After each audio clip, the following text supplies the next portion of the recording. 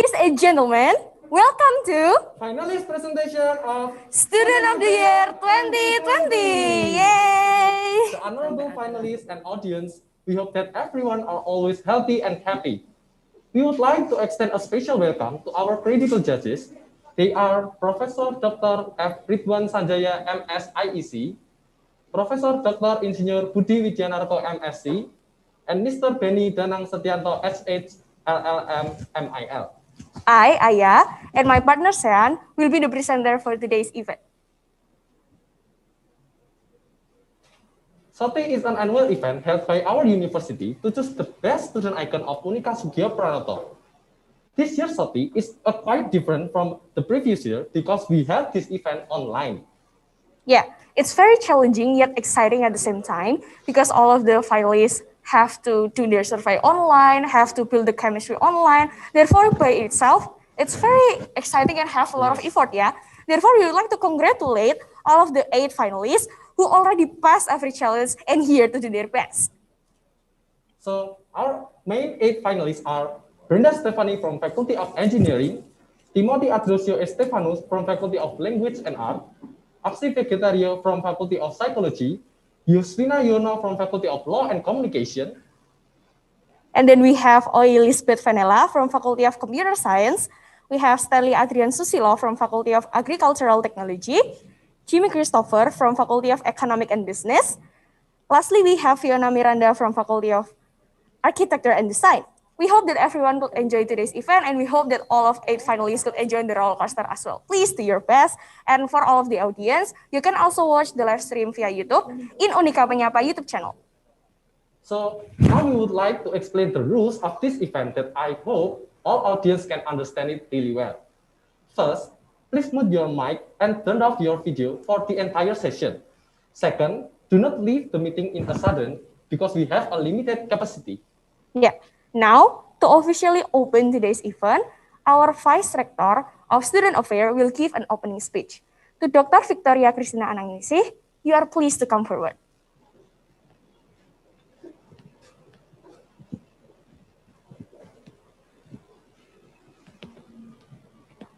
Good morning, distinguished guests, ladies, gentlemen, and our beloved students. It is a great pleasure to welcome you at this finalist presentations, Student of the Year 2020. This event is conducted annually by our university as a forum for students to express their talents and capability. This year is special because we have online Student of the Year event.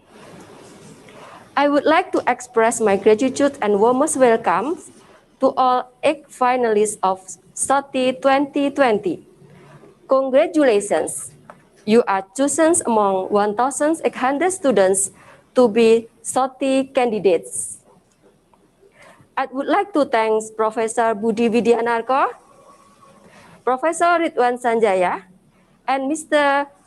Benny Danang Setianto. Thank you for spending your time to be the judges of this event. Also, I would like to convey my sincere thanks to all the committee members who have contributed your time and effort to make the successful of this event. Soty Awards demonstrate how our students have benefited from our educations. The Soty participants gain a balance between achieving academic excellences and developing lifelong interests and personal aspirations along the learning journey. All participants are not only active in the academics, but also active in campus organizations or other activities. All candidates are third-year students that have joined a character-building education, which aims at shaping critical, creative, visionary, caring, and persevere students. In this joyful event, the Soty candidates' presentations will touch on our university theme, ecological integrity. They will showcase their proposed projects that reflects their talents and expertise. These ideas will hopefully contribute to the development of Sugio Pranoto Catholic University, the well-being of the society where we live, and the prosperity of our beloved country. Finally, hope we all have a fruitful time and will be benefited by this event. For all finalist participants, show your best, all the best with your achievements. Thank you very much.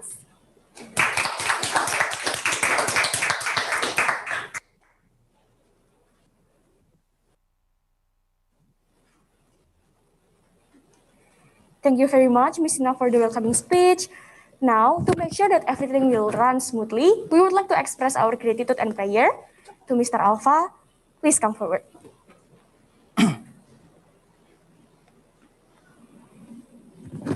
Brothers and sisters, now I will lead our prayer in Catholic way.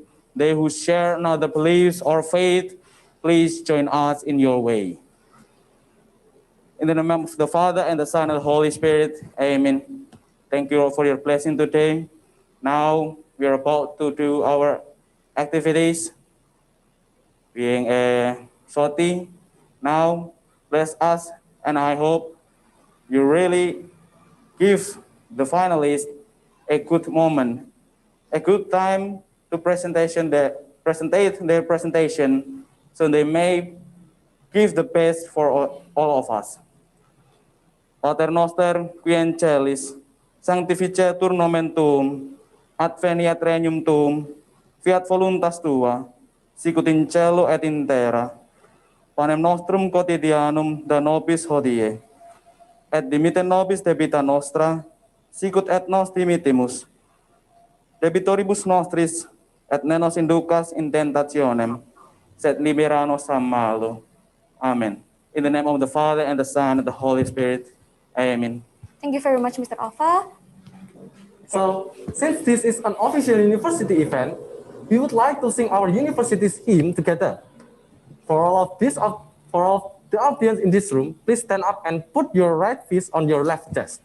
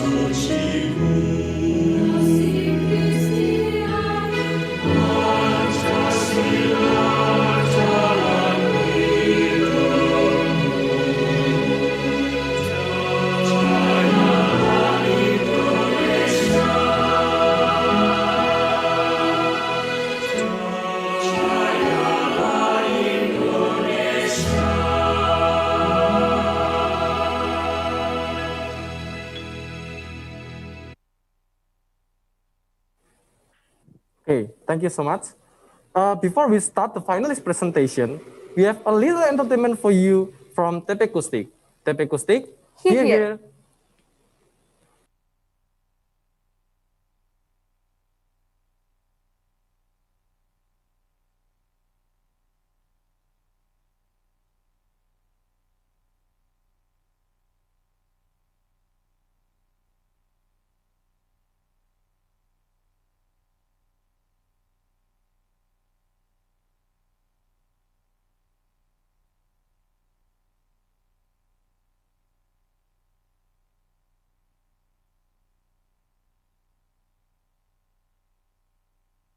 Oke, jadi lagu yang pertama yang mau kita bawain adalah Semenjak Ada Dirimu.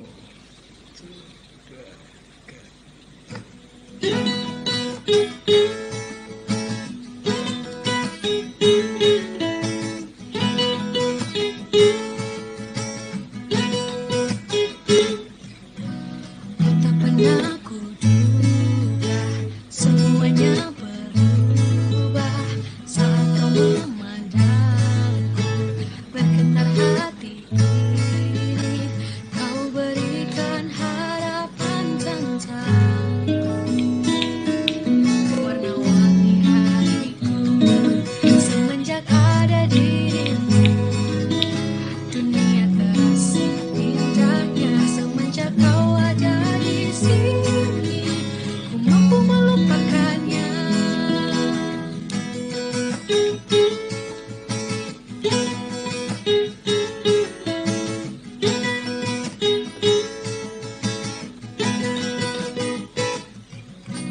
Kini aku tak sabar, ingin hatimu untukku. Nyatakanlah kepadaku janji indah yang kutunggu. Semua kini telah bersinar lagi. Warna-warni hariku. Semenjak ada dirimu, dunia terasa indahnya. Semenjak kau ada di sini, ku mampu melupakannya.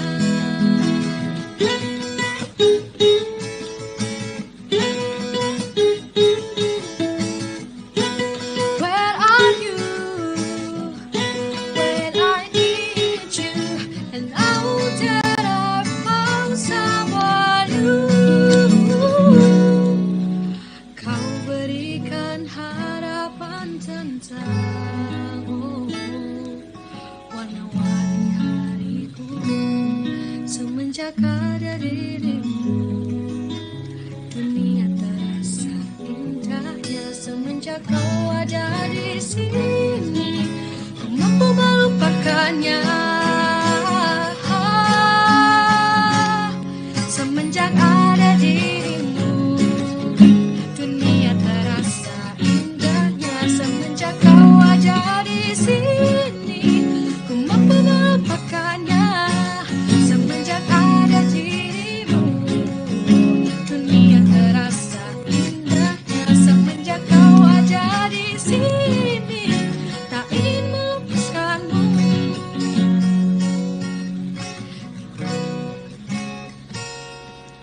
Tak ingin melepaskanmu.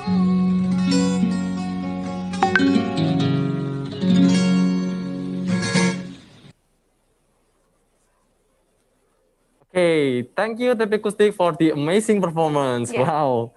So now it is finally the presentation time. But before that, we would like to explain briefly about the presentation's rule. So, right before the presentation, we will play a supporter video of each finalist. And then the time for presentation is 10 minutes. 10 minutes begin when you already ready to present your presentation. And after the supporter video end, you may prepare yourself by start sharing your screen. And we will knock once if it's already 5 minutes. We will knock twice if it's already 8 minutes. And then we will knock 3 times if it's already 10 minutes. And then we will knock continuously if you are over time. Right after your presentation done, our judges will directly open the Q&A session. Now, Sean, who do we have here as our first finalist? We have Miss Brenda Stephanie from Faculty of Engineering. Yay! So Now, let us show you Brenda's amazing supporter first. And here are the video. Check it out. Cek sound. Cek sound. Cek sound. Asik. Yuk dukung Brenda, faktanya, faktanya. Sotinya dari FT, faktanya nggak FT nggak rame. Wow, ready, go. Mau jadi apa? Soty tanpa Brenda, pretty very clever. Her name Brenda Stefani. Go Brenda Stefani. Brenda Stefani, Brenda Stefani, go. Go, Brenda Stefani, Brenda Stefani, Brenda Stefani, go. Go, go, go.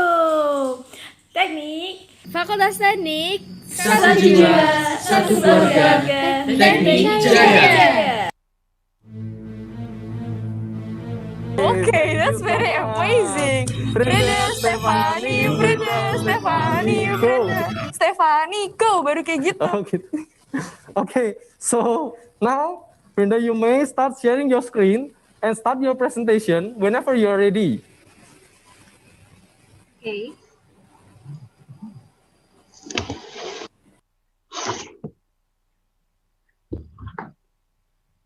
Hello, good morning, everyone. Before we begin, let me introduce myself.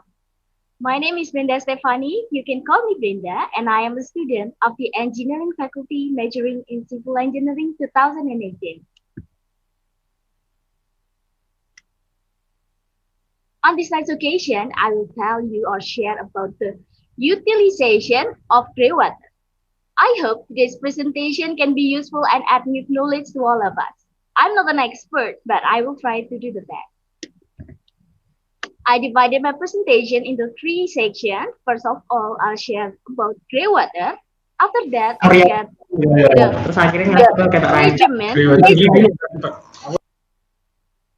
the management of grey water, and to finish, I will tell you how to manage grey water. Let's get started. The first topic, grey water. Maybe we rarely hear about grey water. Grey water is very close to our daily life. So, what is grey water? Look at these pictures. These are some examples of grey water.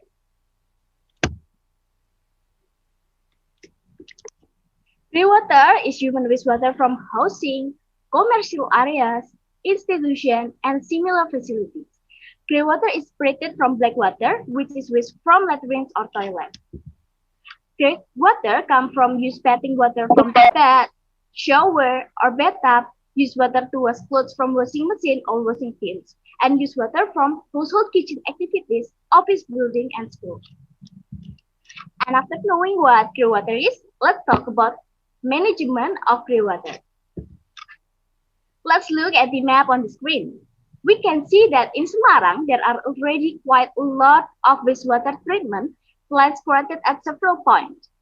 As an example, there is a wastewater management installation in Budak Payung, BSB, and many others. The wastewater management installation is more focused on managing black water. Black water is any waste from toilets or urinals, and industrial wastewater is the waste produced by industrial activity. Grey water directly flow to the final drain to river. So, what do you think if grey water that contain pollutant was constantly being passed into the river? This can damage the environment, especially it can cause water pollution. Let's move to grey water management on our campus. I will share the result of my survey that I have done with several students at Sugio Pranoto Catholic University with different faculties and grades. I did this survey by distributing Google Forms to students, and I got 118 responses. According to the survey result, 22% of 118 respondents have used more than 10 dipper in a day. I have counted that 1 dipper is similar to 1 liter of water. So we can conclude that 22% of the respondents using more than 220-liter water every day while in Surya Pranoto Catholic University. Next, according to the survey, 30.5% of respondents use water from the sink twice per day. With this survey, we can find out the use of water by several students. The more students there is, the more water that is used and wasted. And surprisingly, that 64.4% of the respondents had experienced water problems at Surya Pranoto Catholic University. The problem that often occurs is in unavailability of water in the toilet, smelly water, and urinal flush cannot function properly. And the result of the survey, water problems are most common in the Henricus Constant building. I also got information about water usage data for the past 4 months at Surya Pranoto Catholic University. The average water usage in Surya Pranoto Catholic University every month is 302 liters, and the highest water use is in March 2020.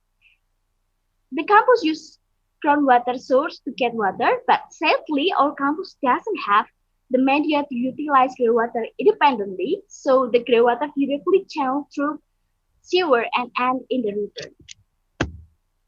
Okay, why do we need to manage groundwater? We need to manage and utilize groundwater because every year there is population growth. The more the population, the more amount of water use increases.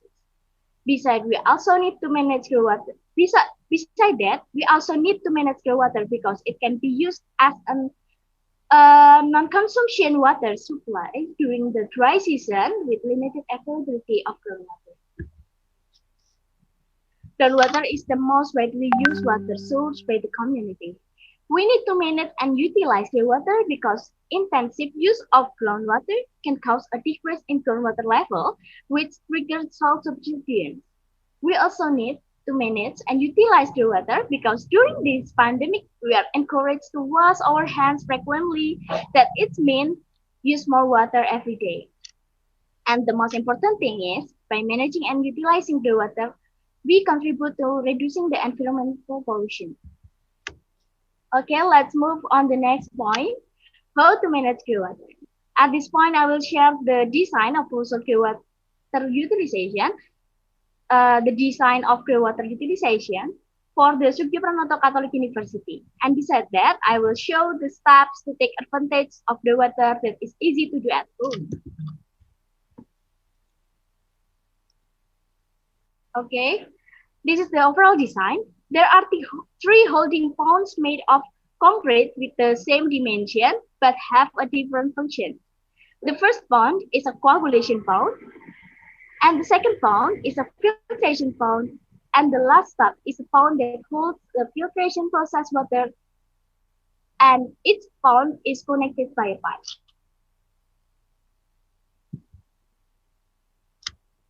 And there's step 1, groundwater from the drain directly directed to the coagulation pond. The coagulation process is the process of coagulation small particle impurities into larger particles with help of coagulation material. I use alum as a coagulant with a ratio 10:1, and alum is easy to get and the price is affordable. To give an example, need these 3 ingredients: container, detergent, and alum plus water to do the step 1. Next step. And these are picture of groundwater in a bucket. The third picture is a groundwater appearance that has been added alum after 5 minutes. Looks clearer, right? Step 2. After going through the coagulation process, water flow into the filtration pond. In the filtration pond, there are 5 materials, namely palm fiber, charcoal, palm fiber again, gravel, and sand, arranged from bottom to top. The height of palm fiber is half of the other material. Do not forget to wash all the material until clean before you use it as a filtration material. Palm fiber has a function to filter out fine impurities, charcoal works to remove others, gravel to filter out impurities, coarse dirt, and fine sand to settle fine impurities. This is an example picture of the filtration process. And after the filtration process, clean water will be produced which can be used. Tap water can be used to flush the toilet, watering or cleaning the bathroom floor, watering plants, washing hands, washing vehicle, and other washing needs. But this water is not for consumption. So the conclusion is the utilization of water is an idea to reduce water pollution and at the same time have many benefits for the community. These are all of my presentation. Thank you very much for your attention. Have a nice day and God bless.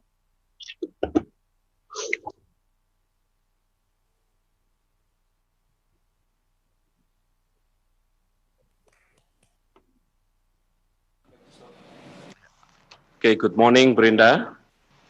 Good morning. Okay, can you hear me? Yeah, I can hear you. Loud enough or just mild? Loud enough. Loud enough, okay. Yes. Yeah, I will start with a very simple question. Yeah. What is the spelling? What is the correct spelling of gray? G or EY. Okay, but I found that you use two kind of spelling. Yeah, sorry. Can you describe or mention what is the difference between these two spelling? I think it's not different at the two spelling, but when I look at the internet, the gray is for gray with E is for USA and gray is for Indonesian, like that.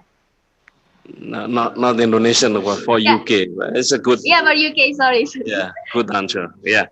Okay, you have introduced a very interesting initiative. Yeah. But my question now is, how can you encourage the community of Unica to do what you intend to promote? Oh, okay.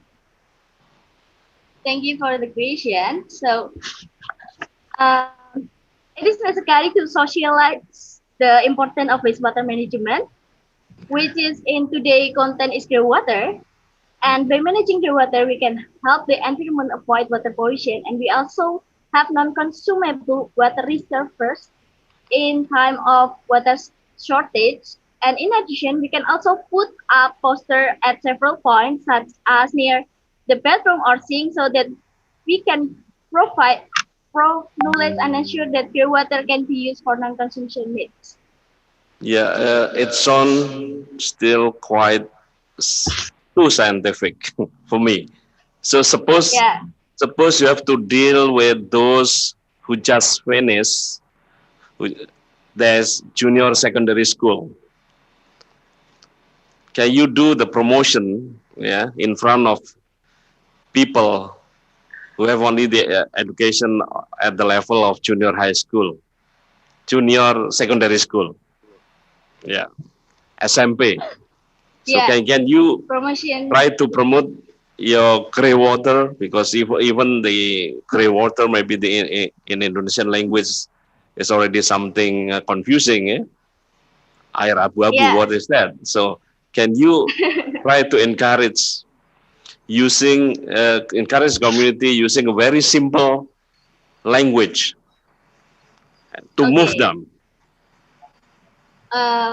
Example to. You can do it in any language.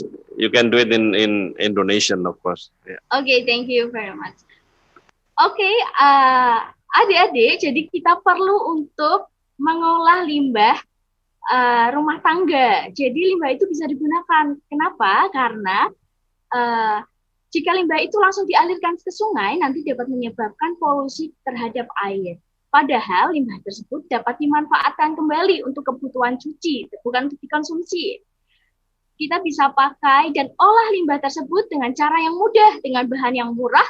Kita dapat pakai limbah itu kembali sehingga kita dapat membantu lingkungan kita dapat menjaga kualitas air kita untuk masa depan nanti.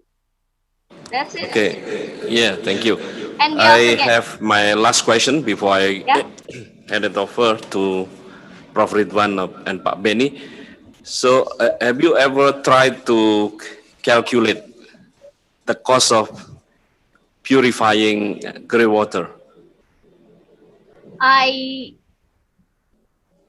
don't. I never tried to calculate the detail, but I can range the cost of this project. Mm-hmm. This project is cost around 30 until 50 million. How much? 30 until 50 million if this project will in Unica. Oh yeah, you maybe if you could translate it into a more simple unit, for example, how many rupiah per liter? Oh, I don't count the per liter, but overall. Yeah, if let's say the sponsor insists that you have to come up with a number, with a figure, could you try to what will be your strategy if you face this kind of question? Because you send your proposal and then I say this is too complicated. Just give me a number. How much does it cost for 1 liter? For 1 liter, What will you do? What will you do? You don't need to give me a number, but what will you do? I will say that it needs many costs because the material and the material is easy to get and the price is so affordable. Yeah, but that's the promise, yeah. Okay, Prof. Ridwan. Okay, good morning, Fanny. Good morning, Mr. Ridwan. I will continue Prof. Budi question because I interest with your idea providing the purifying. Yeah. Yeah. I have a question on the how much actually grey water should we concern in the current situation for providing the purifying.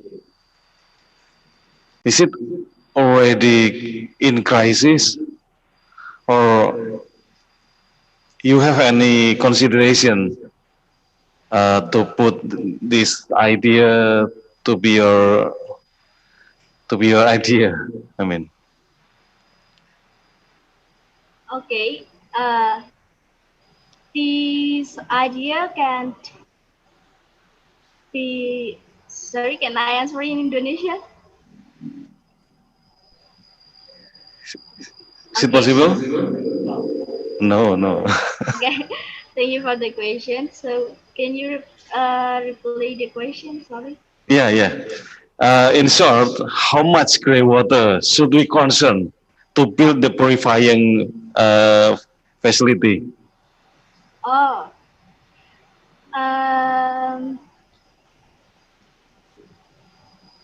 We can.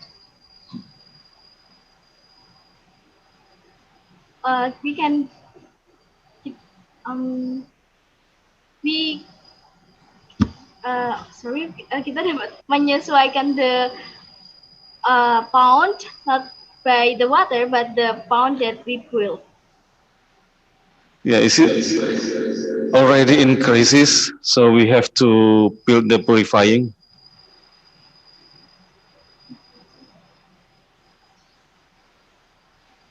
Yeah. Sorry, I cannot answer that. I mean, how do you see this problem in Unica? So you have the idea about the purifying. Oh, okay. By the survey, I can see the result. There are problem about water in toilet that sometimes the water in toilet is not able, so we can make this project and as a water supply beside the clear water for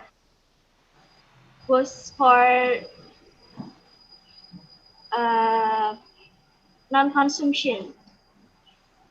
So you start from the need, yeah? Yeah, The from need of water in the toilet, so you have concern to build the purifying, so we can use the water again for the non-consumption, yeah? yeah. Okay, thank you.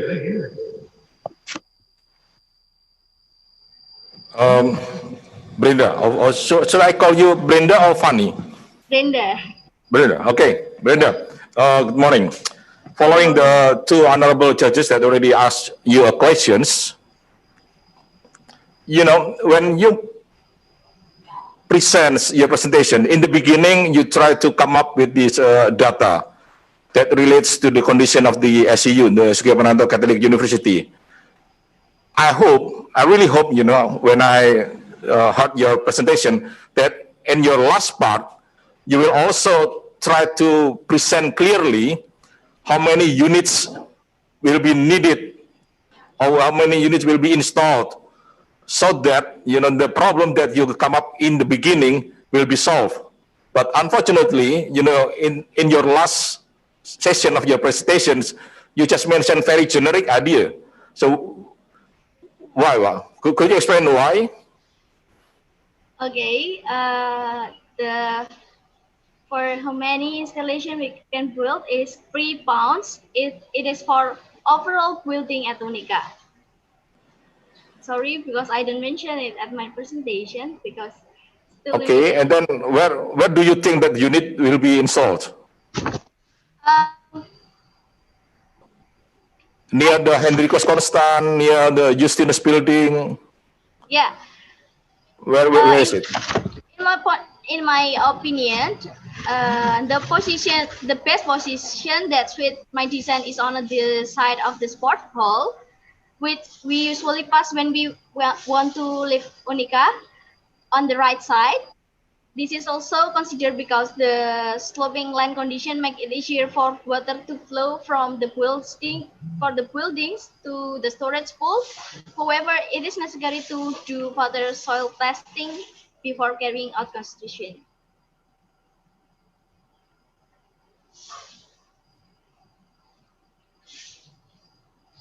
Besides porthole.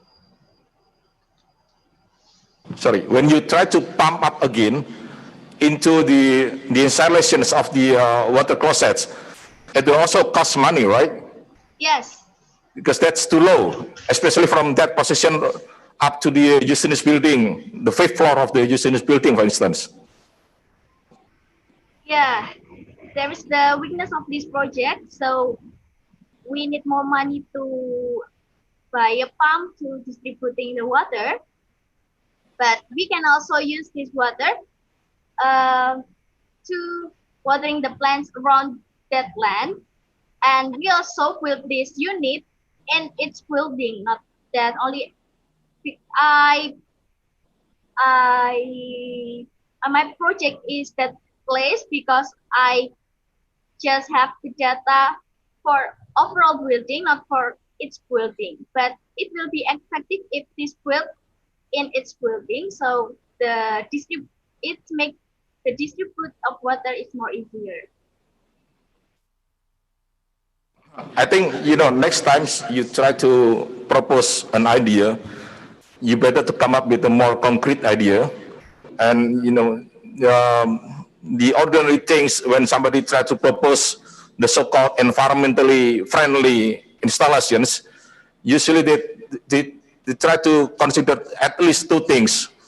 The conveniality, so it will be convenience for us to use it. And then the second one is the value for money. It doesn't make sense that you try to create such installations, but it will cost much. People try to ignore it if it costs much. That's my point. What do you respond? I think it's not it more cost smart more cost much because we can just if we put this in its building, we can just put £4 for that pre-calculation for that pre-process calculation, filtration, and the for the water pound that can distribute and use. Okay, thank you very much. Thank you very much. We still have 1 minute, right? I have a very short question. Why do you focus on grey water instead of rain harvesting technology?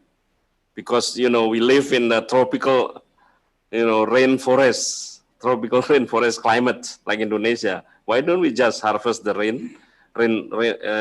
rainwater? Okay, beside the rainwater harvesting, Indonesia is a tropical and have a dry season every year, so it will cause the groundwater not as much as in the as much as usually season or in the rain season. So I do this project for groundwater, and we also produce groundwater every day. So it is will be Okay. Okay, time is up. okay. Thank you. Yeah, thank you.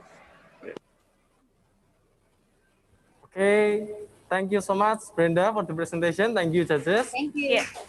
I think that's a very well elaborated idea. I Yes. mean, the idea in itself is very great. Brenda Right. Brenda wanted to make something good from the wastewater. Actually, grey water is the problem that we are facing now, and I think it will be good if she can implement it in our university. Yeah, we hope that Brenda could manifest this idea after Soty. Okay, now San, we would like to continue to our second correct. finalist. Who do we have here? We have Timothy Adrusio Estefanus from Faculty of Language and Art. Yay! So, but before that, let's see the supporter video first. Here. Here.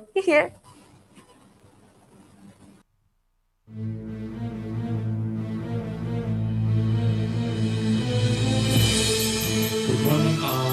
On the behalf of Ken Asmara, we support our leader Timothy as one of the finalists. Good luck Timothy and give your best to win. Soty 2020 ice cream for Timothy. Yes, it's Timothy. Go go Timothy. It's Timothy. Go go Timothy. It's Timothy. Go go Timothy. Let me introduce you to our brother. Get his Timothy. He brings one of environment project. Let us come and support his dream. He will be the next Soty.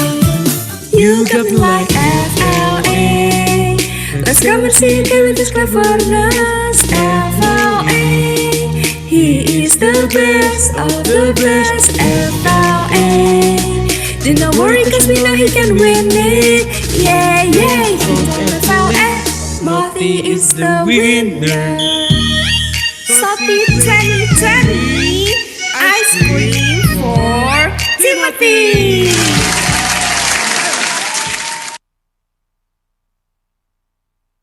Muted. Oh my god, thank you very much. Ice cream for Timothy. Go, Timothy. Okay, now Timothy, you may start sharing your screen and start your presentation whenever you are ready. Good luck, Timothy. Before this, am I audible? Can you Yes. hear me? Yes, okay.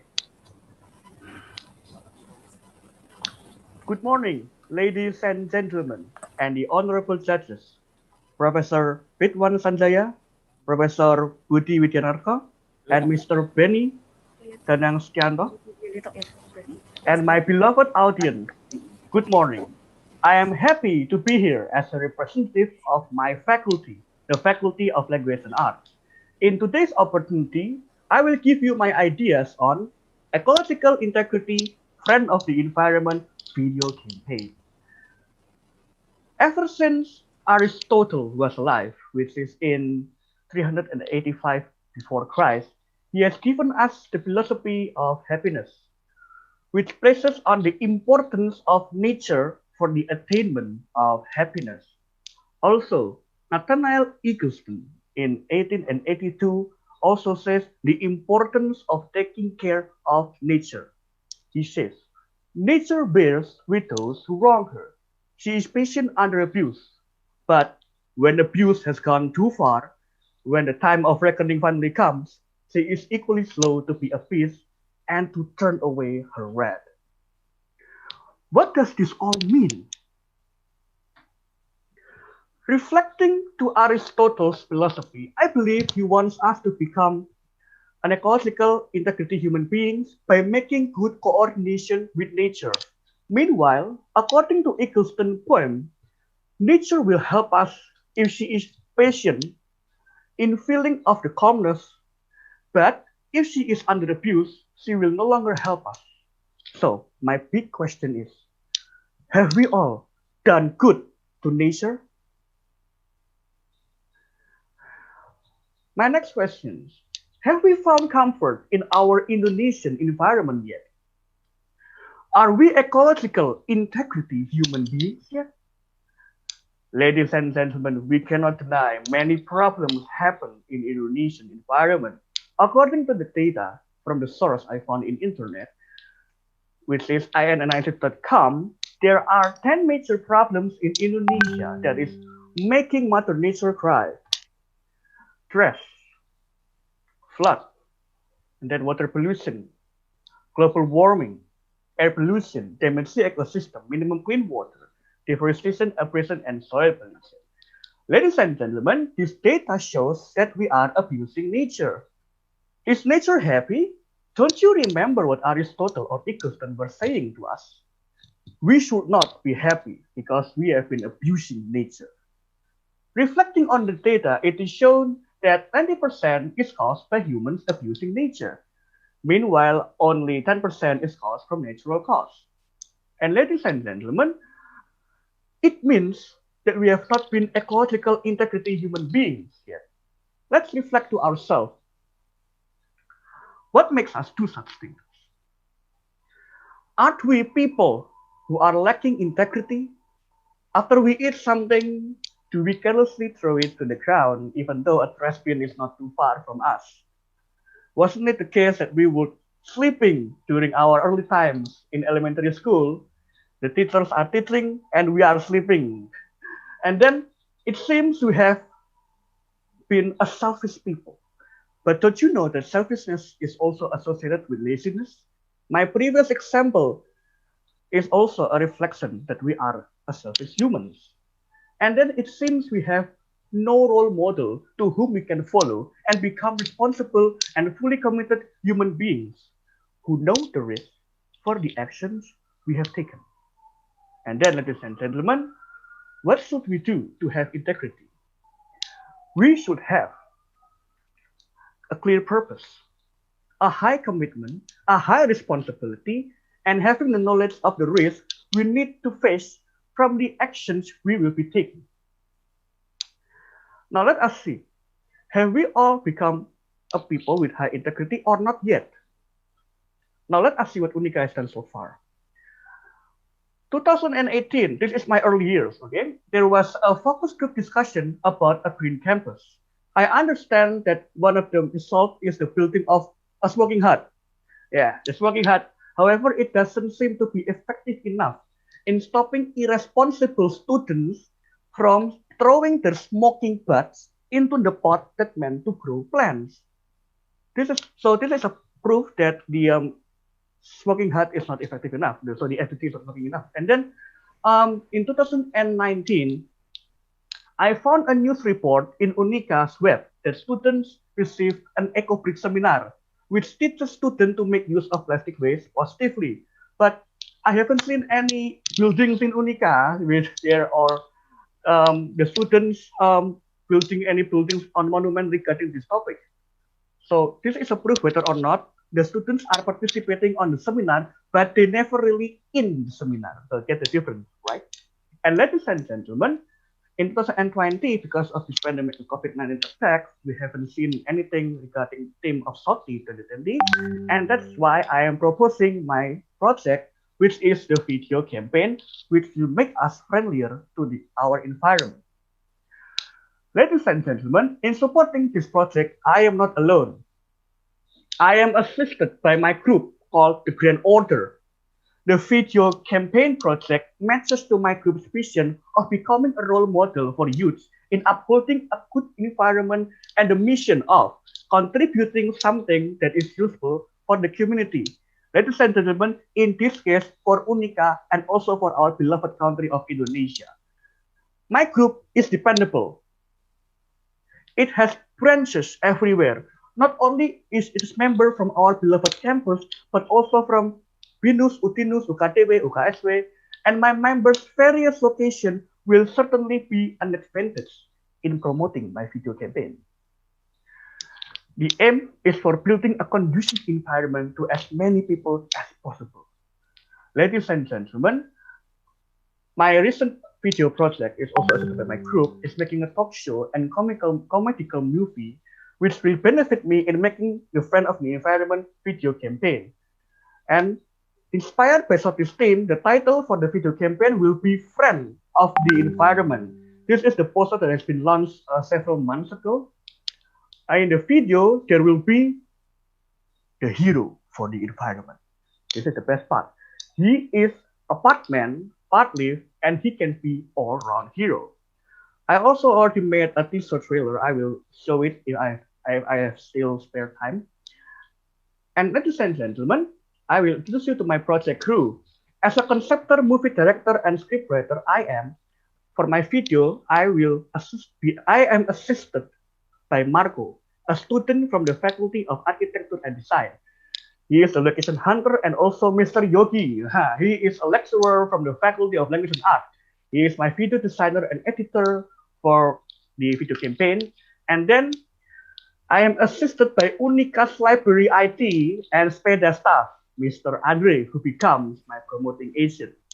And ladies and gentlemen, I deliberately chose Marco as student, Mr. Yogi as lecturer, and Mr. Andre Aryawan as the employee of Unika, so that my video campaign will be well accepted by students, lecturer, and all of the employees of Unika Sukyo Pranoto. Ladies and gentlemen, to promote my video campaign furthermore, I will use the social media platform of YouTube, which is said to have over 1 billion users every month.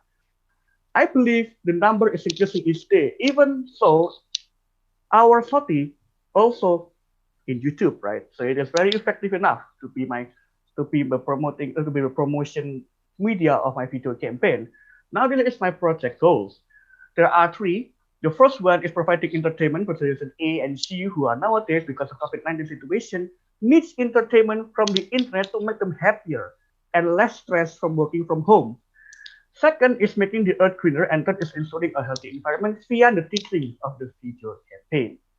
Ladies and gentlemen, there are 4 of contents to be implemented in my project. First, there will be educational scenes like learning the plants, stepping on the grass. And then second, the video campaign provides strict warning. This is where we have the trademark of FLA. Ladies and gentlemen, we are not only Faculty of Language, but also Faculty of Language and Arts.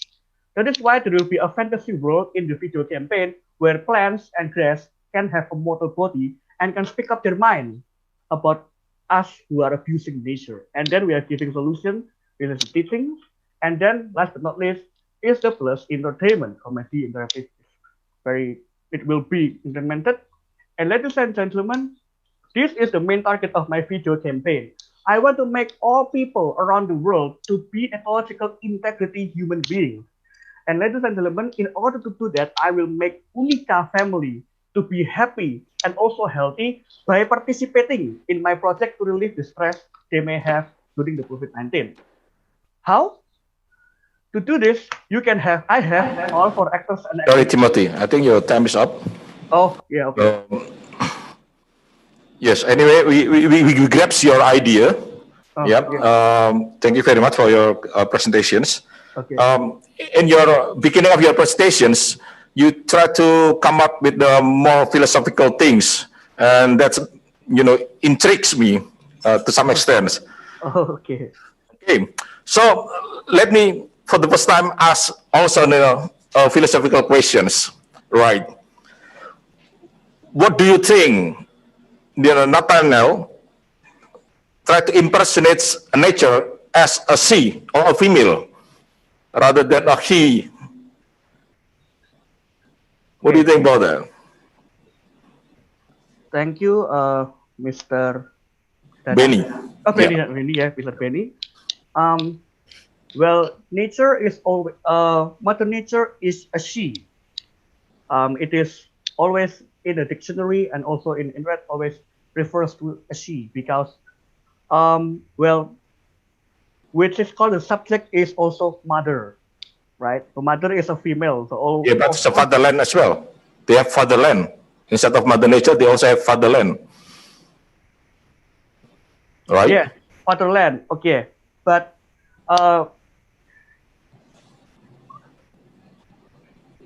the pinpoint because in the world, women is a being that are likely to be abused. Okay. So woman is likely a being that likely to be abused rather than man. So Sorry, let me put myself bluntly to you. Sorry, if Okay. I will speak frankly to you. In your in the beginning of your presentations, you think that nature is a female, right? Yeah. Then, at the end of your presentations, you try to propose, instead of a heroine to save a female nature, you propose a hero. Oh yeah, yeah. So you see that your idea is very sexist. Sorry to say. Yes. Sorry to say that. Okay, okay. No, so I know the point of the question. Okay. Why I chose my hero, the hero, why is a man? Firstly, there is a Mother Nature in the film. So Mother Nature also represent there as a woman. So there is a woman which is a Mother Nature, and he and she thinks that the world is in chaos because of the environment is in damage. And that is why she sent a leaf to the world. And the leaf become the hero of the environment. Yes, it's a man. But it is a coordination with Mother Nature. So in the what is it? In the world, this man is act on the behalf of Mother Nature. So that's actually according to the feminists and to the the eco-feminists things that's the main reason why men keep exploiting the nature, because the relation between man and nature is always like that, like men and women. So they try to reverse it. If you like to provoke somebody, if you like to provoke people, then probably you should think out of the box rather than just follow the mainstreams arguments. Thank you. I pass to Professor Ridwan. Okay. Okay. Good morning, Timothy. Good morning, Professor Ridwan. Yeah, I will focus on the strategic aspect, especially if you say hero, and hero. Yeah. Yeah. Yeah. If you want to provoke other person and call the actor, call the person, call the student to be the actor, right, as a hero, how many followers, how many subscriber of them? I already thank you for the question, Professor Ridwan. I want to answer the answer of your question is located in the end of my slide actually, but it is not shown. But it's okay. I already have established YouTube account, and also the pinpoint is Instagram account. The Instagram account already have for the beginning already have 141 followers, but I believe How many? 141 followers. 141. But that is still because I still already established it several months ago, so it's new. It's a brand new account. But Professor, I believe that with one people attracting 10 people each, it will be multiple. And also I will have the help from my group called the Grand Order from many branches to promote this in their campus and also regions where the city located. Have you calculated the timeline? How long to achieve your target if still say that 140, right? Yeah. Followers. How long? Why not create or not creating the new hero, but inviting someone who already have impact? Okay, thank you for the question, Mr. Ritman. Professor Ritman, before that, in my previous slide, there is my recent video projects, if you recall. My recent video projects, there are talk show, and what I highlight is the Love is Very Blind movie. So the Love is Very Blind movie is very popular among my circle. So among my circle, so it's a very popular, and I connected the Friend of the Environment video campaign with the universe. So it's like a Marvel and DC, the Marvel universe, DC universe. So in this case, Friend of the Environment is in the Love is Very Blind universe. That is why in the poster I implemented from the director of Love is Very Blind. So it's a Love is Very Blind story, but the title is Friend of the Environment. And there are connections between those two. So I also will have the followers and the subscribers of those who likes those who likes the Love is Very Blind movie. They will also will watch the Friend of the Environment because it is connected. So I believe that the timeline will not be not too long. Yeah, have you calculated? Because it's not just only the followers, right? But also calculate the impact after you campaign. Okay, that the someone who has impact will be the invited audience as an actor and actresses. The invited actor and actresses will help popularize my video campaign. In my last slide, before I was sat down, there was call for actors and actresses. It is for all of us, for the audience. They can participate in my video campaign from anywhere. So, well, there is a well, the mechanism is in my the rest of the slides, but you can use green screen and also a different environment, but in the same background, so that we can edit it into the same environment and making a scene. So people who and the audience can become my promoting agents as well. Okay, thank you. Hello, Timothy. So how are you? I'm fine, thank you, and you? Yeah, coincidentally, I have more or less the same question as Pak Benny. This is very interesting to see how you develop, your ideas. It seems to me that the underlying philosophy, the underlying mindset is actually masculinity, because you mentioned about grand order, superheroes. It's all masculine. Yeah. Masculine. Okay. Yeah. But at the other side of the coin, most environmental problem is actually due to this masculine world of view. So, how would you react on this kind of comment? If someone like me commenting on you, that okay, your proposal is still the same, still very masculine, while masculinity is actually the source of the environmental problem. So, how would you comment on this?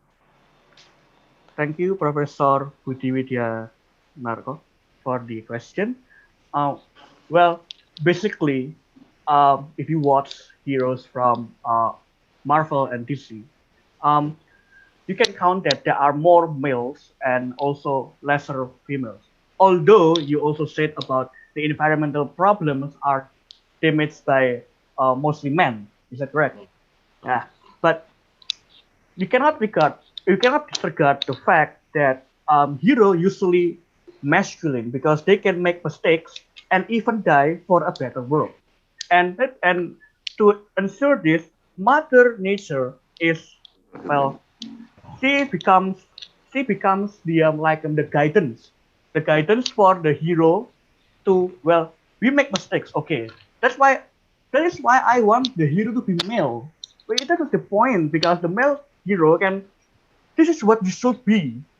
Look at me. That is what you should be. So the teachings that that he implemented will be in my video campaign will be widespread towards the minds of the people, and also for the actors and actresses that are participating in my video campaign. That's my answer. Okay, so it's interesting actually. So I basically you just said that all the heroes that you have, yeah, are mostly mom's kid, anak mama, okay? Yeah, Because yeah. of they care for their mother despite of their heroism. That's okay. That's valid. Okay, I have another question now.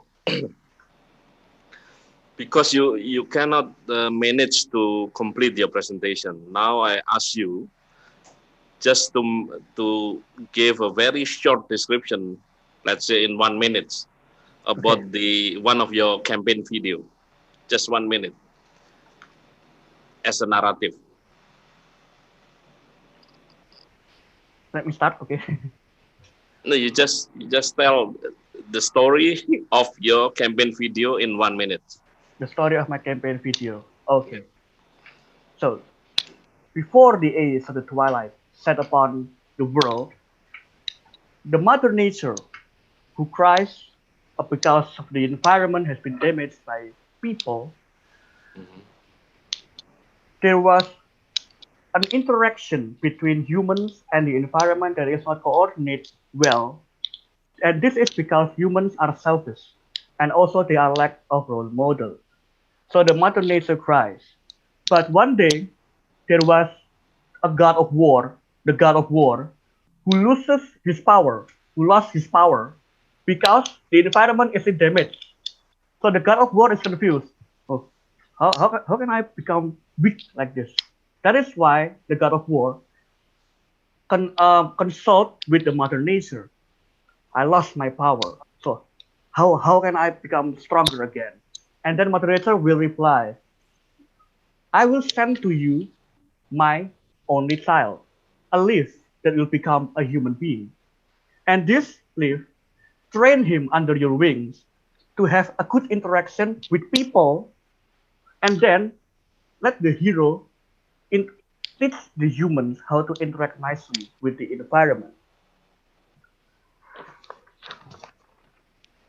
So the Mother Nature sent his only child to Earth, and the child is trained under the God of War. But the God of War is already a mortal, a human now. So he must teach the hero to become interact nicely with people. So and then the hero will have a mission to teach the human beings to become ecological integrity human beings.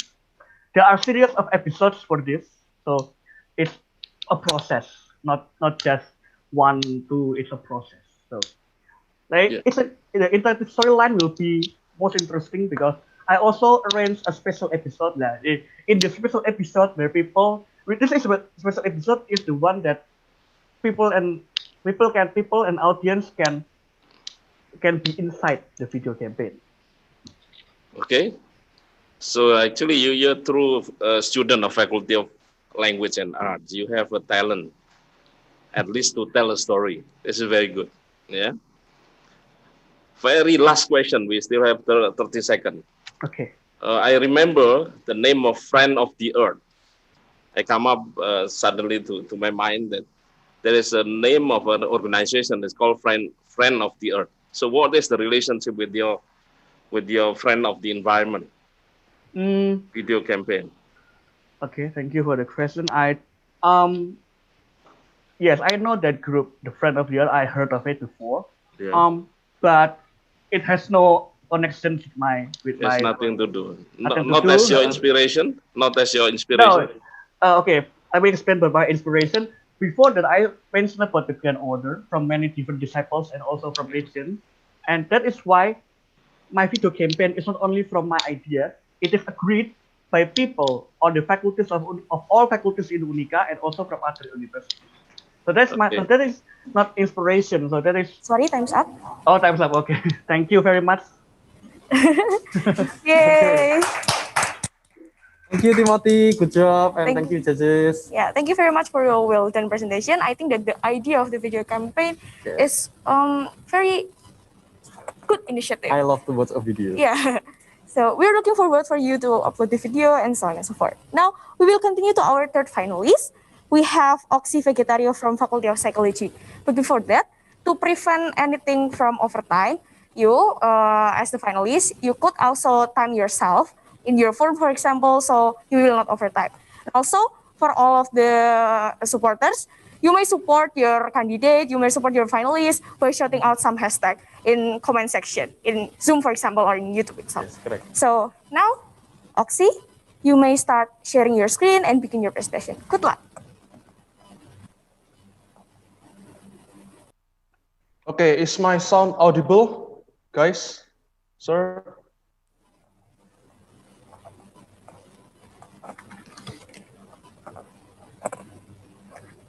Hello, is my sound audible? It's audible, Oxy. It's audible. Okay, thank you. Yes. So, good morning, judge and friends. Professor Budi, Professor Ridwan, and Mr. Benny. Good morning, everyone.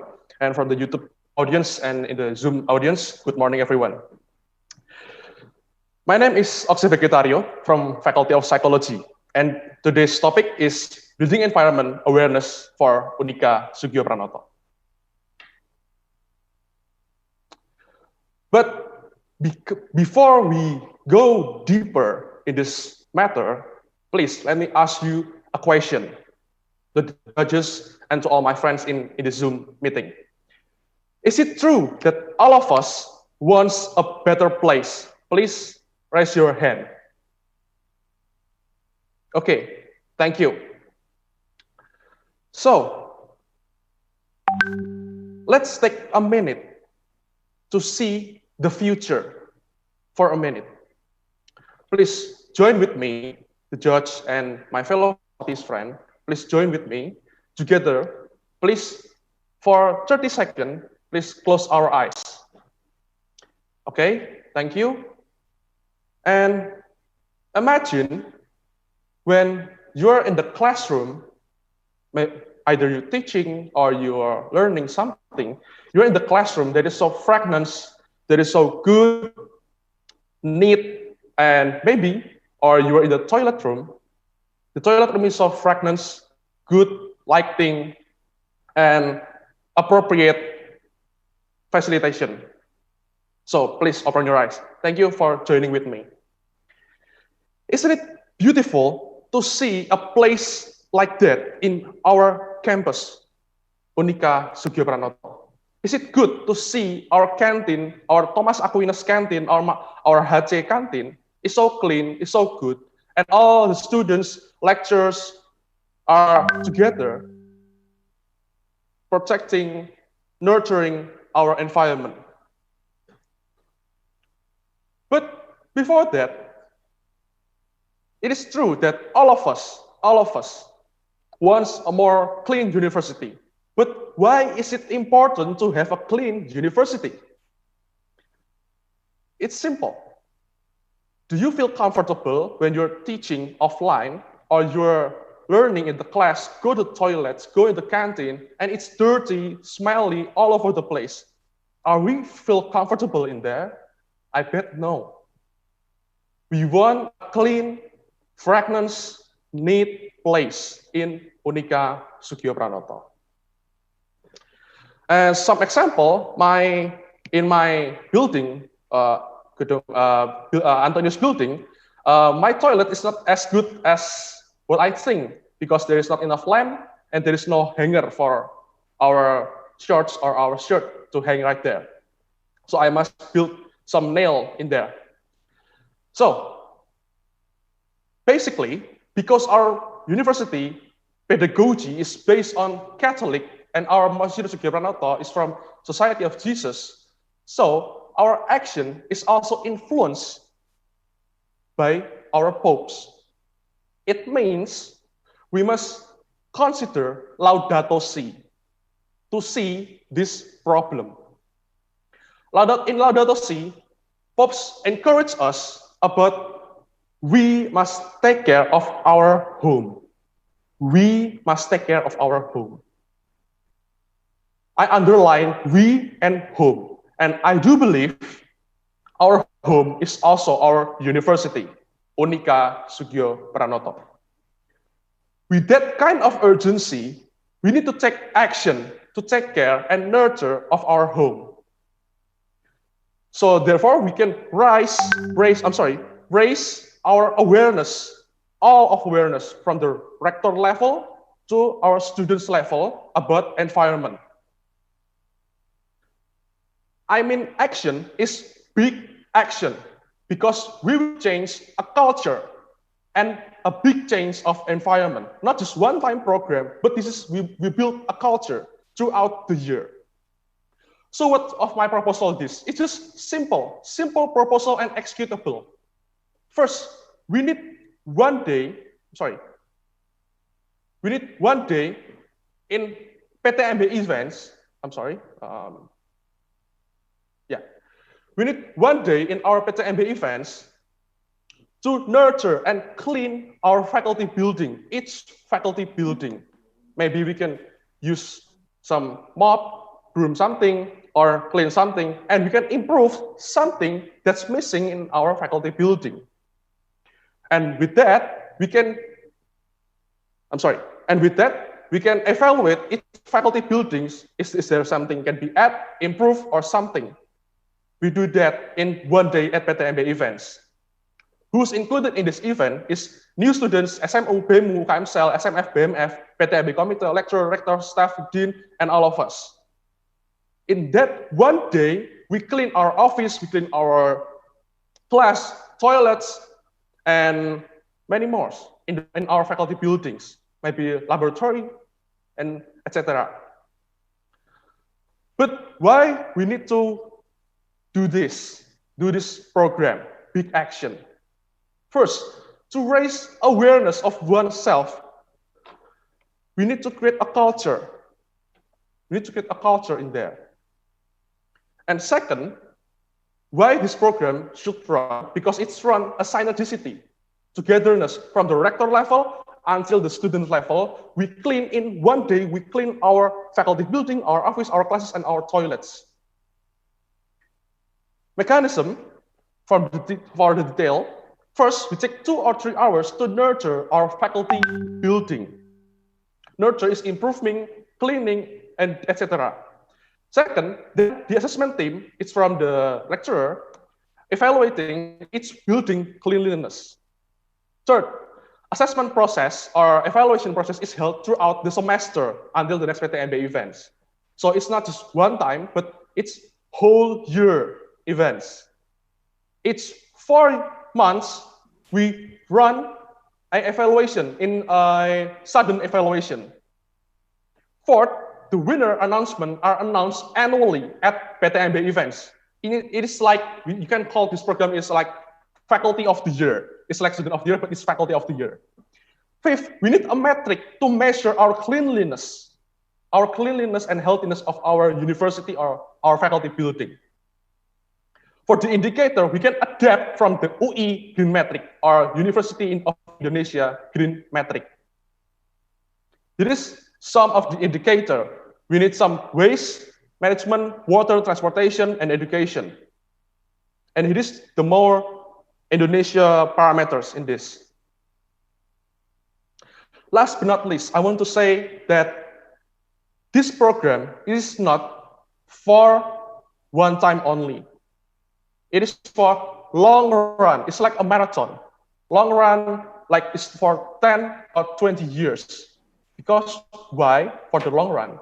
Because building habit is need a lot more. We need a culture. Nurturing our environment is just not one day event. It's not just one day process. We need a habit. We need a culture throughout the year. So therefore, I promote this kind of competition from each faculty building and then announce in the PTMB events next year. Who is the winner? We can pick 2 best winners. Last but not least, I cannot say that Unica is clean enough, but we have a good infrastructure. Why I can say that Unica is not yet so clean? Why? Because based on UI Green Metric in 2000, we don't even include in the top 50 cleanest university in Indonesia. And by the way, the metric we use from UI is used all around the world. Cambridge University, UI, ITB, Atmajaya, Undip, UNES, and so on and so on. So, why I support this proposal? First, our student organization can help this program run, and they need money to run this program. And for the winners from this program, will given certain amounts of money for the big two cleanest faculty. Second, we already have a good infrastructure, but we are less aware about our environment in here. So with this program, we move together to raise awareness from the rector level to the student level. And I hope my proposal will slowly, gradually, for the next 10 or 20 years for Unica, we can participate in the UI Green Campus metric for the most 50 cleanest university in Indonesia. Thank you. That's all for me.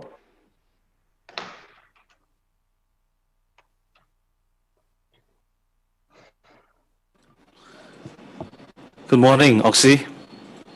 Yes, this is Mr. Professor Ridwan, yes. Yeah. Yes, okay, I interest with your idea, and is it true? It should be the habit of us, to make our campus clean and also our environmental. But I still don't see the strategy from you, to make the competition to be the real action after the event was finished. Oh, I see. Yes. So I only see you make the competition and then finish, and then continue to the next year, and then continue to the next year. It's just a competition. How to make it real? Yeah, please. Okay, thank you, sir, for the question. I'm sorry if I'm not elaborating well in my presentation. Okay, so to answer the question is, maybe it's look like a one-time event, but actually it's no, sir. First, when we held in the PTMB events, we clean our faculty building for 2 or 3 hours, and then the team of evaluation for cleanliness and healthiness in the university come to evaluate. That's the first evaluation for the scoring. And for the next 4 months, we held like what we call in Indonesia, sidak. We held a sidak, and we evaluate again. Is your faculty building has a consistency for cleanliness and healthiness in your faculty building? We held each 4 months until the next PTMB events. So in the next PTMB event, we just only announce who is the winner. Or let's say the winner is from Faculty of Psychology because meeting this certain amount of indicators, and we give a certain amount of money for the faculty, the winner faculty. That's it. Okay. Yeah, sometimes we see, sometimes we saw the reality, the faculty, only several faculty are the winners. So not for the other faculties, they do the clean, they do any activity for the cleanest the environment. So what is your strategy? Not just for several faculty, right? Yes. Okay. Thank you, sir, for the question. Here's the thing, sir. In this event, collaborating from SMF and BMF on its faculty. And SMF and BMF, of course, will run some programs throughout the year. And therefore, why they should help us to run this, why they should help us in this program, because the the winner of each faculty will be gained some certain amount of money. In my proposal, I give, and in total price is 10 millions. 5 the winner, and that's a certain amount of money to give a accommodation for running their programs in their faculty and improving their own faculty. And that's why the urgency why each faculty building must compete each other for the pride of themselves from their faculty. Oh, I'm the winner of the most cleanest faculty of the year. I'm a faculty of psychology, and I'm proud of become psychology. I'm part of psychology family. That's the two things, sir. First, the needs of money, and the second, feel pride of their self. That's my answer, sir. The final question, just to make sure. So the money will be the interesting carrot for the student, yeah? You believe? Yes. You believe it, yeah? Okay, Yes, thank you. True, sir. Yeah, hello, Oxy. Yes, good morning, Prof. Yeah, I like to see how confident you are. So as a member of the Faculty of Psychology family, it's interesting to see, confident student.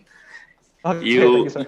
Yeah, you brought up not very complicated ideas, and yet it won't be too easy to implement, actually. Yeah.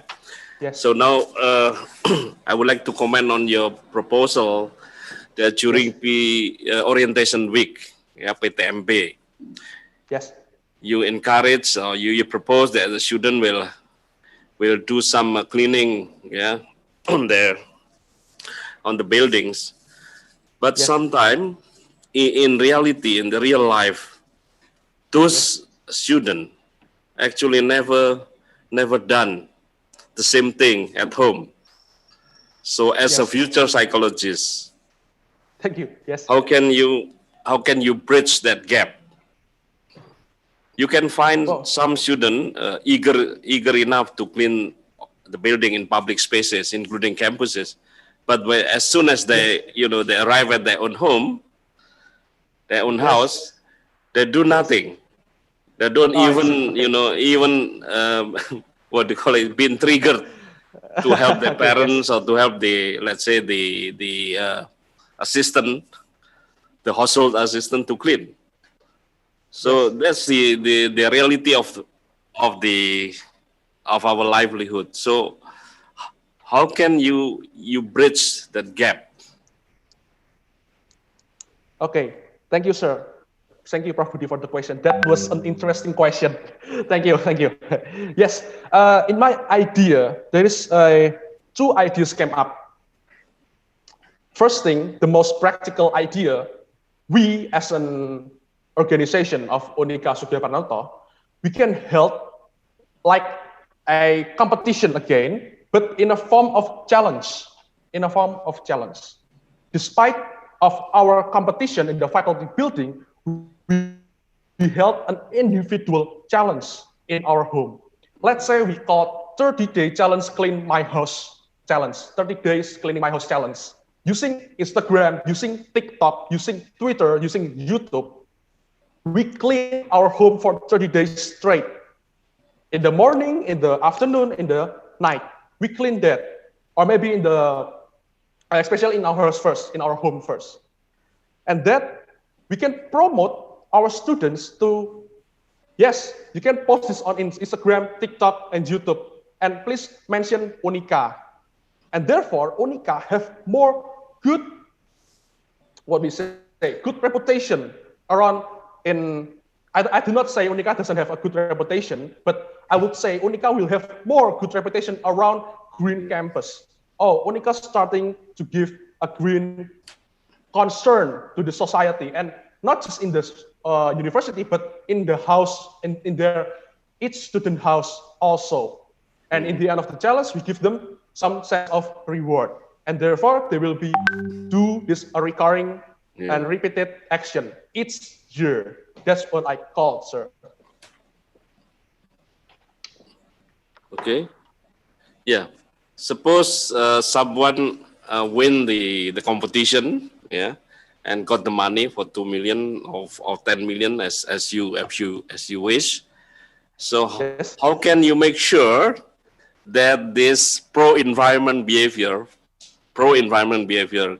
can stay the same throughout the years, even after winning the competition? Okay. Again, this is a question for the future psychologists. Yes, thank you, sir. Here's the thing, sir. First, why we held this competition from the, let's say, the Faculty of the Year events, because Unika need a habit or needs a culture. What I call this not habit. Habit's too small. I call it culture because it's for a big organization. And as what I answer from the Professor Ridwan, the evaluation give 4 months, and it's in the form of sidak, what we call in Indonesia. So every lecturer, every dean, every organization, SMF or BMF, must include and support inside the city with the students to take care of their faculty building. That's the first thing, sir. And that's coming to the next part, and it will reinforce in the psychology language, it reinforce the students to unconsciously to take care of their environment. Because the first thing to give a belief to a human is through a repetition.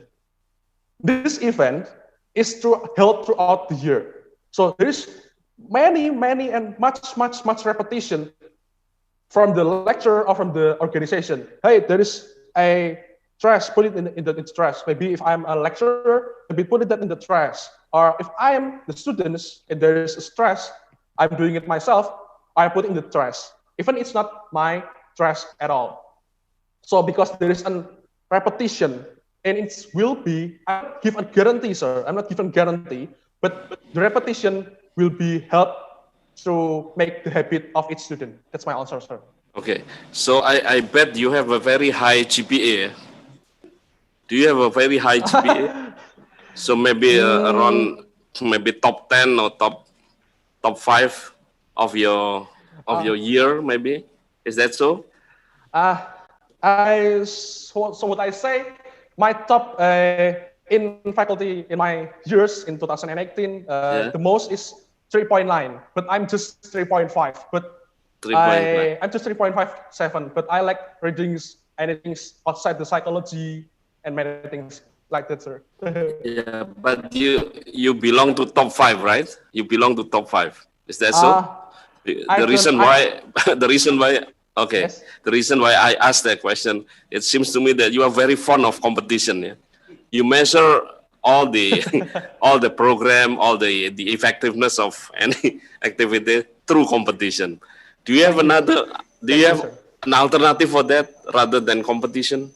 Do you think that competition is the best means to achieve your goals, or probably you have an alternative for that? The basic principles are actually. So I still the time of Pak Benny because your presentation seemed very interesting. Okay, thank you. Sorry, Mr. Benny, for stealing the time. I'm sorry. So we go to the basic principle, sir. We go to the basic principle. What I want to build is a culture. It is like Independence Day of Indonesia. We celebrate each year. It's like creating culture throughout the year for Unika, for rectors, vice rectors, and so on until the students level. The basic principle is to build a culture. The competition is not necessarily the one and the most thing to do. So what I want to go is to make Unika is to be more known in the world internationally about green campus. Unika Sugibranoto, not just the greatest PTS in Jawa Tengah, but also the most cleanest campus in Indonesia. That's my dream, sir. That's my dream. So competition is not necessarily the one and only things. We can just only help like gotong royong day in PTMB Yeah. events. Yeah. Okay, Pak Benny, you still have one. Yeah, question, right? just small comment. But one thing, one comment is related to Pak Budi's questions. That it seems that rather than creating a habit of doing such environmentally friendly culture, then what you try to show us is you try to build a habit of competition in Unica. That's my first comment. And then my second comment was related to your hashtag, more aware to care, right? Yet in your presentations, you actually spell it wrong about the UKM. Cell is not spelled as CELL, but SEL, because of Gibraltar environmental leaders. That's completely different. So I think start from you. You have to more to care about ourselves, about our campus. And my last questions, it seems to me that you try to simplify it, the term environment with the cleanliness. I know that cleanliness is part of the environment, but that's only small part. There's a saying called as a NIMBY, not in my backyard. My backyard could be clean, but I throw it everywhere. So please be careful with when you try to use the terminology. And one last questions, why don't you use your alma mater checkup? Yes, I'm sorry, sir, but that's the thing, because I will explain. It is not an excuse, sir, because first, the condition is I'm in my office is separate from my home. My home is at BSB and my office at Gatot Subroto, sir. So it's quite far away. And second, the Soty committee just told all of us, just at the 8 p.m., 8:30. So I don't have quite enough time. And my parents are already gone to the market to go out in the shopping. So I cannot borrow or going back to home. That is not possible, sir, because if I'm rushed to going home, my presentation for Unica will not optimal, Rain. I'm sorry I'm not using my alma mater jacket. If I can, I will use it, sir. Thank you.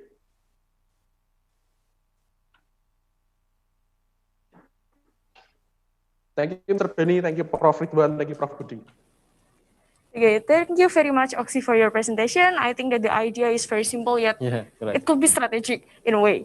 Okay, now Sam. Okay, so to all of the audience, you also can support your finalists by making an Instagram story and mention at Soty 2020. Yeah, we will repost some of them, but you also can spread your hashtag in Zoom chat, in live streaming YouTube chat. Therefore, please support your candidates.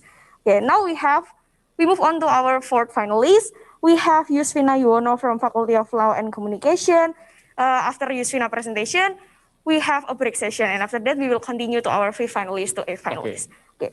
Now, we will play the supporter video first. Here.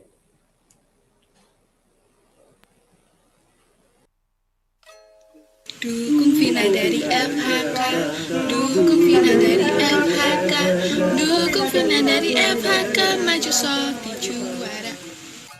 Hai Vina, Semangat presentasinya. selalu tetap fokus. Jangan menyerah. Sebelum kamu menang, kita yakin pasti kamu bisa.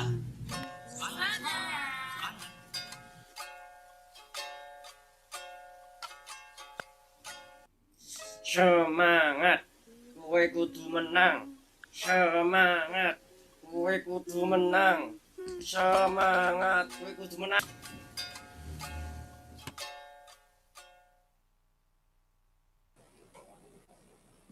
Oke. Semangat. Kowe kudu menang. Semangat. Kowe kudu menang. Just like the end of your supporter video, please give your best and good luck for your presentation. Okay, is my sound audible? Yeah, you're audible. Okay, wait, let me share my screen.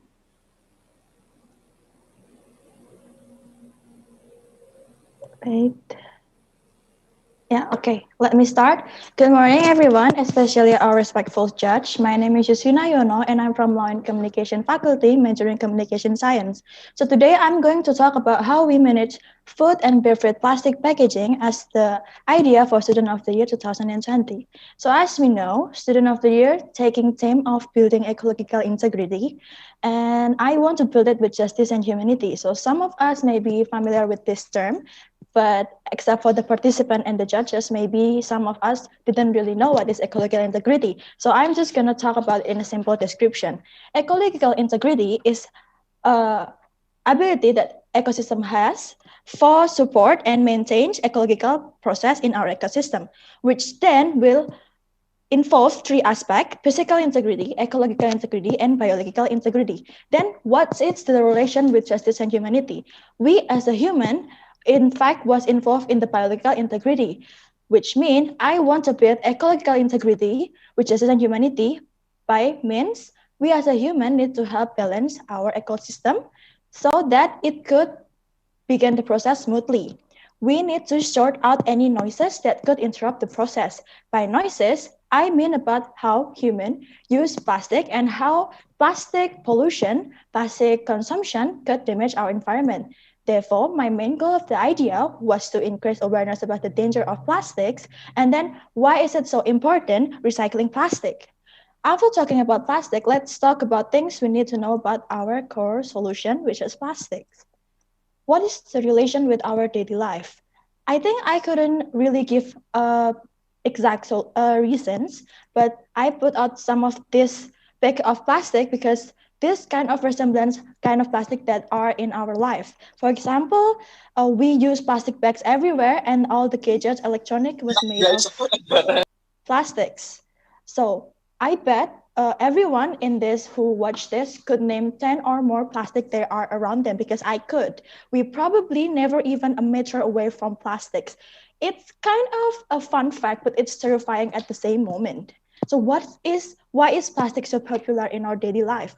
Since it was found in 1976, plastic has been chosen over another material just because of, I think, three main reasons. I put sort out three main reasons. First of all, it was easy to find. The feasibility of the material itself makes people trying to find plastic more than other material. And then it's cheap. We could get so much of plastic material with low cost of money. And then the last thing is it serves quality. Maybe it's not the best quality, but it has the same resistance as the main material, the original material, such as wood. So yeah, that is why plastics are popular in our daily life and why plastic is overused in our reality. So we're going to talk about plastic pollution. After describing about plastic, maybe we know that plastic is overused, and I already stated that before. If we didn't give enough attention of amount of plastic we use, it could cause a pollution that are bad for our environment. For fact, plastic is a very hard material to begin decomposing, and the world jumps over 8 million metric tons of plastic, and it enters the ocean each year. In the news that I read beforehand, they predicted that in 2014, there will be a 113 increase of plastic if there is no steps taken on the production, consumption, and the waste management of plastics. And I stated that it bad for our environment, and it's not only the human environment, it also bad for animal environment, such as this picture. And it's not only affecting birds. The fact that plastic waste is entering ocean each year means that it endanger our animal in the sea. And it's not only in the sea or in the air. The honored animals such as cow, sheep, and the deserted animal also could have this kind of damage because they didn't have the integrity of differentiating food and then plastic waste. Like they could have mistakenly eat plastic waste as they misinterpreted as a food.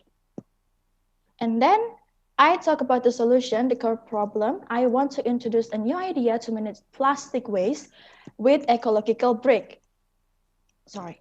How do we do it? First of all, the main goal is to raise awareness about plastic pollution. And we will talk about the basic theories, the basic description of plastic. Why is it plastic dangerous? Why do we need recycling our waste? And then we will talk about reuse, reduce, and recycle. Maybe some of The audience will ask about why do we talk about use, reduce, and recycle? It's a basic theory, but from that, I realized that because it's basic, people often neglected it. We didn't do it because we think it's basic, because we think everyone already knew it, but it's not. Not everyone know the positively of recycling plastics. And then I will introduce all of my idea with a socialization and a workshop. In the socialization, we will introduce the ecological brick, the benefits, and why should we do it. And in the workshop, the attendants can see and even learn by themselves about how to produce the brick as the new way to recycle plastic waste. This is how the product will look like. If you look closely in this rectangle paving blocks, it has 2 layers. So all the product wouldn't have 100% mixed with plastic.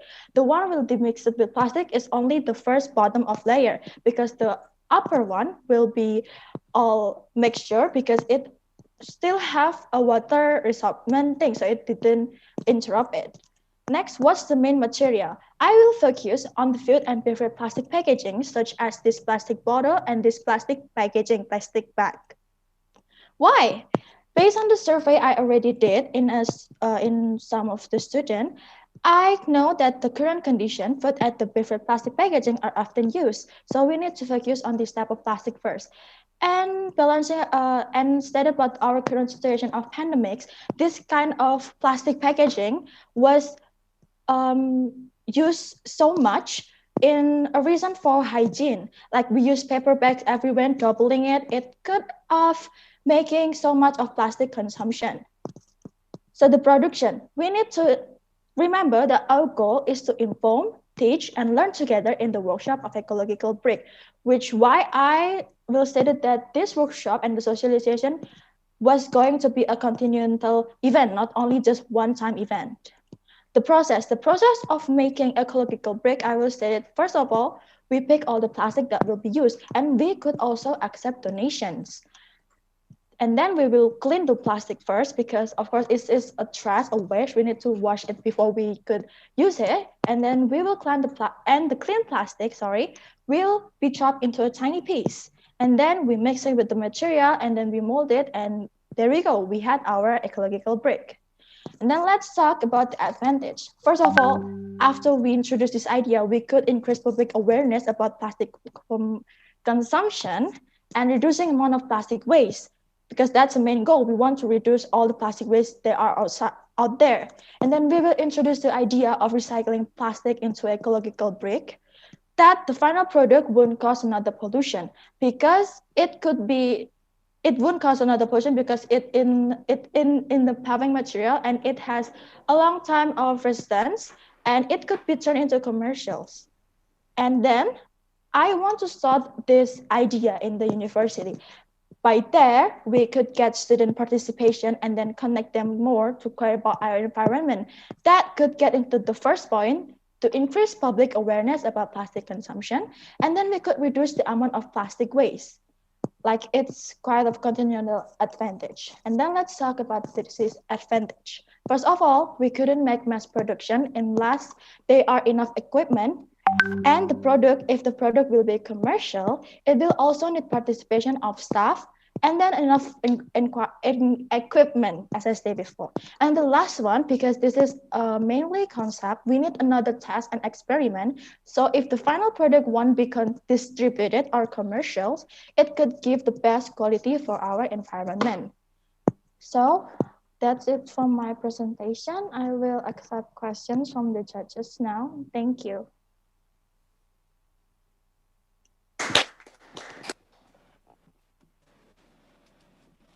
So, hello, Josephina. How are you? Hi, I'm fine, sir. Thank you. Yeah, it's interesting to to listen to your presentation on eco bricks. Yeah. By the way, did you make your slide template yourself? Oh no, I got it from the design from Prepick. Oh yeah, it's beautiful actually. Yeah. Oh, thank you. Okay. You want to solve the plastic waste problem, yeah, yes, using the eco brick. By the way, you should check again the spelling of ecological, not using Y but I. Oh, Ecological brick. Okay. Okay. You would like to promote the use of eco brick, yeah, Yes. in solving the problem of plastic waste. So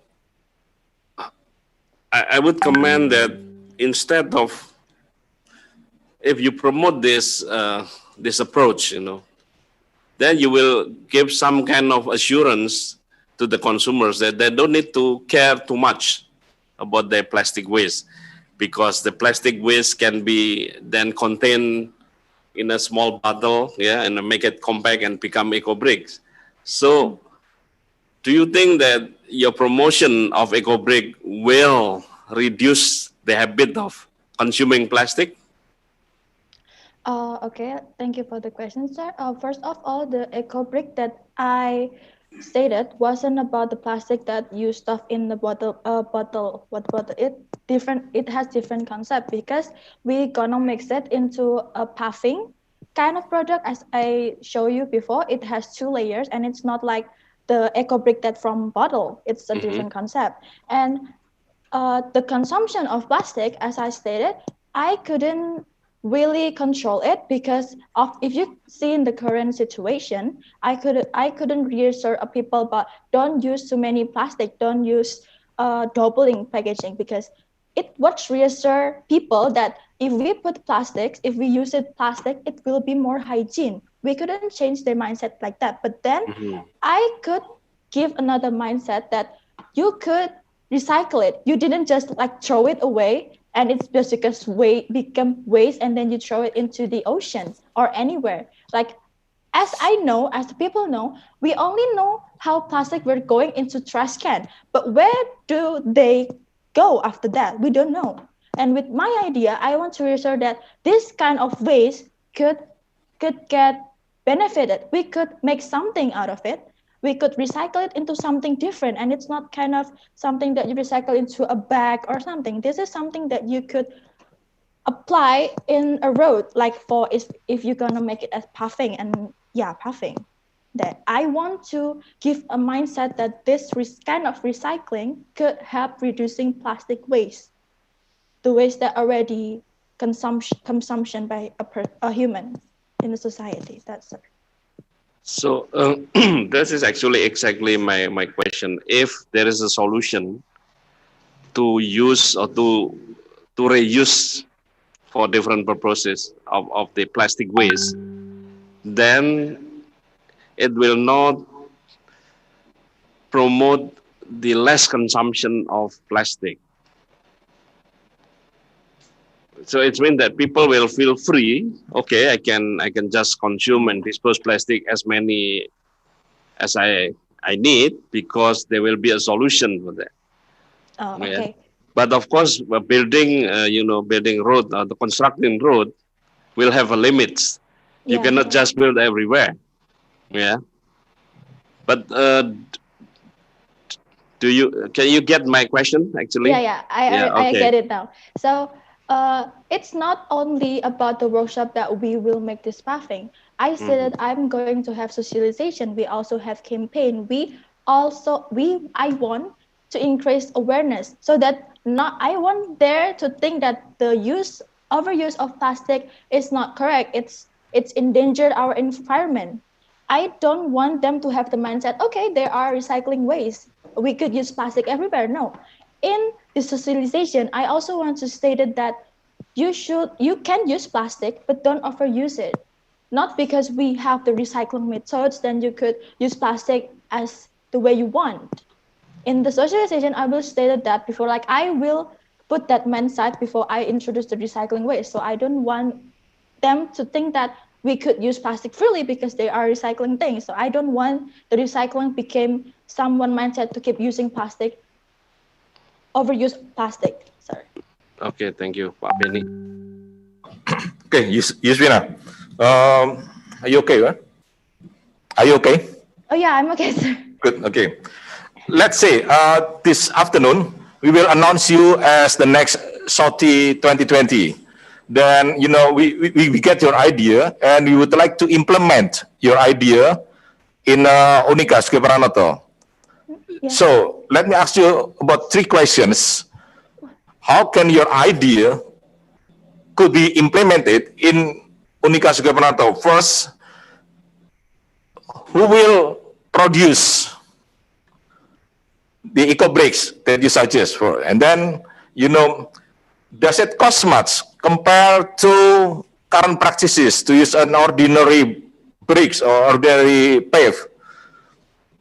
And then the third questions, is it easy to be produced? Okay, thank you, sir, for the questions. I will answer it. So I want to start this project in Unika itself.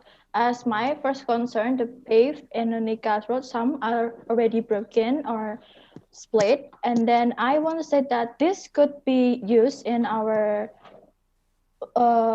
Unika, in our environment in Unika, as I will take place as in the FHK garden, in the backside of the park, the Faculty of Psychology and Communication. I want to imply it there, and who produce it? We as students could help produce it, because it is also answering the third question, because this is a simple project. You need some of the material and you could find it easily. But in the process, it's still, as I stated, at the disadvantage, it still needs a few tasks before it could be in place. Yeah, I think that is my answer, sir. So then, if you think that there is still a disadvantage to implement your idea in Unika, yes. How do you think you can cope with the disadvantage of that? Oh, otherwise, your idea is just an idea, great idea, but that's just an idea. Okay. You just use it for your proposal for the Soty, but not in the real life. Okay. So I stated that this is a continued event. I stated the raw concept, and I stated in the advantage that this could bring out all the community, and I hope all the students, all the teaching process in the Unika could have come together to help run the test. So this is not only just be a concept, because I actually want to implement this in the real life. But in order to do that, I also needed the help of the people, the human resources. And in Unika, I believe there are so much of human resources that could help with this task, with preparing my idea, and I believe it could be implemented. Sorry. Okay. So let's say I accept your idea, and then I will propose to the rector, and I'll give you the first installment for your first project. How much money do you think? How much money it will cost you? Oh yeah, because it is a small project. If we didn't want to make it a mass production, I googled the machine, the equipment. It's like not over 10 millions, but I didn't know the exact number for how much we will cost for the running test, for the quality test, because I couldn't give an exact number, because it depends on what will we use the paving for, the eco brick for. Okay, thank you very much. Good morning, Vina. Yeah, good morning, sir. Yeah, correct me if I'm wrong. I saw the eco brick is just like an event, just an activity in short time. Because after the event, I saw the event is just stop. Yeah, it's just stop. And when I asked to the committee, when I asked to the person who has initiative, they said we don't have any plastic. We don't have enough plastic, but we still have plastic. But it's not enough for us to create the eco brick. So the trust is still there, and makes the problem. Because not plastic is not plastic form it to be the eco brick. So how to solve it? Because if you don't have enough plastic, so no more eco brick. But the plastic is still there. They still have plastic, but not enough to be the eco brick. Okay, so let me answer the question. Thank you for the question. First of all, it's wrong because my event, as I stated before, it's a continental event, and it's not only stop in the socialization and workshop. In the meantime, after the workshop, we will run a test, and then we still have the campaign. We're still going to have socialization. We're still gonna use the social media for increasing public awareness. So it's not just a big event for 1 or 2 times in a year. It's a continual event because I want to raise awareness so people could reduce plastic. So if there is no plastic left, isn't that a good news, sir? Like it is commercial. It will benefit people who made it. But if there is no plastic, I will be happy about it because that's what dangerous our environment. That's my main goal. If we could increase the awareness about the danger of plastic and we could reduce it, then I could say that my project is like a project that is already good. It doesn't mean I have to produce the ecological brick because I want to benefit from it. I want to reduce the amount of plastic waste. So if by the socialization and the workshop people, and then there are not enough plastic, there are no plastic, then I will be happy to hear that. But yeah, that's the main goal, to increase people awareness about plastic. Yeah, I know. The aim is to reduce the plastic, but because the project is to create the eco brick, they still have plastic. But because not enough to create the eco brick, they have already the plastic, the waste of plastic, but not enough to create the enough eco brick. So they still make a waste, make a trash in the some location, and it's still not. Yeah, it still cannot be the eco brick. So how to solve that? So this is started in Unica, right? And if is in Sukijamada University there are no other plastic waste, we could also accept donation for other place that has plastics. Like if in Unica and in Semarang, we already solved it. The plastic problem is gone. Then we should think about the future things. Like what if some of the city who doesn't have this kind of recycling idea, they didn't have the plastic waste management, we could help them. In my idea, it's an eco brick. If it's not enough plastic waste, then we should search about somewhere who needs the help for recycling plastic waste management. So the amount of plastic, it doesn't only focus in here in Sugijamada Catholic University.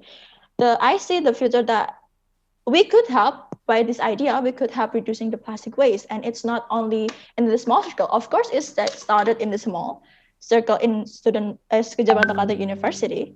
But if there is no other plastic that could consume, it could produce eco brick in here, we could search from the other.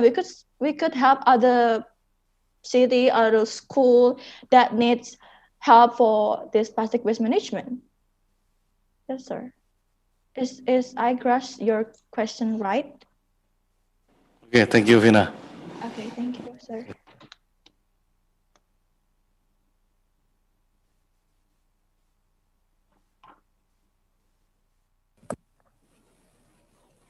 Thank you very much, Vina, for your presentation. I think it's very well done, elaborated. I can't see an eco brick in our main campus. Yeah.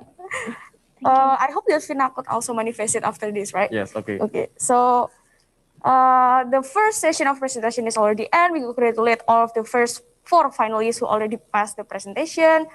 Woo! So now, before we continue, we have come to break and entertainment session. And let's hear another one performance from Tape Acoustic. Here.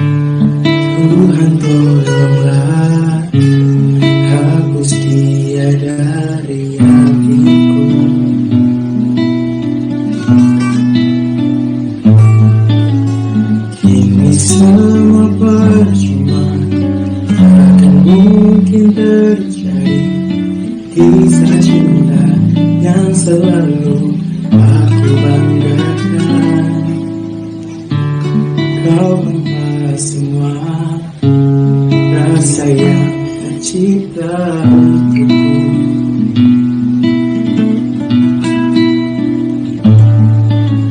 Tanpa pernah melihat betapa ku mencoba cari yang terbaik untuk dirimu.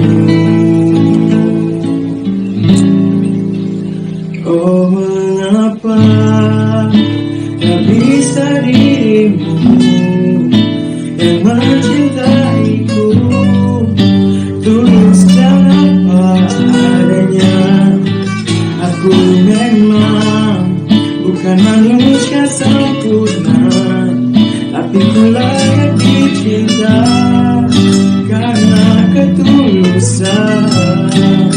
Kini biarlah waktu yang jawab semua. Hanya hatiku.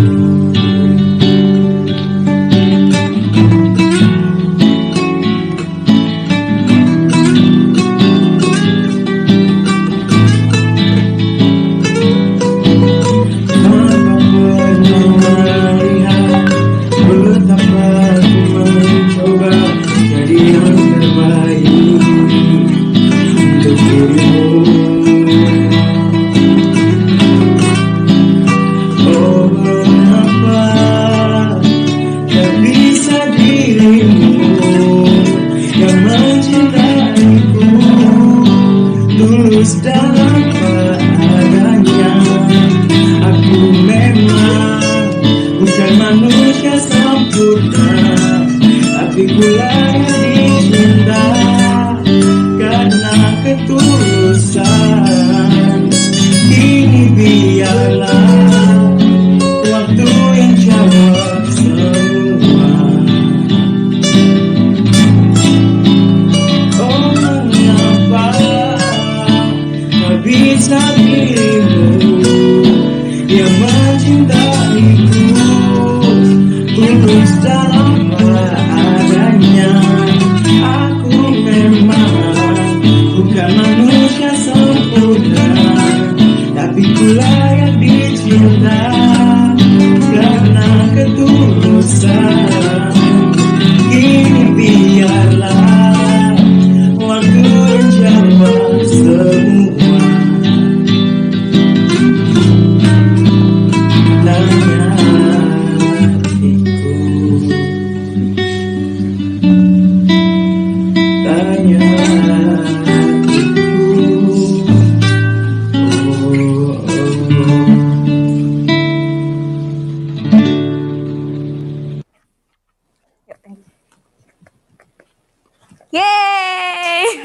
Thank you, Top Acoustic. Thank you very much, Motivation Top Acoustic. performance. It's very shooting and refreshing. Yes, I love Top Acoustic. Okay, now we have 30 minutes of break session. For today's event, right now, we will have a surprise for all of you. Yes. But in order for you to get the surprise, you have to make a little effort. It's not easy. Yeah, it's not easy, but it's not actually hard, right? Yes, correct. Okay, so what are the surprise, ya? The surprise is quiz. So since this quiz is for public, then we prefer to use bahasa. Oke, jadi kita akan pakai bahasa Indonesia untuk kuis ini karena kuis ini akan dibuka untuk umum. Jadi teman-teman sekalian, baik finalis maupun teman-teman yang ada di live streaming YouTube, teman-teman yang ada di roomnya Zoom, teman-teman bisa ikut kuis ini. Jadi kita akan jelaskan dulu ya kuisnya lewat apa. Jadi kuisnya itu akan kita mulai melalui Kahoot. Nanti teman-teman panitia akan nge-share linknya di live streaming YouTube dan juga di public chat di Zoom-nya itu sendiri. Nanti teman-teman bisa memasukkan kode yang panitia sudah share. Lalu teman-teman dimohon untuk memakai nama asli teman-teman ya, memakai identitas teman-teman karena kuis ini kan ada hadiahnya. Sesuai identitas asli kalian. Iya, sesuai identitas asli kalian supaya mempermudah kita ya dalam pengiriman hadiah. Jadi teman-teman, kuis di Kahoot ini nanti kami akan bacakan satu persatu pertanyaannya dan juga pilihan jawabannya, karena pilihan jawabannya tidak akan muncul di layar teman-teman sekalian.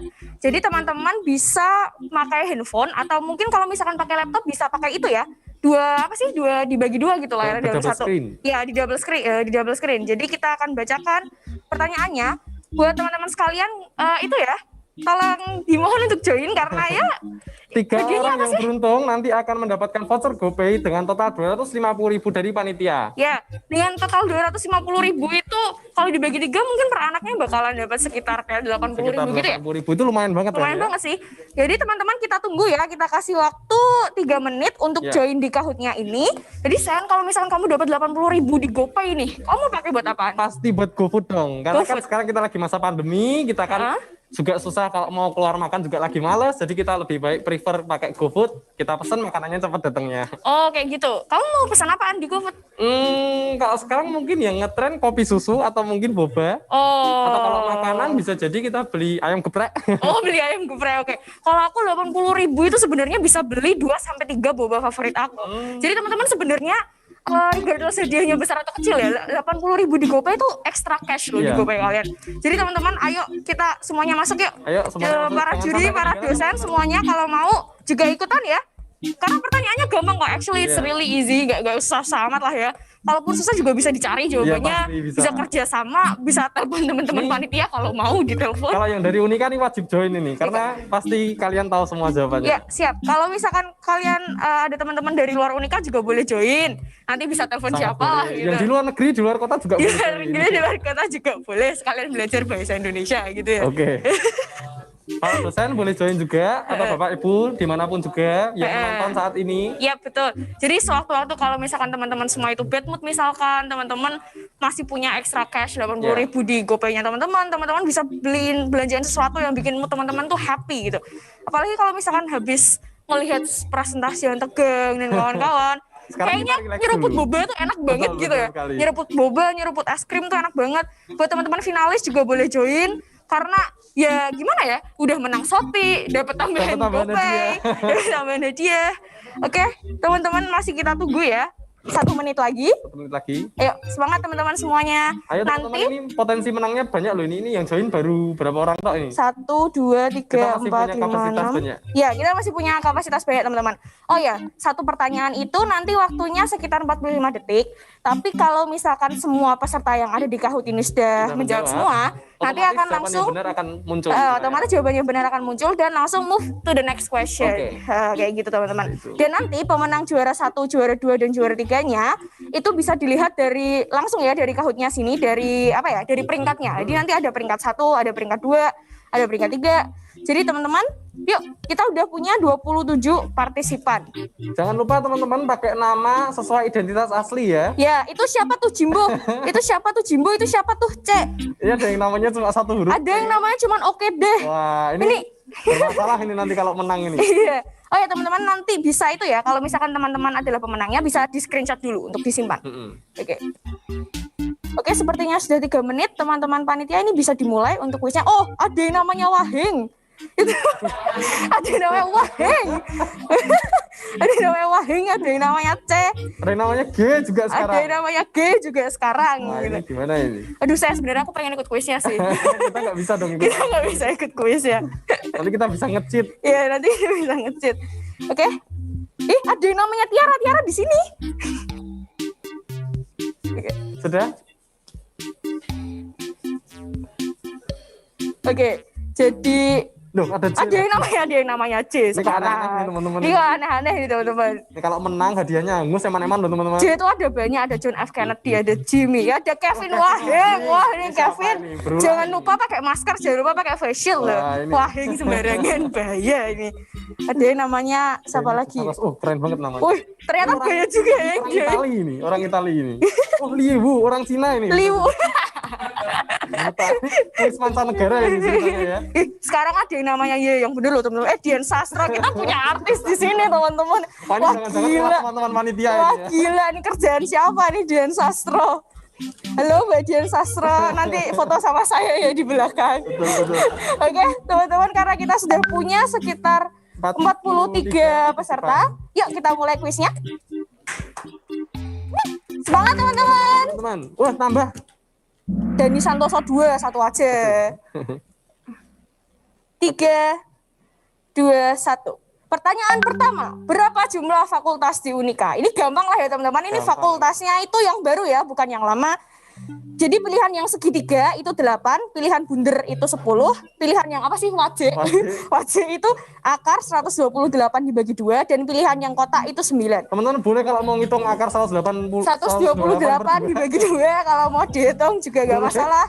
Kita masih punya waktu 37 detik menghitung. Ini ternyata waktunya 1 menit ya per pertanyaan.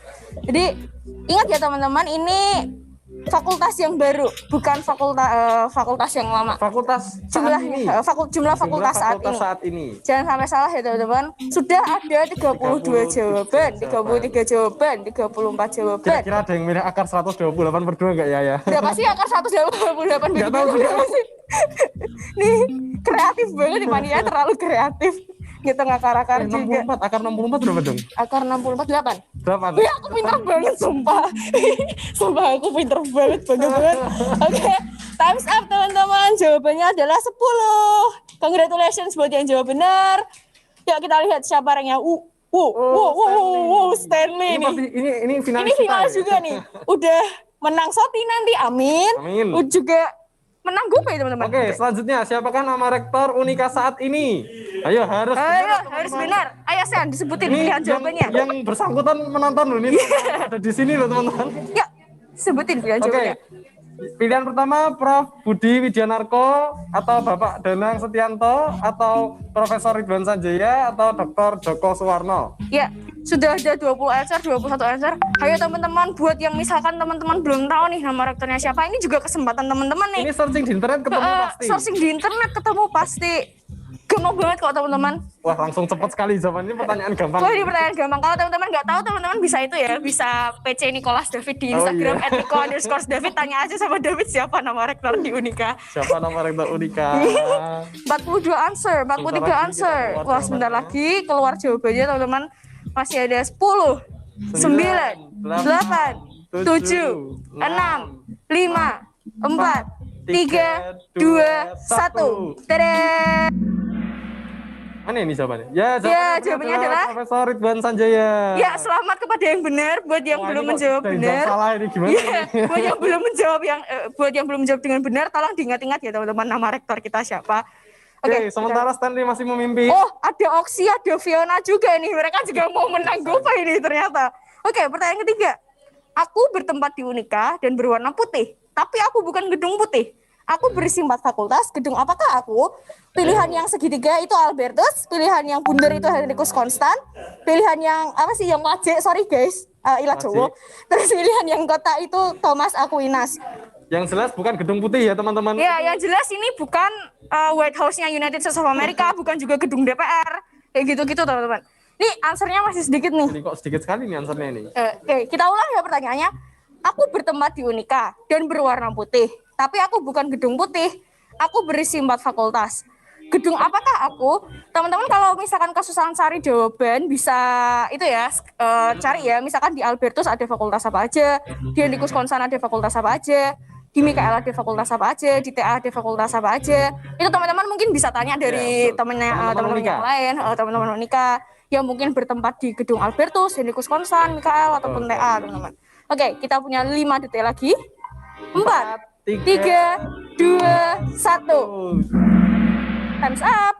Oke, jawaban yang benar adalah Henricus Konstan. Banyak yang benar ini. Banyak yang benar. Stanley sekarang diselip, guys. Sekarang, guys. Oke, semangat Stanley, ayo kejar Oksi lagi. Oke. Pertanyaan selanjutnya, ada fakultas baru di Unika. Fakultas apakah itu? Apakah kedokteran gigi? Apakah ilmu budaya? Apakah fakultas kedokteran? Fakultas peternakan? Atau fakultas kedokteran hewan? Mungkin fakultas kedokteran. Kedokteran hewan. Fakultas kedokteran hewan. Atau mungkin bisa jadi fakultas kedokteran jiwa. Fakultas kedokteran jiwa. Oke, teman-teman, ini gampang sekali ya teman-teman, karena juga ya kita tahu lah ya, masuk sini ada fakultas baru. Fakultas baru. Ya. Fakultas baru. Fakultas baru. Masih 30 answer, 32 answer. Oh ya teman-teman, maaf ya kalau kita misalkan ngeliat ke bawah karena ada TV. Oh iya, ada TV. Ini privilege MC teman-teman. Karena kita membacanya dari bawah sini teman-teman. Ini privilege MC. Oke, sudah ada 41 answers. Dan waktunya masih 14 detik, tolong teman-teman yang teliti ya. Oke. 6, 5, 4, 3, 2, 1. Iya. Oke, jawabannya Fakultas Kedokteran. Fakultas paling mahal di Unika. Ada yang menjawab Fakultas Ilmu Budaya. Fakultas Ilmu Budaya sudah lama ada di sini, teman-teman. Wah, Oksi masih memimpin. Oksi masih memimpin. Nama Fiona mulai naik daun ini. Oke, sekarang pertanyaan ke-6, Sen. Ayo, Sen. Unika saat ini sedang membangun gedung baru dengan konsep green building. Di mana letaknya? Apakah di BSB City, di Pemuda, Ungaran, Kerapia, atau mungkin Meranggen, atau dimanapun? Ya jelas bukan Pucang Gading. Kalau Pucang Gading rumah saya. Oke, teman-teman. Teman-teman pasti udah tahu lah ya. Baru Unika. Ya, beritanya sudah ada di mana-mana. Kalau belum tahu berarti Unika kurang promosinya. Atau kalau belum tahu mungkin mereka maba. Oh gitu. Enggak sih, seharusnya Unika kan sudah banyak promosi, di browser juga udah ada tuh gambarnya. Oh iya tah. Ya ketahuan kalau belum tahu. Teman-teman. Jadi yang teliti ya teman-teman, jangan sampai salah pencet, karena kalau teman-teman jawabnya itu cepat dan benar, poin teman-teman tuh bakalan naiknya tuh lebih cepat. Jadi usahakan jawabnya itu dengan cepat dan tepat gitu. Kalau teman-teman jawabnya itu benar tapi lama, ya poinnya mungkin nggak akan naik sebanyak itu gitu teman-teman. Ayo teman-teman, semangat demi 3 gelas boba atau 2 gelas boba yang ukuran large. Tergantung kita belinya di mana dulu. Oh iya, kalau aku sih di tit gitu. Oke, semuanya. Yang benar adalah BSB City. Wah, ini satu orang yang salah nih. Ini cuma satu orang doang yang salah di Ungaran nih. Ini ngarang ini. Ngarang ini. Oke, nama Stephen R mulai naik dan Oksi masih memimpin. Ayo teman-teman, jangan sampai mau kalah sama Oksi. Oh, ternyata tadi harusnya saya baca pertanyaan. Oke, jadi pertanyaan selanjutnya. Apa warna yang identik dengan Unika? Opsi segitiga, warna ungu. Opsi lingkaran, warna biru. Opsi wajik, maaf ya teman-teman, sekali lagi nyebutnya wajik, warna pink. Opsi square, ada warna magenta. Ayo teman-teman, kalau teman-teman nggak tahu nih ya, bisa ngelihat masker kita, wes. Bisa ngelihat masker kita, tapi bisa ngelihat masker. Di sana kurang jelas nggak sih? Oh, terlalu gelap soalnya. Tapi tahu lah ya teman-teman. Teman-teman klik di Google Unika Sugio Pranoto pasti akan keluar warna cantik. Biasanya kita terkenal dengan kampus tit gitu. Iya betul. Yang jelas bukan pelangi ya teman-teman. Tapi kalau misalkan Unika mau diganti warna pelangi, kayaknya nanti headline-nya tuh jadi lebih. Karena kan udah ada kampung pelangi. Sekarang Universitas Pelangi belum ada dong. Belum ada. Ya nanti Pak Rektor tolong hire saya. Oh iya. Jadi konstruktornya. Sudah ada 43 answers dan waktunya 5, 4, 3, 2, 1. Dadah. Nah. Ungu. Oh my god, ada satu yang salah. Ya, warna magenta. Ya udah, siapa nih? Okay. Oh, posisinya masih di atas. Iya, masih sama kayak tadi. Ini kok Stanley hilang ya tadi di atas. Iya, ya. Oke, pertanyaan selanjutnya. Unika terpilih menjadi PTS terbaik se-Jawa Tengah berdasarkan Kemenristek Dikti. Itu benar atau salah? Iya, itu benar atau salah. Kalau di FTP ini pertanyaan benar salah sekali jawab. Oh iya. Benar salah sekali jawab. Ini sama sih, benar salah sekali jawab. Gampang lah ya, teman-teman. Atau mungkin kalau teman-teman ragu nih, bisa cek di websitenya Kemenristek Dikti mungkin. Terus atau mungkin bisa cek Instagramnya Unika, Unika Menyapa dan kawan-kawan. Itu sudah ada semua. Ini sekalian promosi ini berarti ya? Iya, ini sekalian promosi ya teman-teman. Ayo jawab sesuai kayak kebenaran dan keyakinan teman-teman juga. Oke, masih 38 jawaban, kelihatannya lebih lama dari yang tadi yang jawabnya ya. Ini padahal cuma 2 loh pilihannya teman-teman. Iya, pilihannya cuma 2, true or false, gak ada in between gitu. True or false, gak ada half true, half false, gak ada. Extremely false. Oke, 10 detik lagi teman-teman. Yang belum menjawab silahkan. Silahkan menjawab aja teman-teman daripada nggak jawab sama sekali. Benar. Oke. Dadah, time's up. Pastinya benar dong teman-teman. Oh, ada yang menjawab salah. Buat yang menjawab salah bisa belajar dari kesalahan ya. Jadi Unika itu PTS terbaik Jawa Tengah menurut Kemenristek Dikti. Oh, ini Oksi masih di atas namanya. Oke, sekarang Oke Deh memimpin. Oke Deh kalau menang nanti susah loh namanya Oke Deh. Oke, pertanyaan selanjutnya. Siapakah nama rektor Unika sebelum Prof Ridwan? Wah, ini sedikit susah ini. Ini sedikit susah sih. Oke, pilihannya untuk pilihan segitiga ada Bu Cecilia Murniati. Pilihan yang bundar ada Prof Budi Widyanarko. Pilihan yang wajib warna biru itu ada Pak Beni Danang Setianto. Pilihan yang warna hijau dan kotak itu ada Prof Ridwan Sanjaya. pastinya karena ini pertanyaan Bukan sebelum Prof Ridwan, jawabannya bukan Prof Ridwan ya Ada yang jawab teman-teman. Prof Ridwan, berarti Anda mungkin perlu raup dulu. Iya, ya perlu raup dulu itu, betul. Atau pakai kacamata yang besar.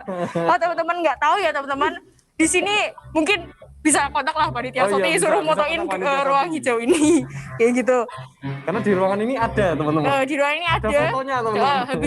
Habis Prof Ridwan itu ada foto saya nanti di sini. Jadi Pak Rektor. Jangan dong. Amin toh yo. Saya maunya sedikit aja ya sana. Teman-teman sponsori saya nih. Ini FTP Prod nih nanti. Sudah habis waktunya.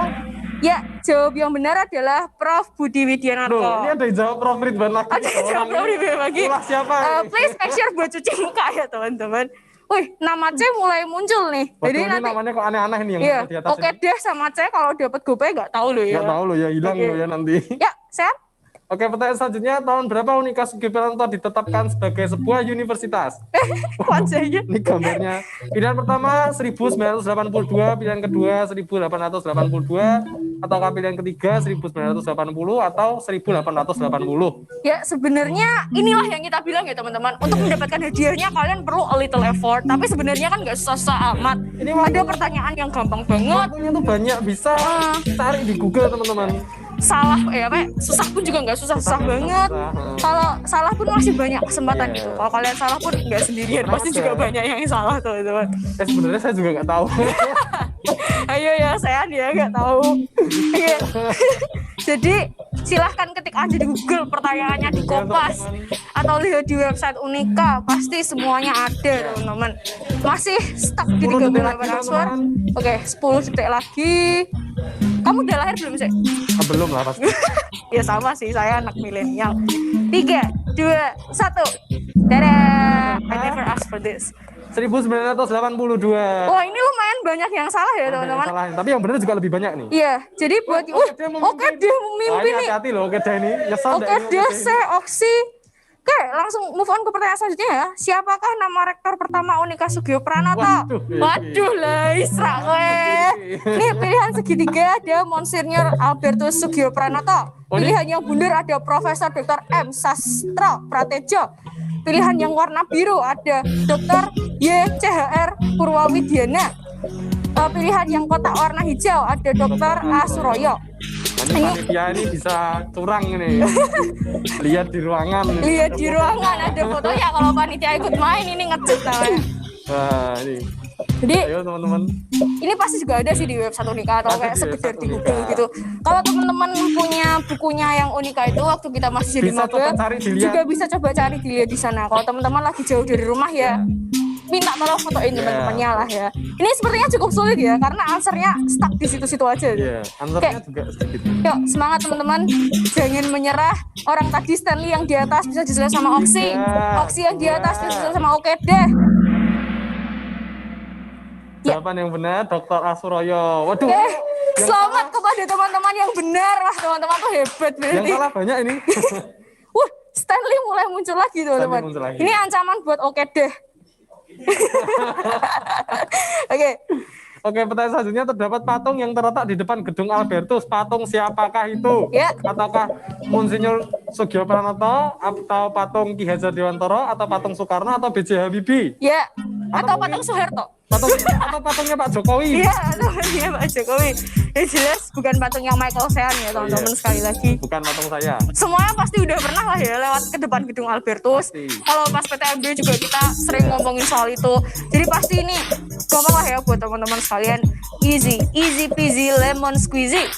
Atau mungkin, oh ini ternyata yang jawab juga stuck di situ aja. Iya, tapi surprise-nya ternyata yang jawab lama juga ya. Iya, lama juga ya. Betul. Gak apa-apa teman-teman, masih ada. Mungkin banyak dari luar Unika. Enggak? Oh iya, mungkin banyak dari luar Unika juga ya. Maklum. Lupa. Teman-teman finalis pasti punya banyak banget supporter di luar Unika pastinya. Oke, 9 detik lagi. 8, 7, 6, 5, 4, 3, 2, 1. Tata. Jawaban yang benar adalah Sugiyoprayono. Oh, ini banyak yang benar. Iyalah, karena kan Unika Sugiyoprayono ya pasti Sugiyoprayono. Kalau yang jawab salah nih mungkin jarang kuliah. Sering bolos. Wow. Waduh, Oke deh, ini poinnya tinggi banget loh ini. Waduh, ini Oke deh. 11 correct answer. Oke, sekarang berapa ketinggian gedung Thomas Aquinas dari permukaan laut? Pilihan pertama, 219 mdpl. Pilihan kedua, 192 mdpl. Pilihan ketiga, 1192 mdpl. Pilihan keempat, mana saya tahu, saya kan bukan ikan. Nih, mungkin paniknya waktu bikin pertanyaan ini sambil mabok ya, atau sambil berenang gitu. Sebenarnya ikan pun juga nggak bisa ngukur. Oh iya, ikan pun nggak bisa ngukur, gimana ya? Dari atas permukaan laut. Aduh. Atau kalau teman-teman ada yang niat gitu ya, mungkin ada dari arsitektur dan desain mengukur pakai penggaris, oret-oret pakai kila gitu. Ayo niat. Ini gambarnya sebenarnya juga merepresentasikan kita. Tadi saya tuh salpok sama gambar. Oke, tapi ini surprisingly yang jawab cepat pasti pada jawab yang mana saya tahu, saya bukan ikan. Oke, kita lihat jawaban yang benar ya, karena kita sendiri juga nggak tahu jawaban yang benar yang mana. Oke, ternyata jawaban yang benar yang ini. Wah, ini jangan pantang menyerah ini yang jawab. Congratulations teman-teman yang bodoh amat dan menjawab yang D, karena ternyata itu jawaban yang benar. Oke, Oksi mulai memimpin lagi ya teman-teman. Dari tadi Oksi, Stanley, oke deh. Oke, sekarang pertanyaan selanjutnya, apakah kepanjangan dari BAK atau apakah Badan Administrasi Keuangan atau Bidang Administrasi Keuangan, apakah buang angin keluar atau Bidang Administrasi Kepulangan? Yang teliti ya teman-teman. Ada bidang administrasi keuangan, ada bidang administrasi keuangan, bidang administrasi kepulangan. Yang jelas kepanjangan ini bukan BAK gitu kayak kemarin ya teman-teman. Kalau teman-teman mau menjawab buang air keluar juga nggak apa-apa sih. Kalau mungkin yang menyerah bisa langsung jawab aja buang angin keluar. Atau mungkin kalau oke deh, apa ya, kalau oke deh ngerasa aduh gue jago banget nih, jawab aja ini buang angin keluar, bagi-bagi poin ke yang lain. Ayo ini kok jawabannya cuma sedikit tau ini. Yang teliti ya teman-teman, ada keruangan, ada keuangan, jangan sampai teman-teman sekalian salah pencet. Oke, masih banyak yang belum jawab. 10 detik lagi. Ngarang aja kalau emang nggak tahu. Kalau misalkan teman-teman nggak tahu, habis ini mampir-mampir ya teman-teman ke BHK. Oke, times up. Bidang administrasi keuangan. Oh, tapi sebenarnya ini juga tipe ya. Jadi sebenarnya itu tuh biro administrasi keuangan. Biro sebenarnya. Habis ini. Wah, ini panitia nggak bener ini. Oke, Oksi memimpin dan sekarang ada Stephen R. Congratulations Oksi. Oksi ini dari tadi semangat banget ya teman-teman. Oke, selanjutnya. Siapakah nama Kepala Keamanan Unika? Yang pilihan segitiga ada Pak Kasburi. Pilihan yang lingkaran ada Pak Edi. Pilihan yang warna biru wace ada Pak Parmen. Pilihan warna hijau kotak ada Pak Paimin. Tadi Parmen, sekarang Paimin. Kalau teman-teman nggak tahu ya, bisa tanya sama dosen kesayangan teman-teman sekalian. Maaf loh ini, teman-teman saya juga nggak tahu ini. Jadi ya inilah yang kita namakan effort ya teman-teman. Inilah yang kita namakan effort. Hidup tuh selalu harus ada tantangannya. Tergolong susah yang ini. Life is never flat. Habis ini bisa kenalan ya teman-teman setelah mengetahui jawabannya nih. Terbukti pertanyaannya susah. Yang jawab masih 31. Oke. Kita tetap tunggu ya teman-teman. Jangan menyerah. Kalau nggak tahu itu lebih baik dijawab ngawur daripada nggak dijawab sama sekali. Iya, karena peluangnya tuh sama. Pilihan jawabannya cuma 4. Jadi ya. Jawabannya cuma 4. Ya, yuk teman-teman. Adalah 0,25%. Yes, here. Enggak ding, 0,25. Pinter banget kamu. Ya, oke, jawabannya benar adalah Pak Parmin. Habis ini teman-teman bisa kenalan ya sama Pak Parmin. Oke, Oksi terselip sama Oke deh. Oke deh lagi. Sana ada Jordi Mike, ada JJ. Jordi ini di ruangan ini. Oke, selanjutnya. Apakah makanan yang sering dipesan mahasiswa Unika? Pilihan yang segitiga, Twins. Pilihan yang lingkaran, Katsu. Pilihan yang wajib, geprek zone. Atau semuanya benar? Ayo, yang mana teman-teman? Kalau jangan-jangan teman-teman nggak tahu nih apa ini. Well, kalau aku sih kasih jawaban sih. Oh gitu ya. Kalau kamu apa sih? Kalau aku nggak mau spoiler lah. Ini kira-kira ada surveinya nggak ya? Kalau belum ada yang survei, ini boleh jadi ide buat teman-teman Soty 2021 nih. Kalau teman-teman yang sering bawa bekal dari rumah mungkin bisa jadi nggak tahu juga. Oh iya, mungkin bisa jadi nggak tahu juga nih. Jadi mungkin kalau teman-teman yang biasa di rumah, ternyata sudah semuanya benar. Ternyata udah pada jawab, guys. Udah pada jawab semua. Oh, ini ada timnya Twins nih, tim Twins garis keras nih, jawab 14 Twins gak ada yang jawab Katsu atau Brezon. Pertanyaan selanjutnya. Oksi masih memimpin. Pertanyaan selanjutnya, apakah kepanjangan dari UKA? Apakah unit koordinasi anggota? Pilihan yang lingkaran unit kemahasiswaan administrasi. Pilihan yang wajib adalah udah keluar aja. Atau pilihan yang terakhir adalah UPT kemahasiswaan dan alumni. Ini biasanya teman-teman yang suka berorganisasi Ya, itu banyak selalu berurusan berhubungan dengan ini. sama UKA gitu. Jadi mungkin untuk adik-adik maba mungkin atau Iya. teman-teman yang belum pernah merasakan kesempatan berorganisasi itu bisa coba-coba ya teman-teman. Iya. Jadi sebenarnya berhubungan sama UKA enak banget kok. Kayak gitu. Jadi teman-teman yang masih angkatan bawah juga Bisa kalau coba. misalkan ikut Soty juga pasti sering berhubungan Pasti sering sama berhubungan UKA. sama UKA. Jadi silahkan dijawab teman-teman, ada unit koordinasi anggota, unit kemahasiswaan administrasi. Udah keluar aja keluar Iya. kamu saya. Itu kan tadi kalau buat teman-teman yang suka join organisasi. Kalau sekarang mungkin teman-teman ada yang sudah frustasi bisa langsung. Oh iya, teman-teman yang sudah frustasi bisa udah keluar aja kayak keluar gitu. aja. Karena sebenarnya salah pun tetap dapat poin ya, poinnya tetap naik, Iya, tapi betul. nggak banyak kalau Oke, aku habis. Jawaban yang benar adalah UPT kemahasiswaan dan alumni. ada yang jawab udah keluar aja beneran Udah ini keluar pasti aja, ada yang jawab. mungkin mahasiswa yang semester atas kali ya. Atas frustasi. Oke, oh Jordi jadi di Jadi posisi Mike pertama. sekarang memimpin, terus ada Pras nih sekarang berapi-api nih. Oke, next. Kuy, gaskun. Pertanyaan selanjutnya. Siapakah kepala UPT kemahasiswaan dan alumni saat ini? Pilihan segitiga Pak Alfonsus Ponco Hadi Heru Cahyono. Pilihan yang bundar Pak Andreas Dian Prasetyo. Pilihan yang biru wajik ada Pak Eko Supriyanto. Pilihan yang kotak hijau ada daerah Susana Jawi Nugrahaningsih. Ini yang saat ini ya teman-teman, bukan yang dulu. Ya. Jadi teman-teman silahkan perhatikan kalau misalkan teman-teman apa ya kurang tahu gitu Kurang tahu. juga bisa tanya sama teman-temannya yang lainnya. Terlebih lagi yang sering kesana kemari ke Ya, yang UKA. sering ke UPT kemahasiswaan. Yang sering ke UPT Harus kemahasiswaan tahu. harus tahu siapa kepala UPT kemahasiswaan dan alumni saat ini. Tapi buat teman-teman yang nggak tahu pun juga sebenarnya jawab salah nggak apa-apa sih, Jawab salah karena nggak apa-apa, karena tetap dapat poin. Lumayan. iya, karena dari salah itu pun juga ada kebetulannya. Iya, betul. Jadi teman-teman kalau misalkan mau kemana-mana jadi udah tahu gitu Udah mau ke tahu. siapa. Oke. Ya, So it's okay, it's fine. 5 detik lagi teman-teman. Ya, 3, 2, 1. Dadah. Jawaban yang benar adalah Pak Andreas Dian Prasetyo. Itu Pak Andre ya teman-teman. Pak Alfon itu yang lama. Oke. Oke teman-teman, sekarang udah yang di atas malah JJ. Oke. Next teman-teman. Yuk. Oke, pertanyaan selanjutnya adalah apa kepanjangan dari SSCC? Pilihan segitiga, Sugio Pranoto Student Career Center. Pilihan lingkaran, Sugio Pranoto Creative Center.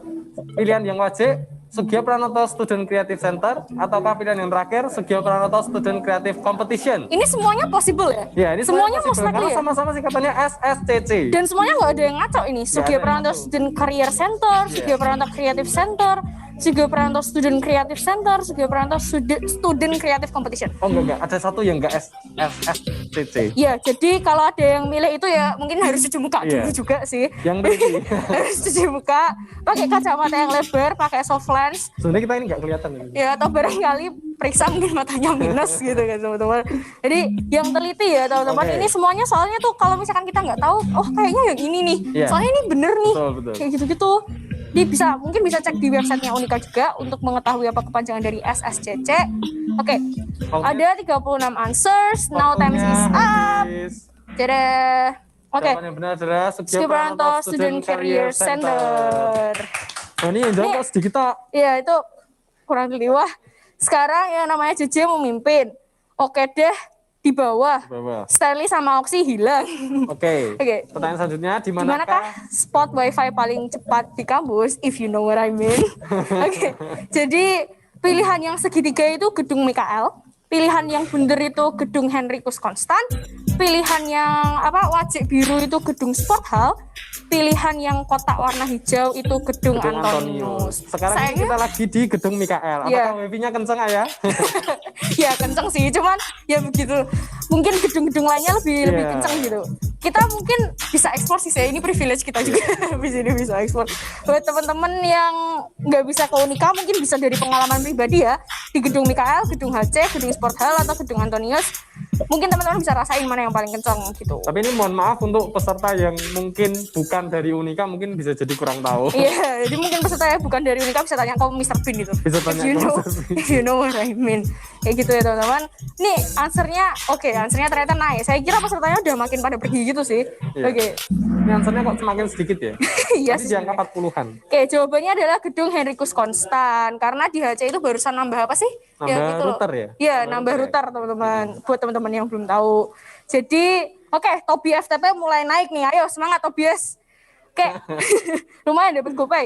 Pertanyaan selanjutnya, siapakah kepala dari UPTS SCC? Tadi kita sudah menanyakan tentang singkatannya, sekarang kepala UPT-nya siapa? Apakah Bu Vera Rutnawati atau Bu Yuliana Sri Wulandari atau Ibu Ricarda Rati? Atau yang terakhir adalah Pak Reski Trenggono. Ya, ini teman-teman, ini mungkin ya cukup susah ya mungkin. Cukup susah Kalau juga. misalkan teman-teman nggak sering keluar masuk UPT dan kawan-kawan gitu. Saya ini bukan mahasiswa Unika loh. Iya. Saya juga nggak tahu nih itu siapa. Saya ada di sini, kamu cabut alma mater. Nggak mungkin kita searching mungkin bisa ya, tapi saya itu juga nggak tahu orangnya yang mana gitu. Kalau ketemu nggak ngerti. Jadi untuk sementara ya teman-teman untuk yang kurang tahu bisa searching dulu di website Unika, di Unika Menyapa dan kawan-kawan pastinya mungkin bisa dicari teman-teman. Tahu kalau misalkan waktu maba kan kita kan dikasih buku itu ya saya. Dikasih buku. Itu mungkin juga bisa dicari tuh di situ teman-teman sekalian. Jawabannya kok masih sedikit ya? Iya. Saya berkurang ya. Tadi di angka 40-an, sekarang di angka 30-an. Jangan menyerah lah teman-teman. Teman-teman. Tadi aja udah pada sering bisa dikebut-kebut loh itu. Ya, kesempatan teman-teman semuanya sama. Bu Yuliana Sri Wulandari. Ini buat yang teman-teman yang belum tahu bisa dicatat ya. Yuk saya catat saya di belum otak. tahu. Nanti mungkin mau kenalan. Habis ini langsung main ke sana. Oke, JJ masih memimpin dan Oksi masih makin di bawah. Ayo sih Oksi, jangan menyerah. Semangat. Oke, pertanyaan selanjutnya. Fakultas apa yang ada saat Unika pertama kali didirikan? Yang pertama, pilihan segitiga ada Fakultas Teknik atau FT, pilihan yang lingkaran Fakultas Ekonomi dan Bisnis, pilihan warna biru aja ada Fakultas Hukum, atau pilihan yang warna kotak. Semua jawaban benar. Jangan jawab Fakultas Kedokteran ya teman-teman. Iya, Fakultas Kedokteran tadi sudah yang apalagi kedokteran gigi, kedokteran hewan. Betul. Jadi teman-teman, ini sudah kelihatan sih jawabannya sebenarnya. Iya, ini sudah kelihatan sih jawabannya sebenarnya. Oke, jadi semangat teman-teman sekalian, waktunya masih banyak, ada 20, berapa lagi? Masih ada 20 detik, kalau buat searching tinggal di Kopas saja itu keluar kok pasti. Fakultas yang ada saat pertama kali Unika didirikan. Dan mungkin kalau misalkan ngajar pun dosen-dosen mungkin juga udah ada yang pernah pasti tahu lah, dosen-dosen yang lama-lama, dosen yang senior-senior nih pasti tahu. Oke, ternyata sudah pada jawab. Jawabannya semua jawaban yang benar. Jadi pada saat Unika pertama kali didirikan, semua fakultas itu udah ada ya teman-teman, bukan cuma fakultas teknik dan FEB doang, seperti itu. Kayak, wow, Jordi Mike muncul lagi nih teman-teman. Ayo Stephen sama Tobi, kalahkan JJ. Pras juga kalahkan. Pertanyaan selanjutnya, UKM apakah yang berfokus di bidang lingkungan? Apakah SEL, SMU, SEM, atau SAL? Nah, ini teman-teman juga bisa cek singkatan-singkatannya ya. Di website mungkin ada? Di website ada, mungkin di web Ormawa juga bisa dibuka ya. Juga bisa dibuka. Di web Ormawa juga bisa dibuka dan ini sebenarnya cukup mudah, apalagi mengenal tema Soty yang kali ini ya teman-teman. Tadi juga salah satu Finalist juga menyebutkan salah satu KM yang berfokus di bidang lingkungan ya. Tadi Oksi ya yang nyebutin ya. Oksi. Jadi Oksi harusnya jawabannya benar nih. Kalau jawabannya salah, saya tik-tik pakai keres. Ini ada juri melihat ini. Ada juri melihat ini. Ya, 32 answer, masih 15 detik lagi. Oh, 13, 12.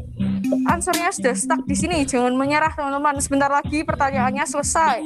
Gopay akan jadi milik kalian. Yang lain tidur apa gimana ya? Dadah. KM Sel. Jadi bukan sal ya teman-teman, pakainya E bukan A. Oke? JJ masih memimpin. Sekarang ada Steven, ada Tobi, ada Pras, Jordi Mik, Oksi sama Stanley hilang. Nah ini Oksi muncul dirasani teko. Oke. Foto di bawah ini merupakan foto dari Bapak, mohon maaf ya Bapak, dari foto Bapak Beni Danang Setianto. Apakah benar atau salah? Mohon maaf ya Bapak, bukan kerjaan saya ini. Kalau mau konfront itu saja panitia Soty ya. Ayo teman-teman sekalian, ini Bapak Beni tadi juga muncul ya sebagai adjudicator. Jadi bisa lah ya dijawab true or Siapa tahu false. yang nge-screenshot bisa dicocokkan mungkin. Iya, yang nge-screenshot bisa dicocokkan wajah Bapak Winnie. Ayo teman-teman. Ayo teman-teman sekalian. Jawab sedikit. Ini pilihannya cuma 2 loh. Pilihannya cuma 2, nggak ada extremely true, Iya. extremely false, how true, how false. Kayak kalau misalkan kita survei ya, Iya betul. sangat suka sekali, suka sekali, benar Ya, sekali. jawabannya, loh. Ya, ada yang jawab salah ini, ada yang jawab salah ini. Nih, sayangnya nggak bisa dilihat ya siapa yang jawab salah. dilihat. Oke, next question. Tada. Ya, Nomor 24, apakah kepanjangan dari UKM? Wah, ini tuh mahasiswa harus tahu nih teman-teman mahasiswa ini. ya ini teman-teman masih harus tahu nih. Apakah unit kreatif mahasiswa atau unit kegiatan mahasiswa, unit kebutuhan mahasiswa atau UKM. Ini UKM ini ada juga, gak cuma ada di universitas tapi ada juga Iya. di fakultas. Jadi teman-teman seharusnya familiar lah ya sama kepanjangan UKM. Mahasiswa pastinya harus Ya, tahu. teman-teman cuma butuh teliti aja ya. Soalnya di sini pilihannya tuh make sense semua kalau kita dengar. Iya. Ada Karena sama UKM. Enggak sih, kecuali yang itu tadi. Iya, itu kalau ada yang milih itu ya udah lah ya, Udah, ngantuk putus beneran asa. nih mau putus asa beneran nih, skripsinya belum Iya. kelar-kelar. Udah kayak desperate gitu. Jadi UKM atau mungkin yang sudah capek udah capek jadi ketua UKM bertahun-tahun. Betul. Jadi sudah lelah, jadi mungkin bakal aja jawab UKM gitu ya teman-teman. Sebentar lagi teman-teman. Ya. Jangan tidur teman-teman. Jangan tidur teman-teman. Pertanyaannya habis ini gampang-gampang kok. Iya. Insya Yesus, insya Allah. Oke, time's up. Ya, Jawaban yang benar adalah unit kegiatan mahasiswa. ya betul. Jadi jangan terjebak ya teman-teman. Masih milik UKM. Oke, sementara posisi masih sama kayak yang tadi ya. Iya. Kayak teman-teman juaranya cuma ada 3 loh. Jadi yang nomor 5 harap menyelip ya. Iya betul. Oke, pertanyaan selanjutnya, saat ini sudah dibangun lift di gedung HC Hendrikus Konsan ya, menghubungkan lantai berapa saja lift tersebut? Pilihannya segitiga, lantai 1 sampai 4. Pilihan yang bundar, lantai 5 sampai 8. Pilihan yang wajik warna biru, lantai 1 sampai 8. Wah, ekstrim sekali. Pilihan yang kotak warna hijau, lantai 1 sampai 5. Kalau teman-teman kurang tahu juga bisa tanya teman-teman yang ada di gedung HC as well. Ayo, atau bisa langsung ke HC. Atau mungkin sekarang teman-teman yang ada di HC bisa. Ya, atau sekarang teman-teman yang ada di HC atau di telepon. Neng HC ono pirang Iya apa liftnya betul. hubungke lantai Kenceng piro, liftnya piro. pencetannya ada berapa sampai angka? Dilihat juga pencetannya ada berapa angka gitu. Betul. Ayo teman-teman. Nah, kalau misalkan teman-teman itu sahabatnya Kak Alfa, pacarnya Kak Alfa dan kawan-kawan nih, Kak Alfa ada di sini nih. Telepon aja nih. Telepon aja ini menghubungkan lantai berapa sampai lantai berapa. Kita kambing hitamin Kak Alfa aja. Oke, time up teman-teman. Jawaban yang benar adalah lantai 5 sampai 8. Yang belum pernah, yang mungkin gedungnya di Justinus mungkin bisa main-main ke HC ya. Nanti kalau sudah bisa kuliah secara normal. Kayak Mas Stephen R. wah, ini membuktikan nih teman-teman, kalau kalian di bawah belum tentu kalian nggak bisa di atas. Nih ada yang C tiba-tiba naik. Oke, sekarang ini pertanyaan terakhir. Siapakah penemu penangkal petir? Wajar kayak kamu. Apakah orang yang digambar ini? Oke, Pilihannya pilihannya adalah Benjamin Franklin, Antonio Meucci, Michael Faraday, ataukah Gundala? Oke, ya yang jelas bukan itu ya, bukan Arjuna Mahabharata. Oh iya, betul. Bukan Michael Sen juga, karena Sen baru lahir guys. Saya baru lahir. Masih tinggi, bukan saya juga ya. Ini harusnya pertanyaannya ada pertanyaan kayak gini nih, siapa nama MC kita pada pagi hari ini? Iya. Gitu. Harusnya kan kalau kalian yang lihat dari awal dan teliti mendengarkan dari awal, tahu kalian siapa nama. Itu pertanyaan bonus juga gitu ya. Siapa penemu penangkal petir? Ya, ini pasti masih 27 answers nih, pasti pada masih nyari-nyari nih. Apakah Louis Vuitton? Coco Chanel. Penangkal petir. Oke, 10 detik lagi dan pertanyaan kita semuanya totally selesai teman-teman. 3, 2, 1. Dadah. Jawaban yang benar adalah Benjamin Franklin. Wah, ini ada yang seri ya, Wah, Michael seri. Faraday. Mungkin teman-teman yang ngerasa kayaknya apa namanya Michael Faraday gitu deh. Itu bisa do a deep research ya. Oke, kita bacakan pemenangnya. Juara 3-nya adalah Oxy. Oxy bener 21. JJ. JJ. Siapa nih namanya ini? Atau mungkin ada yang namanya JJ bener kali ya? Oh iya mungkin. Kan JJ kan nama orang. Jalan satunya adalah Stephen R. Oke. Stephen R tadi pertama kali nggak muncul, sekarang tiba-tiba jadi pemenang Stephen juara R ini 1. jarang muncul tapi tiba-tiba mereka push gitu kayak juara 1 gitu Oke, teman-teman. selamat kepada Ketiga pemenang. Untuk ketiga pemenang bisa itu ya di screenshot Lalu teman-teman bisa ngeklaim hadiah dengan cara nge-DM panitia Soty di Instagram @soty2020 sambil menyebutkan identitas teman-teman dan juga nomor telepon teman-teman buat itu ya, buat apa? Pengiriman pentransferan GoPay-nya itu. Dan teman-teman sekalian, buat teman-teman yang masih mau mendukung teman-temannya semuanya, teman-teman bisa untuk nge-screenshot salah satu display dari Zoom ini, terus bisa juga di-upload di Instagram story teman-teman dan di tag @soty2020. Di tag @soty2020 nanti kita akan repost beberapa. Jangan lupa juga ramein live chat-nya dan juga chat yang ada di Zoom itu ya teman-teman. Ya, betul sekali. Ada apa ini? FBSOY, FIFA FLA. Bersiap ya Lisbeth. Bersiap ya Lisbeth. Oke. Oke. Now it's finally over. Our quiz is done. Okay, so we would like to continue. Yeah, we would like to continue. But before that, I will explain briefly again about rules of this event. So first, please mute your mic and turn off your video for the entire session. And second, please do not leave the meeting in a sudden because we have a limited capacity. Okay, we would also like to explain briefly about the presentation rule for each finalist. So, right before the presentation, we will play supporter video of each finalist. Yes, correct. After the video of supporter is already played, you can start preparing yourself for sharing your screen, and then your presentation time is 10 minutes. Begin when you are ready, begin when you are in your first word of your speech. Okay. And we will knock once if it's already 5 minutes. We will knock twice if it's already 8 minutes. We will knock 3 times if it's already 10 minutes. We will knock continuously or say times up if you are over time. Okay. So to prevent anything from overtime, you can also time yourself with your phone, for example, or there are available timer online in browser as well. So who do we have here as our fifth finalist? So as I said before, we have Miss Lisbeth Vanilla from Faculty of Computer Science. Woo! So before that, now let us show you Lisbeth's incredible supporter. Here are the video and check it out. Check it out.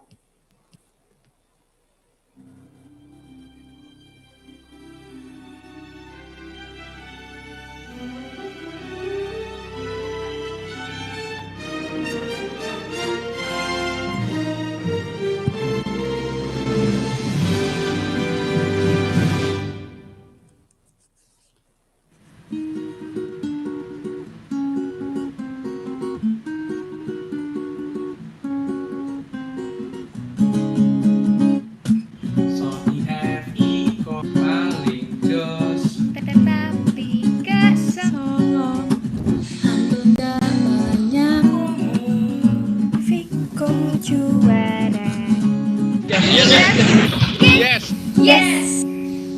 Mana suaranya? Oi. Kurang keras. Oi, oi. Siapa tuh? Keluarga Epenis. Mulai. Okay. That was very interesting. Oh my god! I thought it was a trailer movie. Yeah, I thought the first opening is just like a movie trailer. I think we have to appreciate the dedication for editing the video. Wow. Okay, for now, Lisbeth, you may start sharing your screen and start your presentation whenever you're ready. To all of people from Faculty of Computer Science, you can also support Lisbeth by spreading your hashtag through Zoom chat and through live YouTube. Good luck. Good luck. Hello, good morning everyone.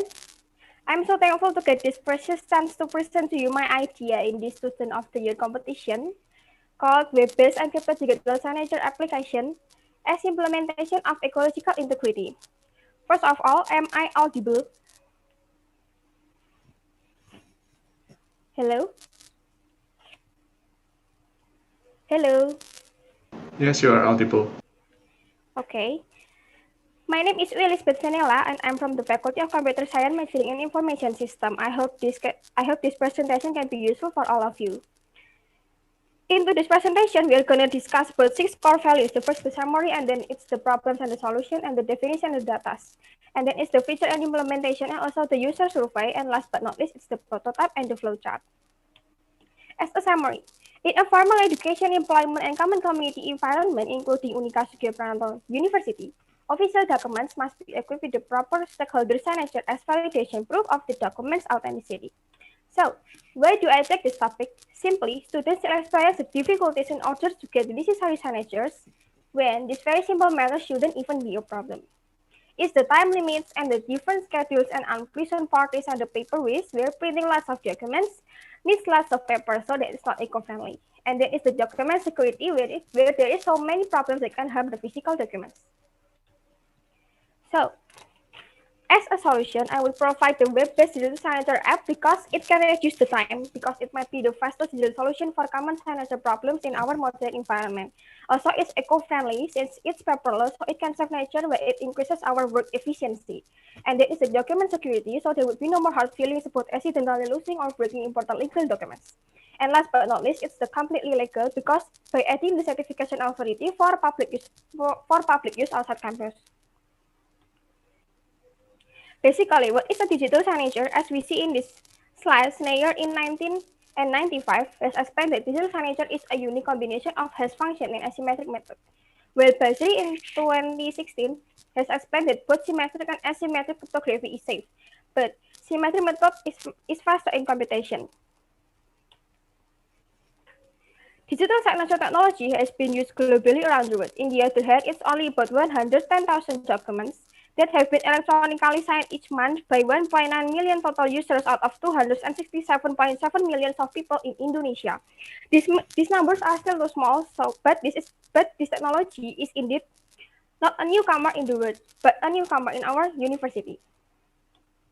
In this diagram, we can see that its usage is crucial because scanning mistakes listened by e-signature, and then it can make the savings in documentation gets better, and then it can enhance the productivity in obtaining approvals, turnaround time cut, and the leading businesses who say the use of e-signature can boost customer renewal rates, and also sales organizations who minimize proposal error using e-signature. And then digital signature is not a type of e-signature, but it supports the common e-signature. E-signature versus digital signature. We can see in here there are so many types of signature, but we just want to discuss about the electronic signature and also the digital signature. An electronic signature is basically needs to prove who signed what was signed and intent and the consent, while digital signatures can support the electronic signatures by secure the sensitive data, detect sampling effort, and also strengthen signer trust because it includes the encryption in the documents. Now, I'm going to talk more about the product. It's called CyberSign, a web-based application of digital signature uses symmetric method of encryption that can be validated by the QR code scanning. Below in here is the picture of the landing page of the CyberSign.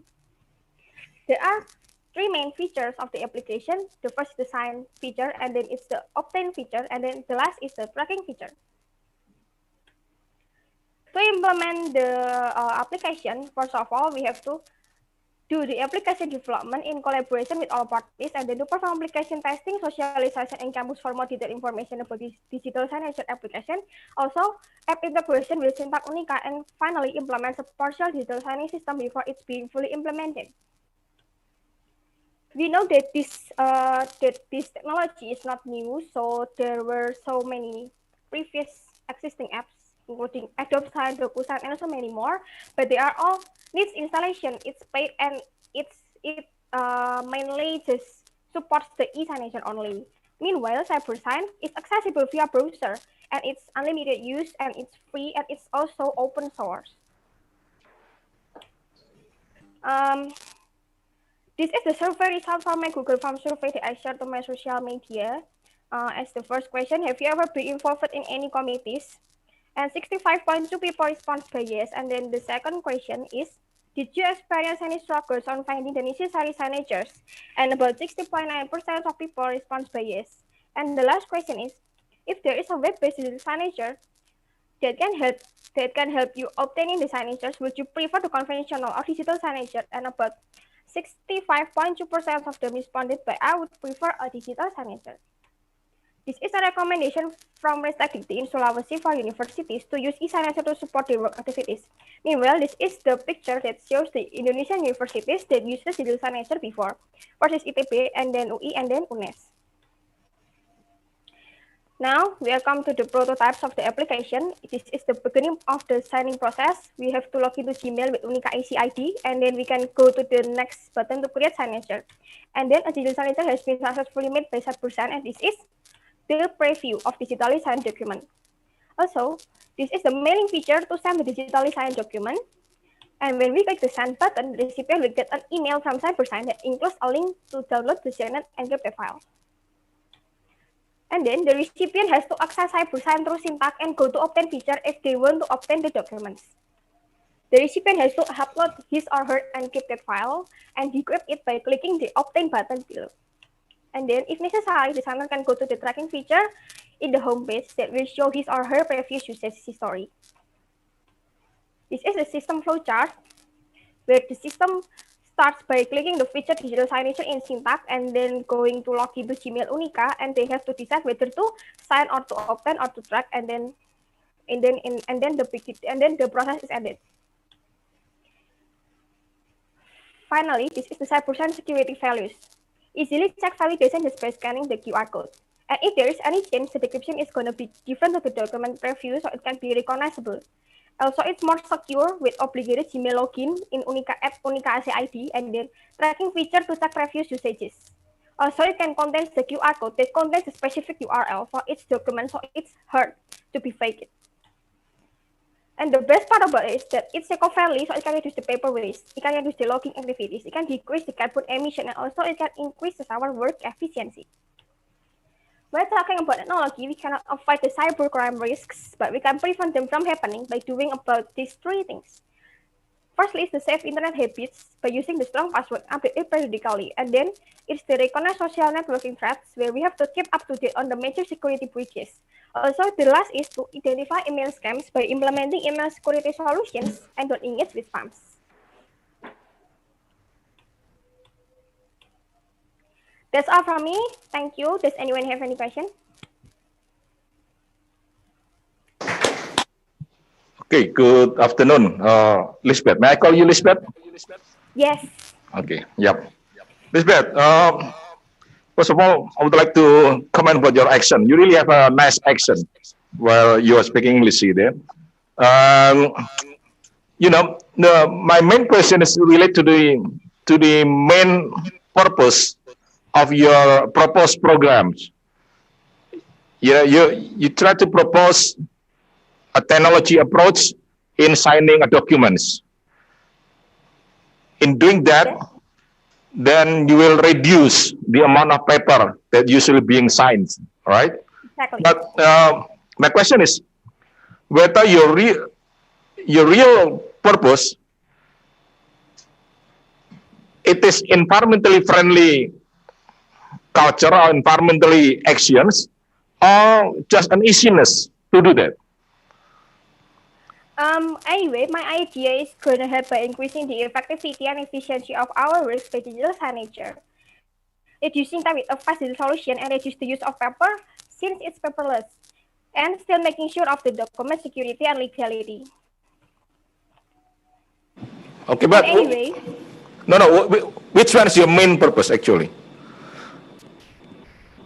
This actually uses less paper, so it would reduce the paper waste and being eco-friendly. Also, Okay. this app provides a faster and more efficient process for signing activities. So when the use of time is reduced, it automatically decreases the use of energy too. Okay, So if I'm not mistaken, Lisbeth, sorry to interrupt. If I'm not mistaken, you know that most of the gadgets right now, I think most of the gadgets are using touch screens, and then you can easily sign even with your fingers. You don't really need a program to do that, right? So, yes. so your solutions, it's just a different type of how to sign the documents, and you don't really need that kind of program actually, especially if you try to swift your purpose from the creating a certain program digitally, and then you try to put it on the big agenda of this Soty years, the Soty 2020, building ecological integrity. That okay, this also will create a more paperless society. but it's not really that novel. What do you going to comment about it? Anyway, I have mentioned before that this technology is not a new technology, so there is so many more existing apps before cybercrime. But Yeah. I can also explain that. Anyway, after a small research that I do this morning, I see that so many more existing signature apps, besides cybercrime, has a more pricings.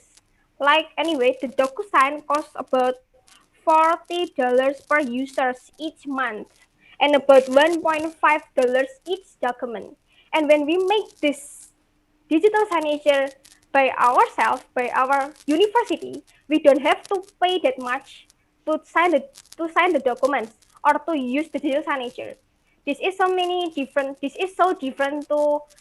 Okay, I know that there is so many existing apps before, but we have to pay for it. And this digital signature we don't have to pay. We just have to pay for the application development and etc. But when it's finally made, we don't have to pay anymore for the DocuSign, for Adobe Sign, and Okay. many more. So the main purpose is more on the economical side rather than the environmental thoughts. Nah, it can also touch the environmental and the nature because, as I said before, this is paperless. So I can save the nature by using the less of paper and then wasting less of paper. And Yeah, also but that's the main argument of all digital things. So it's not the main argument of your applications. That's the main arguments of all digital things. You know, they try to we reduce the paper, but any kind of digital things, we always mention about that. But it's not really your arguments that supports your main apps that you're going to propose. That's my point. Thank you very much. I pass it to Pak. Thank you very much. Yeah, good afternoon, Lisbeth. Good afternoon, Mr. Ridwan. So your proposal is creating the system, the new system, right? Yeah. So it must be have the cost, not just only free. The free is only for the software, not for the system, right? Yes. Yeah. So have you see any system in Unica using the same idea with you? Is it about digital signature? Yeah. Not just digital signature, but how to prove the document is real and paperless, right? Yeah. Signature is just one way, but how to prove the document is real is the purpose. Have you seen the system like that in Unica? Yes. What kind of application, what kind of system?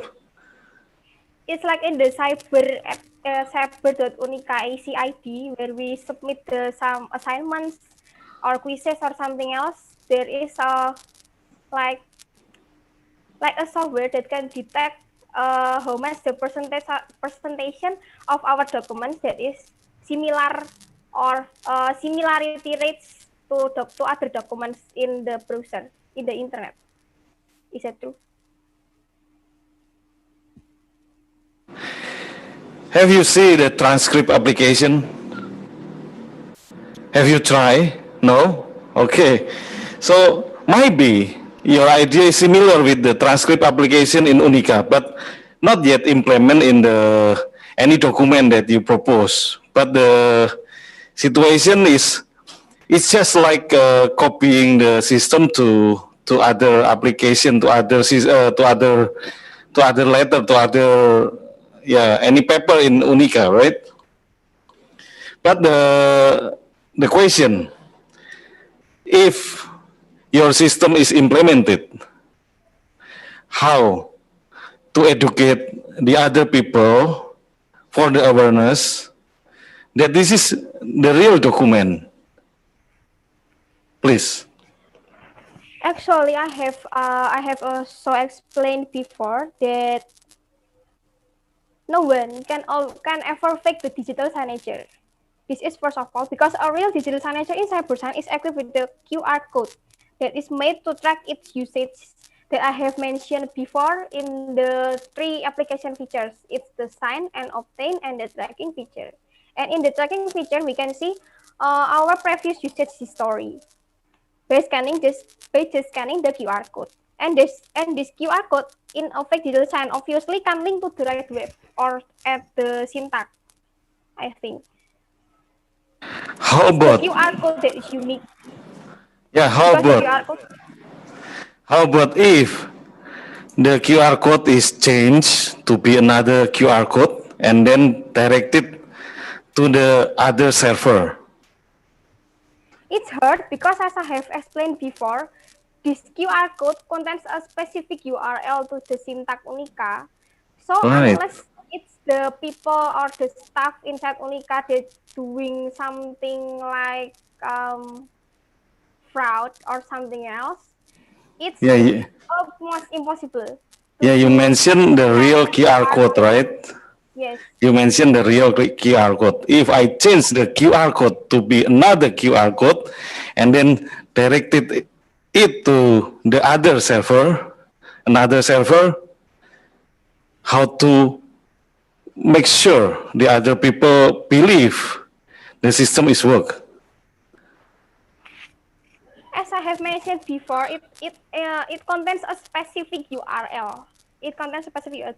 That specific URL itself, if I have to explain it technically, I would explain it way. System would provide a static encryption and decryption key for the whole signing process. For example, a string name key underscore cybersign, and then after sign, system would join the recipient's name, signer's name, file name, and also the time and the date of time signing process. For example, a string variable name 1, name 2, file name, and the date time, and then it would be modified into a QR code, and the document is finally encrypted. Also, when scanned, this QR code will link to the specific cybersign URL. For example, syntax.unica.acid/cybersign/name1 underscore name2 underscore file name underscore date time that is being made before. So Thank this you, URL Lisbeth. contains the decrypted document, so it can depend on the signer security. So it's Yeah, thank you, Lisbeth. Just for you know, I can change the QR code and then modify the QR code to go to the other server. Just put it, just replace it. Yeah, just for you know. Okay, Pak Budi. Yeah, thank you, Lisbeth. So I'm impressed by the speed of your what do you call it? Your speaking, and also the fluency of your English. I'm wondering whether you read or not. You read the text or you don't read the text actually. I have a text. But do you read the text or you I read the text memorize? and the PowerPoint and then memorize some of it and Okay, yeah. then So lots of exercises before. okay, so I'm sure that you have a very bright, cognitive power because the processing, the signal processing is very fast. Yeah. Yes. So you can translate what happenings in your brain right away to your speech. Okay, it's good. So Thank you. now I would like to go back to the theme of this Soty competition this year is ecological integrity, right? Yes. So now can you convince me that your proposed works can match to the theme of ecological integrity? So if it does match, in what respect that that I can find the matching? My idea in this digital signature application Mhm. is gonna help by increasing the effectivity and efficiency of works by digital signature. So it can save nature where it uses less paper. When it uses less paper or paperless, it can also decrease the carbon emission. It can decrease the use of energy.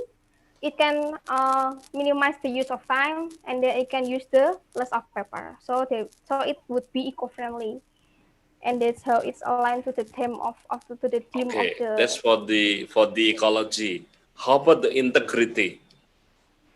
So I deliberately, cut off separate the words ecological integrity because knowing that your topic is quite interesting. Yeah, can you relate? Can you relate your proposal of having digital signature to the let's say notion of integrity?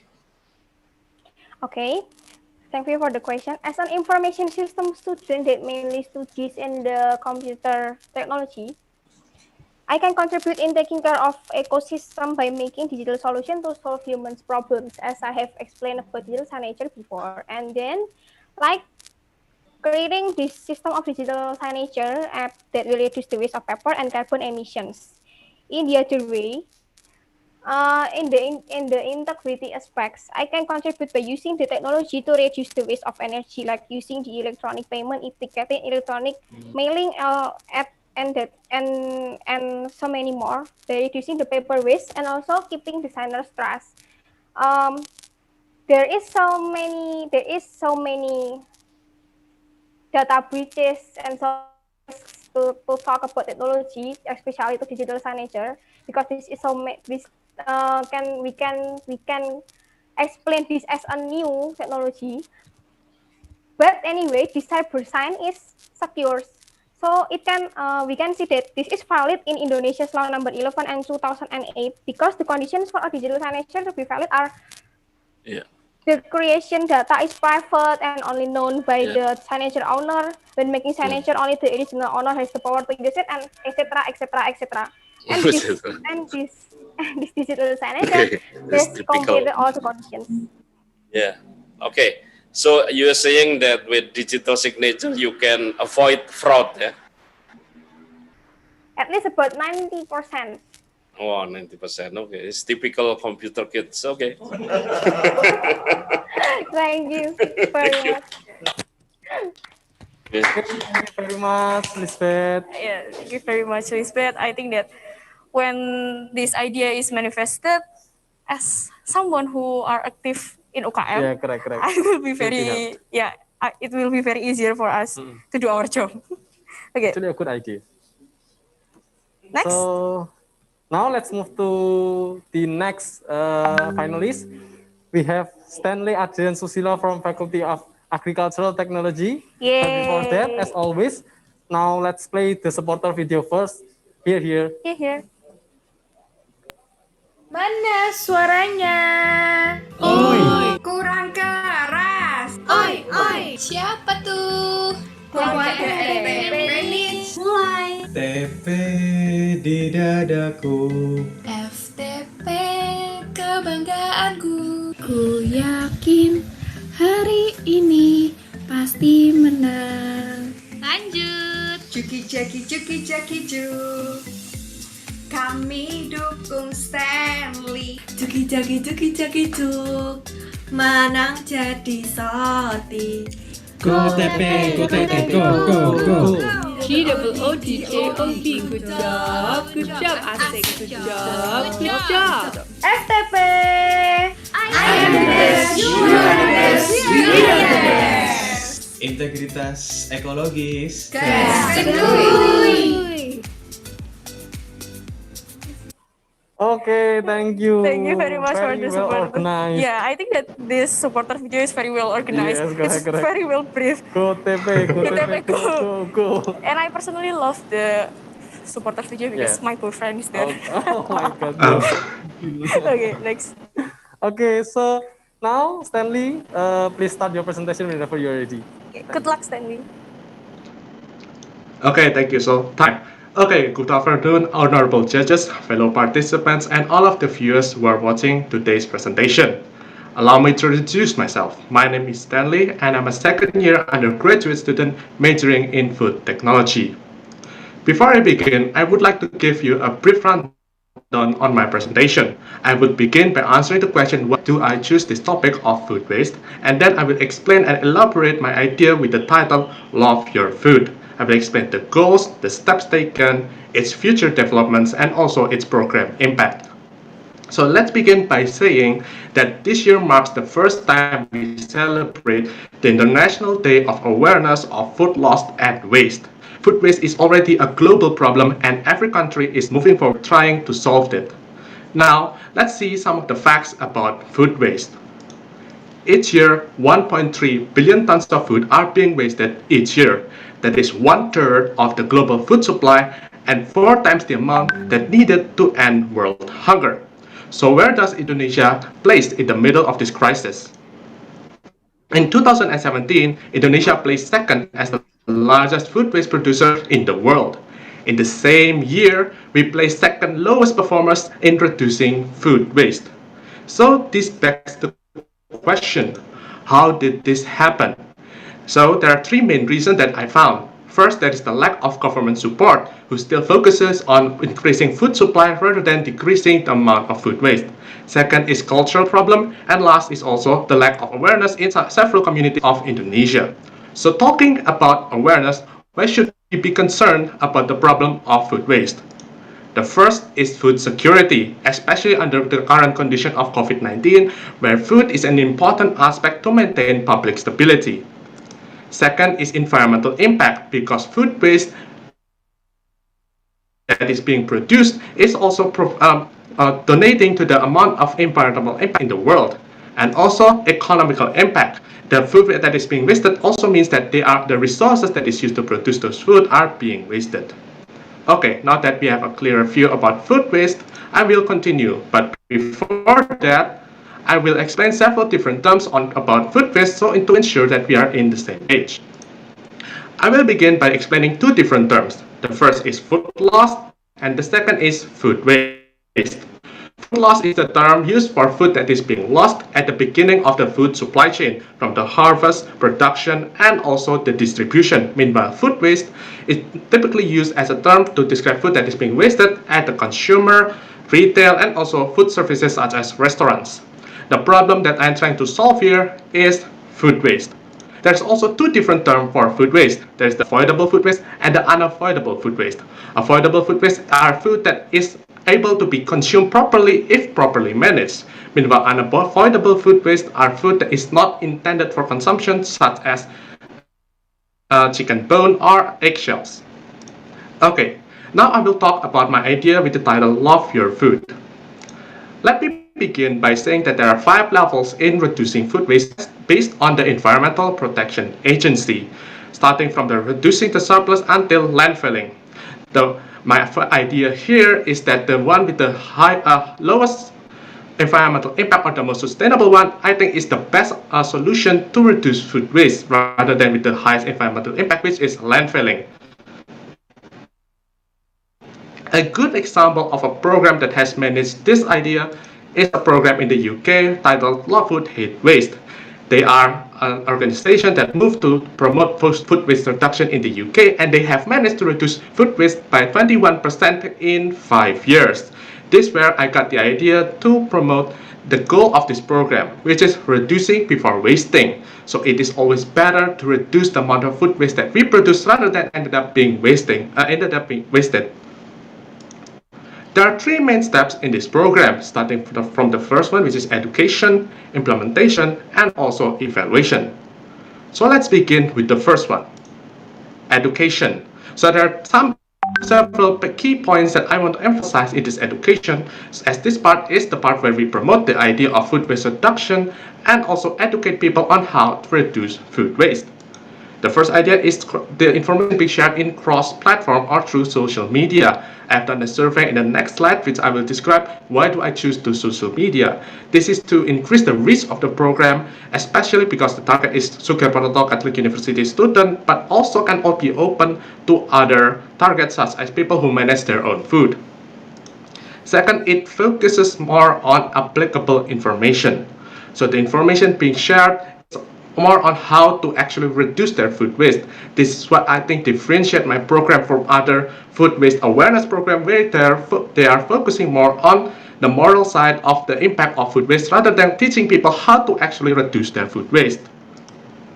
And last is to make sure that the information being shared is easy to understand, interactive, and engaging. This is done by giving subtle information about food reduction, providing games for people to join in or a competition.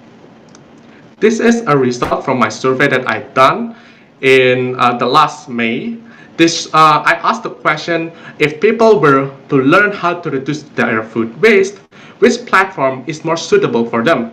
Most of the respondents respond by saying that educational video to streaming services is the best bet. Meanwhile, the second one were through social media such as Instagram, Facebook, or Twitter.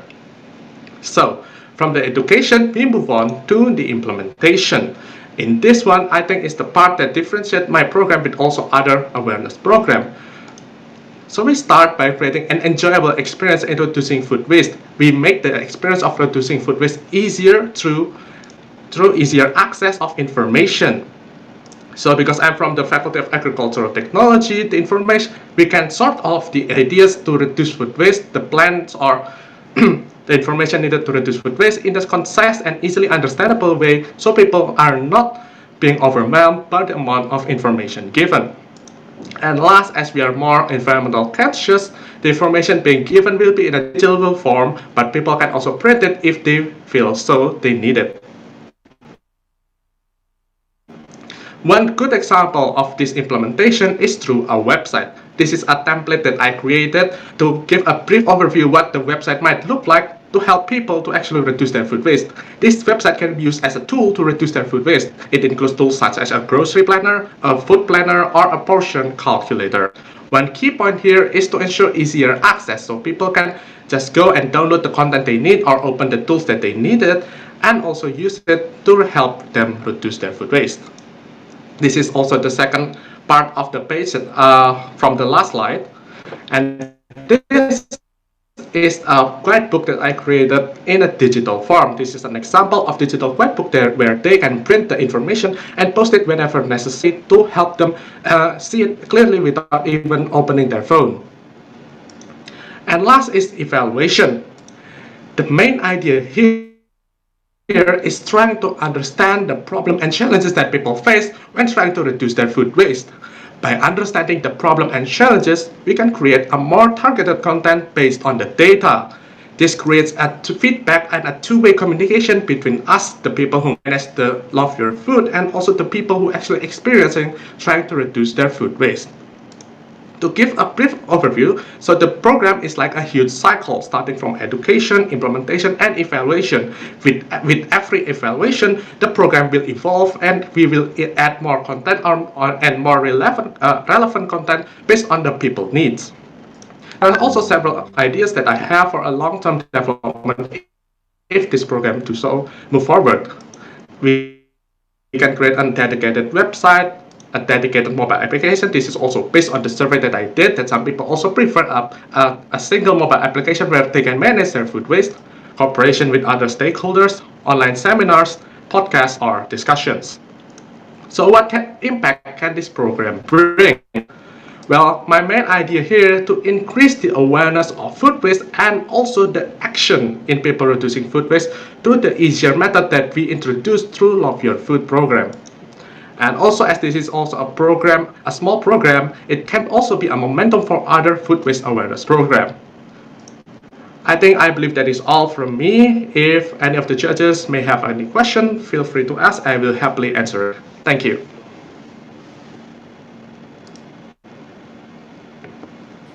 Good afternoon, Stanley. Good afternoon, sir, Mr. Ridwan. Yeah. I see your program is interesting, and we can call it as a 360 degrees marketing, right? Yeah, for the. I never actually heard the term 360. Okay, but I think can be considered as a cycle. Yes. Yeah. But I still wonder how to monitoring or measuring the any stage in your program, how to calculate this is works and this is not works, and also the comprehensive stage is work or not. So I still wonder, can you explain for me? Okay, so I think I didn't explain this clearly in the part of the evaluation, but there is also let me show the.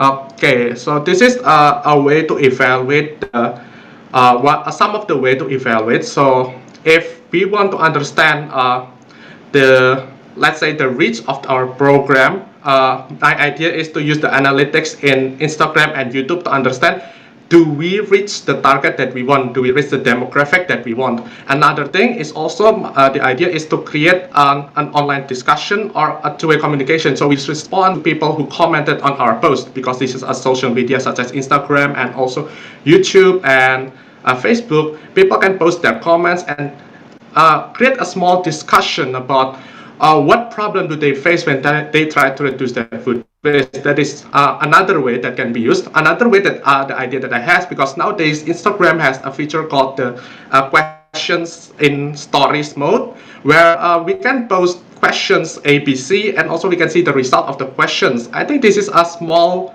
but an easy way to create a small survey that people can fill during their free times when browsing the social media. So they can answer the question, let's just say, do you think how many food waste do you produce? Small amount, many amount, and then we can create an evaluation based on that small survey that we did. That is my answer for the question.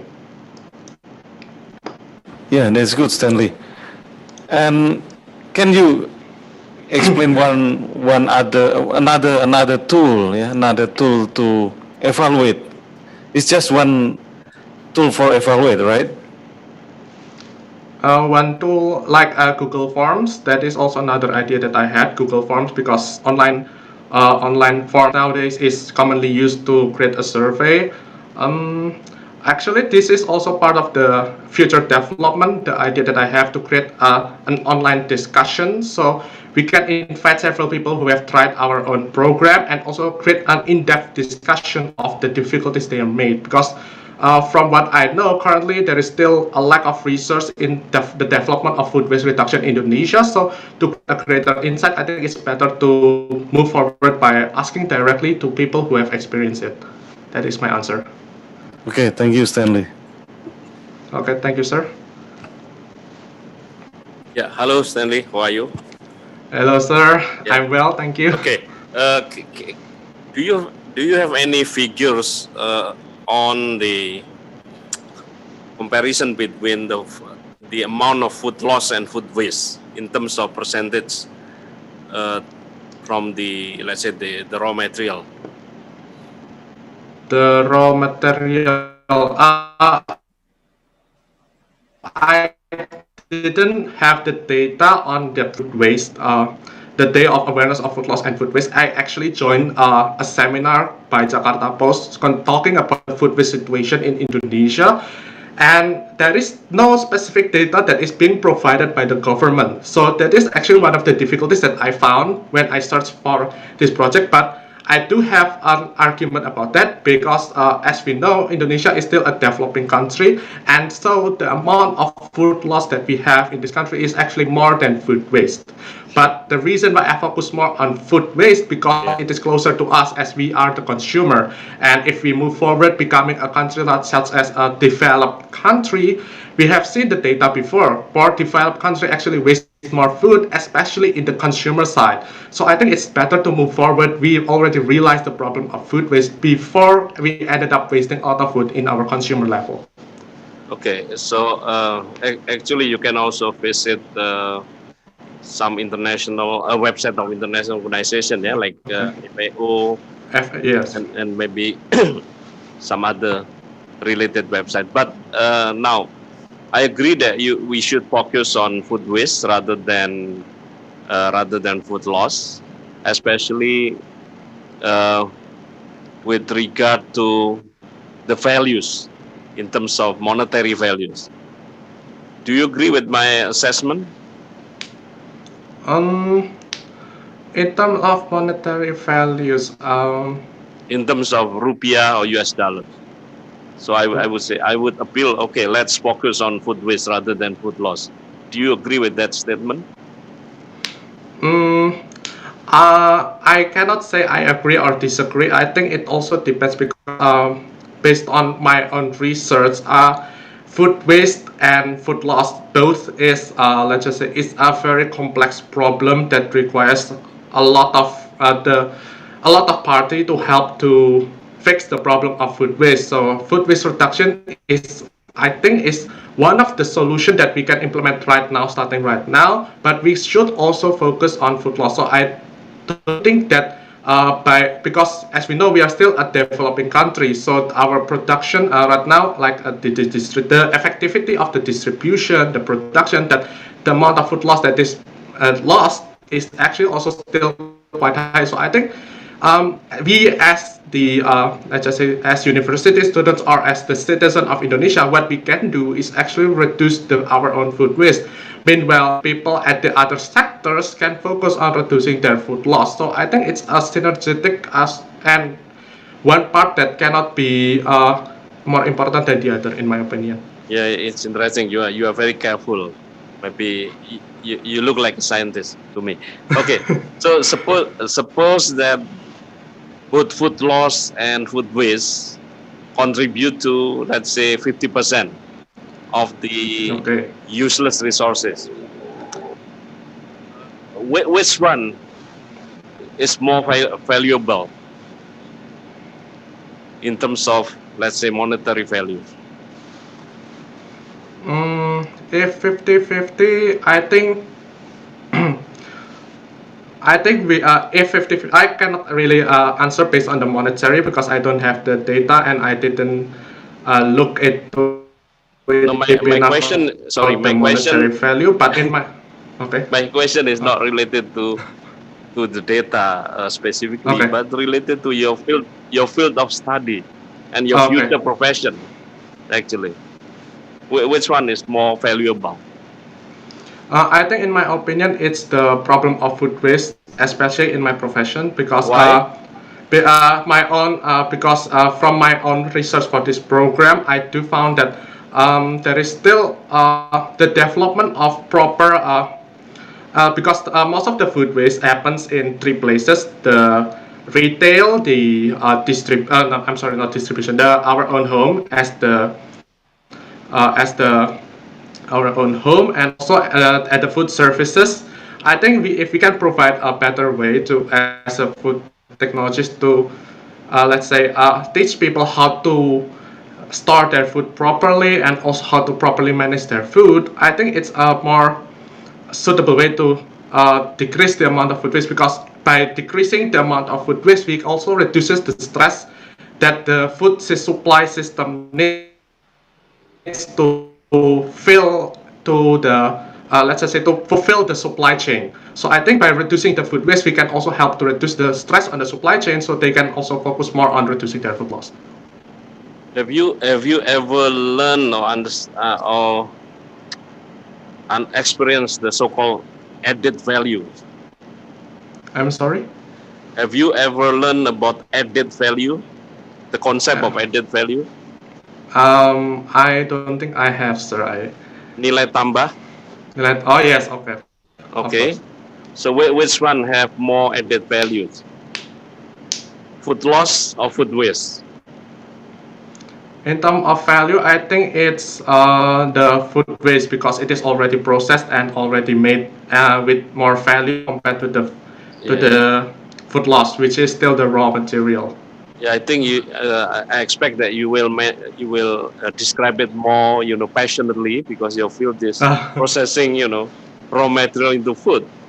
You put all the energy, you put all the technology, in order to make high value product. Products, yes. And yet, food waste is actually high value product which are not consumed, right? So that's why you should focus on food waste. And so your choice is correct. Okay, thank you, sir. Please, yeah.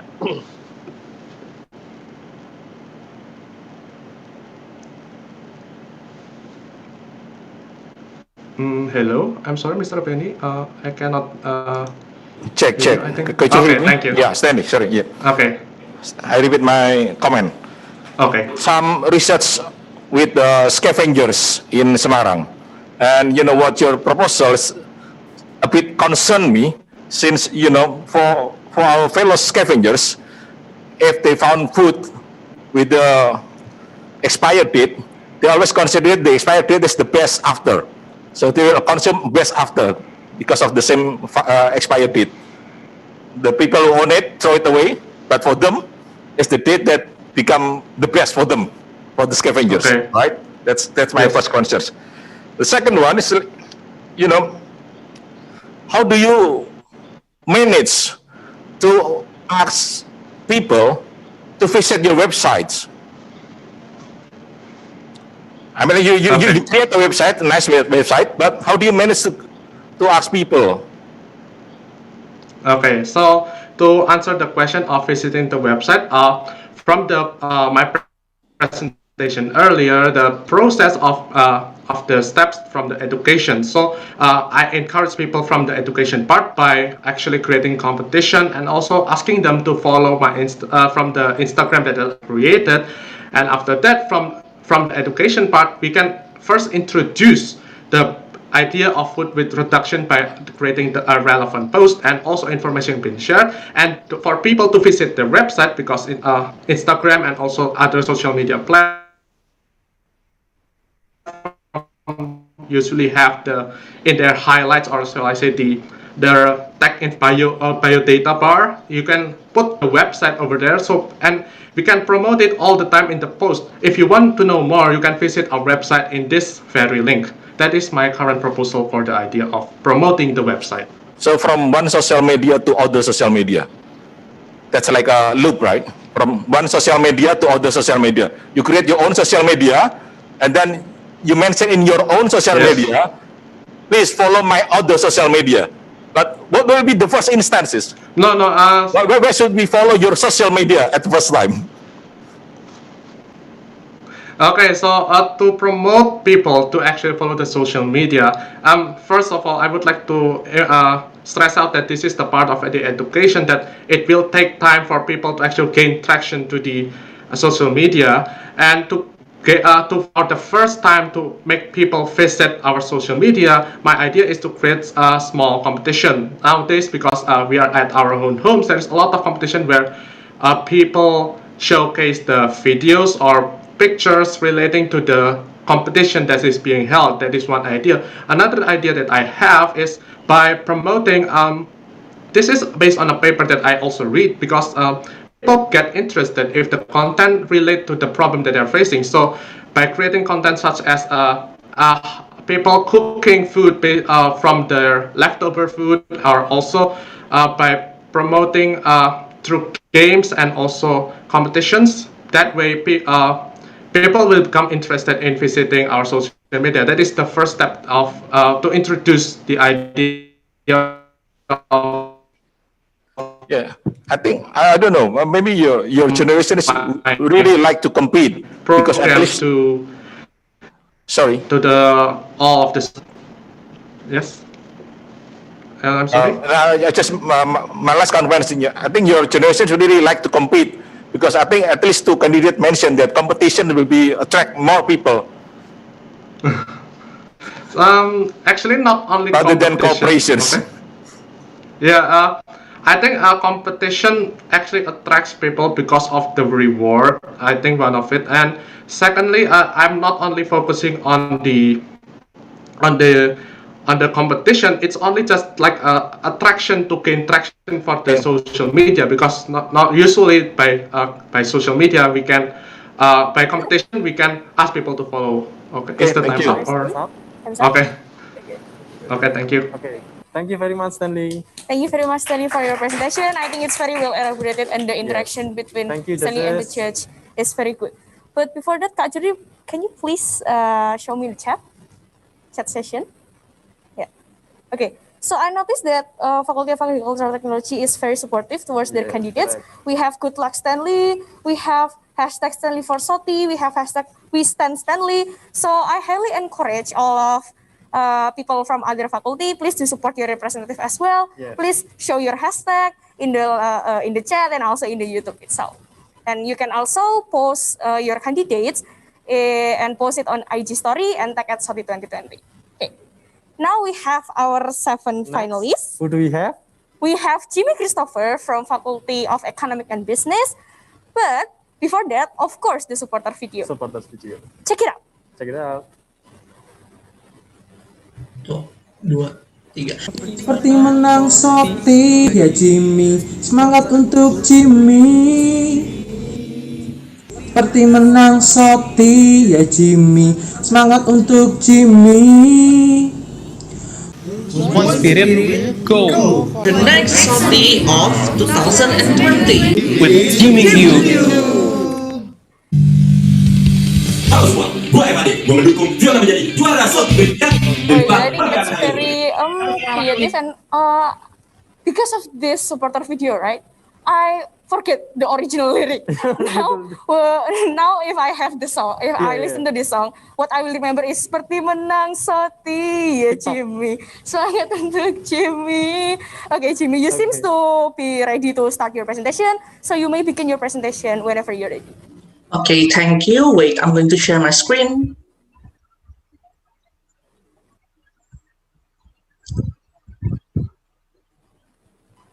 Is it clear enough? Yeah. Okay. I'm going to start in 3, 2, 1. Good morning, judges. My name is Jimmy Christopher, delegate from Faculty of Economic and Businesses, and I'm here to present my paper entitled Probable Integrity of Ecology Creator. But first of all, what is integrity of ecology? It is the consistency on keeping a healthy communication with our environment. But had it been succeed? Let's try to take a look at the current situation. Currently, there are 2.01 billion metric tons of trash produced annually worldwide, and it is expected a massive 70% increase by 2050, ladies and gentlemen. You heard it right. But how about Indonesia? From the study held by Indonesian Ministry of Environment and Forestry, currently, from 100 tons of trash produced annually in Jakarta, only 7.5% is being recycled. The rest of it goes to the landfills. Now, the question will be whether it is so hard for us to recycle. The answer, the gross mismanagement of waste.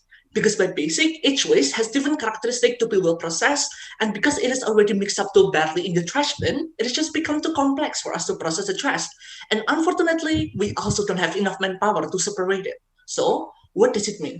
It means that we need to take it from the root. We are talking about human behavior to waste carelessly that not only create degradation quality of environment, but the recent deadly outbreak of coronavirus are also one of the after product, since coronavirus spread fastly in unsanitized area which are created by the pile of waste.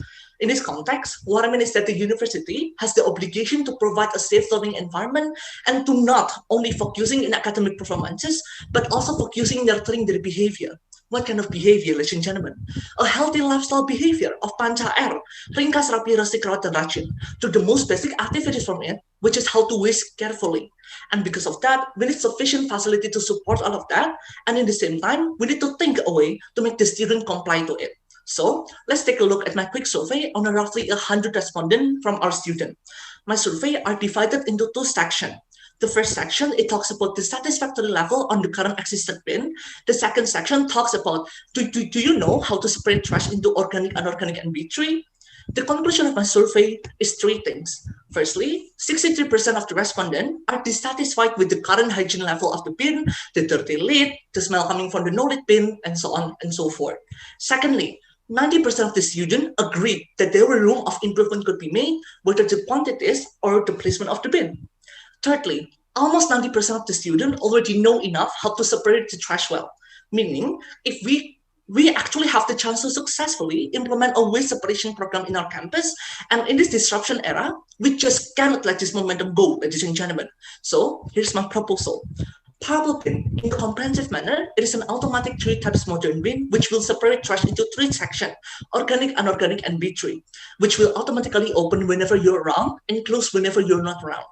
Because of its sensor, and it offers 4 main benefits: hands-free mechanism, modern and stylishness, a good waste management, and it could also be perceived as US error exposure. Now, let's talk about the first benefit, hands-free mechanism. Currently, in our campus, there are 3 types of bin. normal lid, rotating lid, and no lid bin. But why then these are not enough? For normal and rotating lid, you need to directly touch the lid to throw the trash in the bin, which are full of bacteria and prone to viruses. And in this pandemic era, it is just kind of unwise, ladies and gentlemen. And for the no-lid bin, it just simply could smell unpleasant from the piled up waste. And we actually do not want that. And with purple bin, we could tackle all this problem.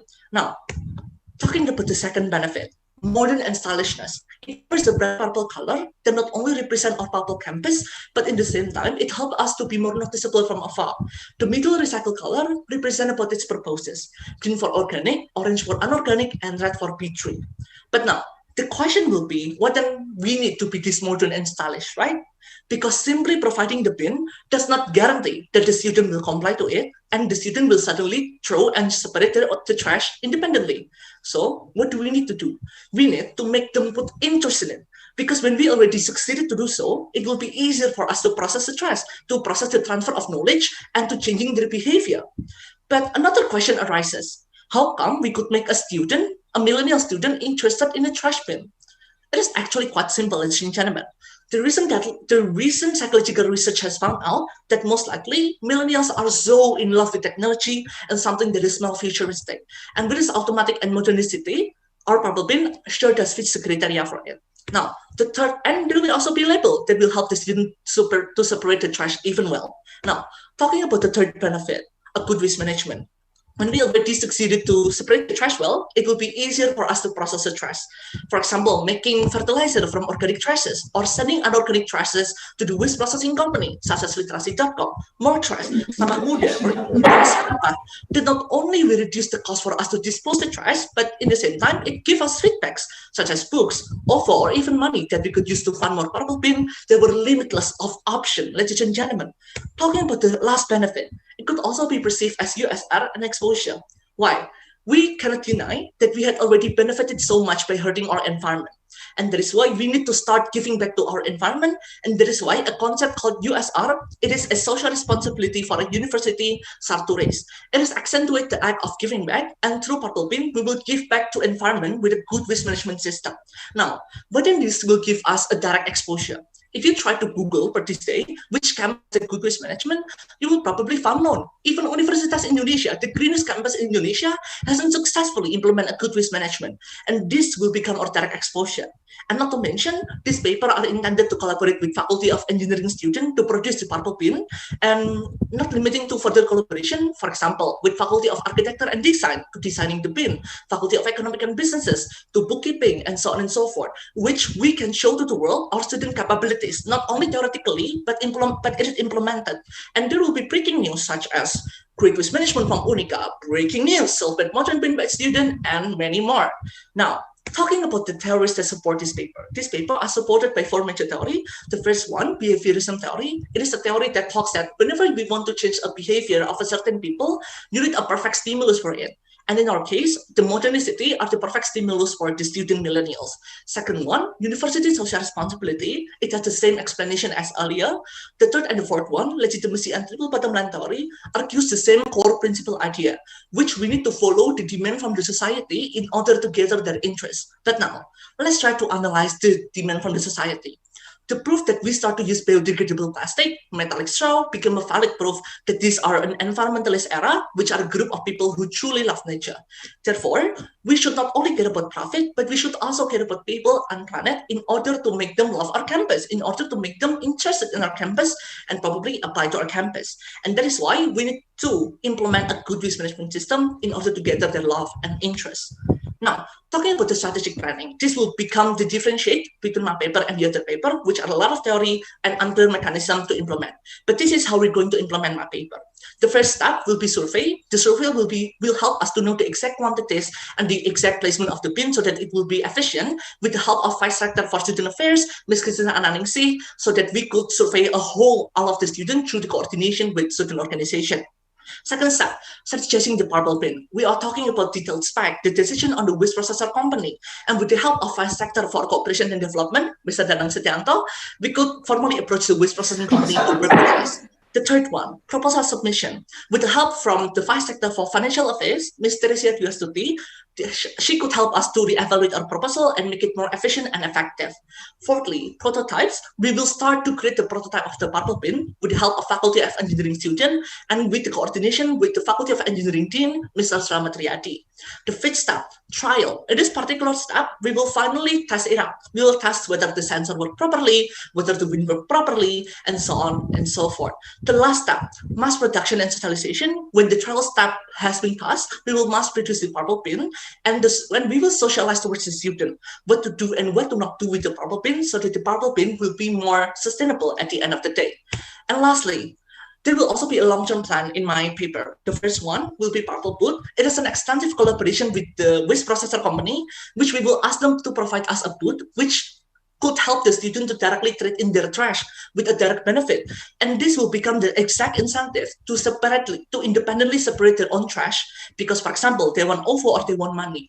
These are inspired by one of the work program of LKTD in Faculty of Economic and Businesses that work together with Koperasi Mahasiswa for food coupons that gains a lot of enthusiasm from the student. And lastly, integrating green accounting system. Green accounting is a new concept.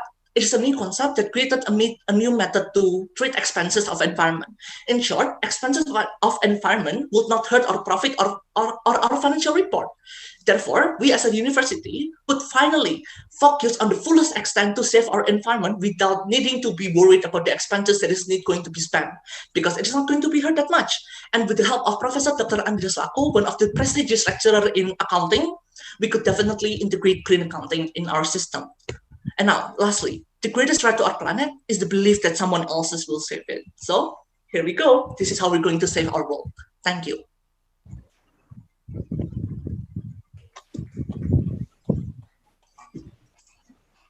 Yeah, Jimmy, it's very interesting presentation. Thank you so much. Sir. Yeah, passionate, enthusiast. Yeah, it's good. Yeah, that's my middle name, sir. Enthusiasm Jimmy.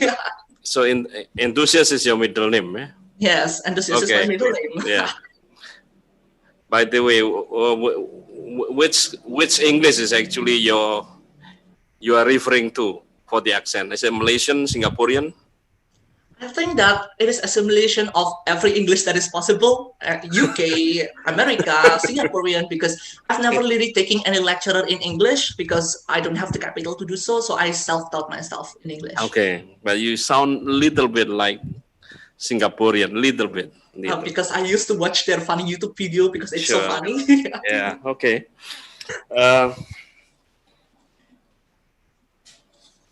Can you clarify what is actually the let's say the superior characters of your three bins, three purple bins compared to the other three bins available somewhere in the country, including in the city, because it's not quite new actually. This kind of triple bin system.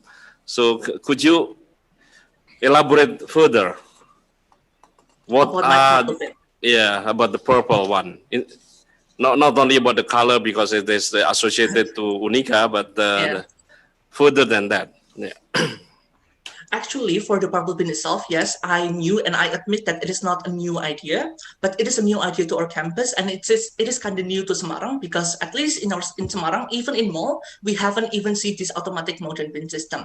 Which I want to accentuate is that we want the student to firstly gather their interest towards our bin first. Therefore, they will start to be interested. They will start to be notice the bin, and they will start to, for example, reading the description, what to do and what to not do in separating the trash, which one is organic, which one is inorganic, and B3. Because if we did not gather that interest first, they will not care at all. They will just simply think, it's just a normal tree, it's just a normal thing, it's just a normal tree type spin that is not mechanical, and so on and so forth. But I think, and in my pulp bin, it can also be integrated with the capacity notification that will furtherly help. The cleaning services to know whether or not it is already full or not. If I may share my screen once again, actually there is one thing that I haven't shown, is that this one. It could also be integrated to an apps. It is inspired by one of the paper that I've read in one of Faculty of Engineering student paper. It could also be integrated in an app so that it could help the cleaning services to notice that, oh, the bin is already full without needing to manually check the bin is already full or not. And with the help of Mr. Kun Sanjay and his team, we could definitely achieve this. Yeah, we could definitely achieve this integrating. Yeah. So this is what you mean by modern, let's say, trash bin. Yeah? Yes. Don't you want to go to further, for example, by inserting like Google Assistant maybe in your purple bin? So you just say open, close. Are you full? Or are you foolish? Actually, it is possible. And that is why I want to ask the help from the Faculty of Engineering student.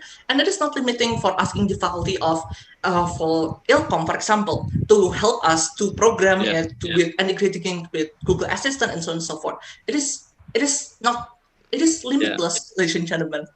Okay, so I get the idea now, and then I go to your strategic planning, and there I found some intriguing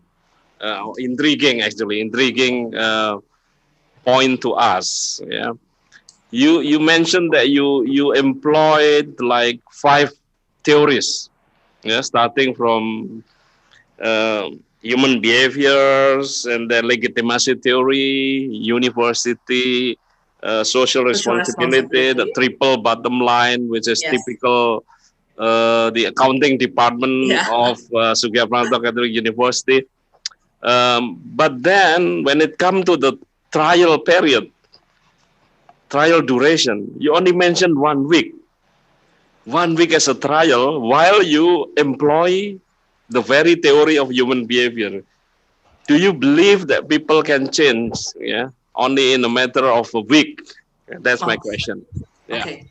It is. I'm sorry if it's a little bit misinterpreted. In the trial section, we will only test whether or not the bin is already working properly, the sensor, the motor, and But for the survey, for example, whether or not they are already interested or changing their behavior, I agree that it needs a long time. Therefore, it is in my 6th step, which is already in the mass production. And when we already mass produce and spread it to all of the faculty, that is when we are starting to get the data. That is when we're starting to analyze the behavior of the student itself. Do you have the slide presentation on that subject, on the the planning for implementation? Or the plan for implementation, I don't quite have the exact slide, but I can explain to you briefly.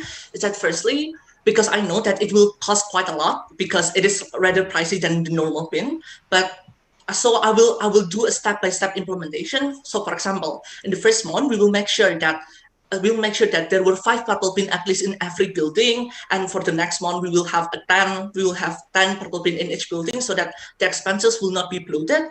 And we could slowly start to figuring out which places are more effective to be put purple bin, which places are more often to be full, and has it been effective. We can slowly start there like that. How long do you think for the average student to be able to synchronize between their knowledge on waste separation and the practice based on the theory that you mentioned? You mentioned about the human behavior theory, so I suppose you read something about that. So what is the typical duration needed to bridge the literacy and the action? And that will be my last question, Pak Benny. Okay, for the duration needed, actually, from the study that I've heard, from the paper that I've said, that recent psychological has found out that most likely students are so in love with futuristic thing, we only need approximately a month or so to changing their behavior to integrate with the futuristic system, because millennials nowadays, for their whole life, they already be surrounded by technology, so it won't be that hard for us to reintegrate to the technology. Yes, one month is more than enough to create a behavior slowly but surely. Imagine that even to force someone to wear mask, like this, you need more than 1 month. That's my comment. Okay, Pak Benny. Yeah, thank you very much. Jimmy, it's a quite interesting concept, especially because you also mentioned my name during your presentations, right? let's say I believe with your concept, and then I will introduce you to one of our university partner that can materialize your idea or your concepts into a product. And usually the entrepreneur will ask, how much money do I have to give to make your idea into practice? Okay. Okay. For the external entities that we're going to work with, they only need to be the waste processor company, so they don't need to fund us anything. They only need to take our trash out of our campus, and for the funding itself, we will internally funding ourselves. We'll internally funding for. No, I mean to create your trash bin, your model trash bin. Okay. You need the money, right? For that. Yes. To build your trash bin, you need money, right? You're going to fund it for everyone? No.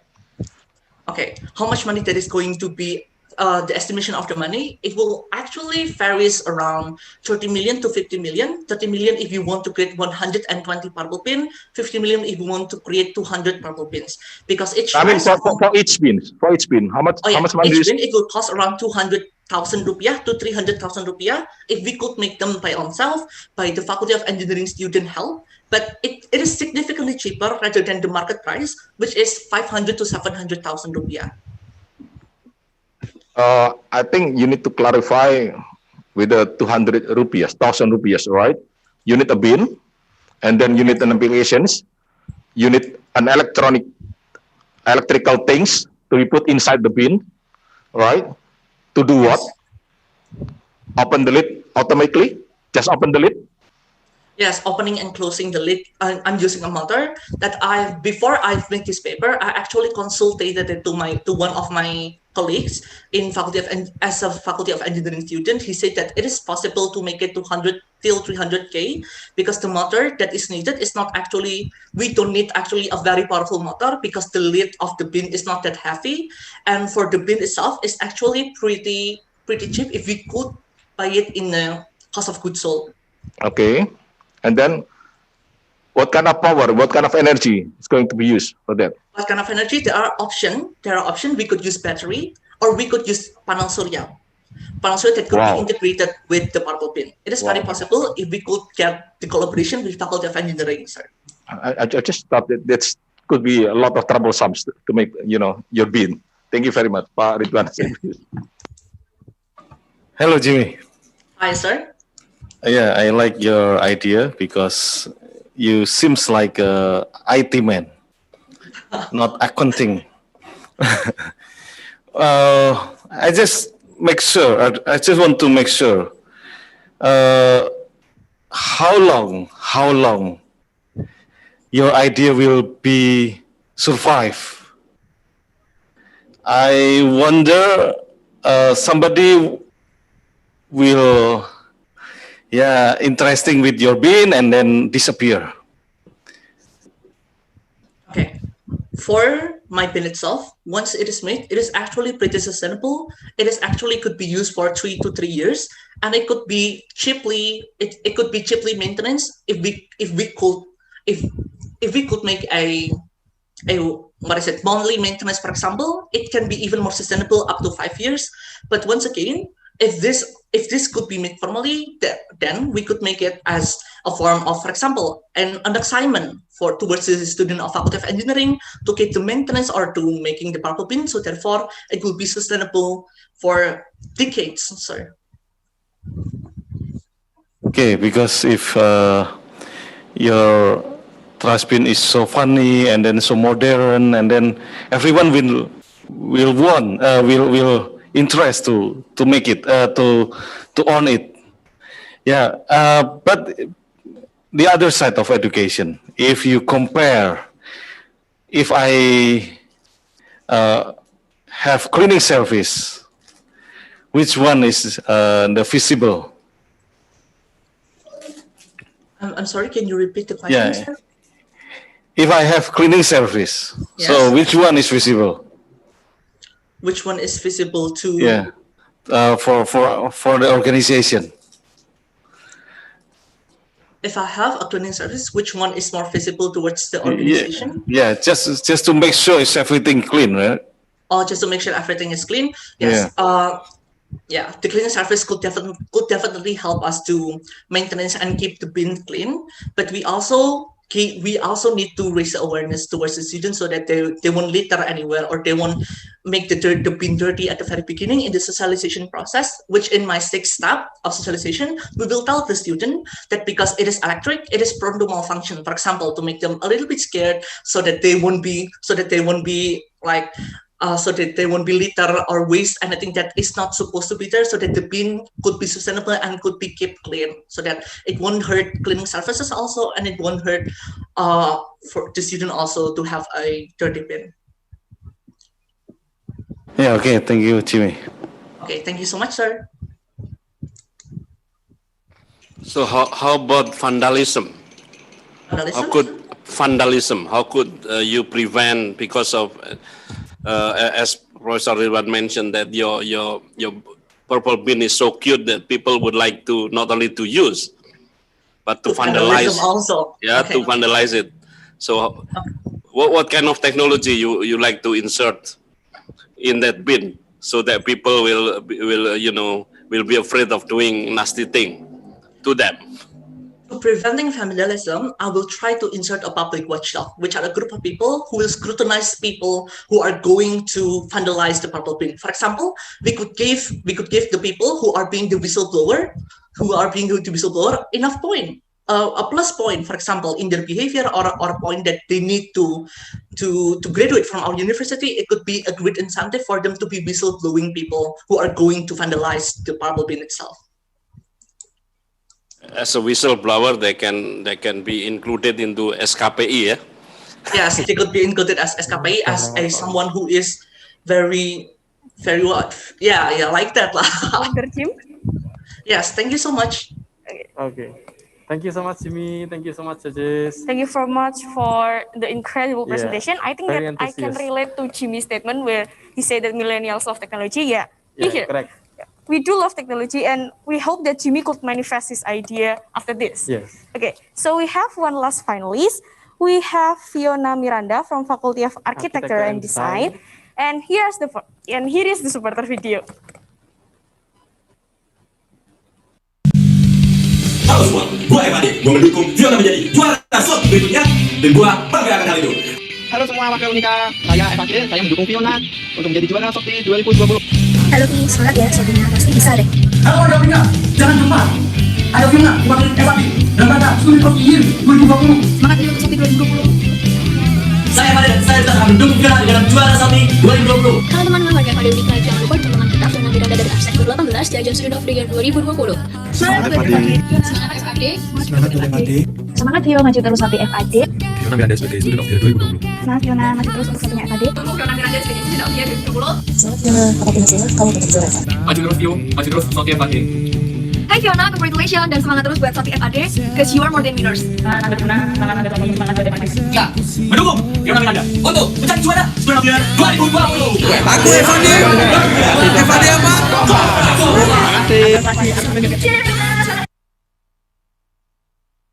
Ayo Fiona, Student of the Year 2020.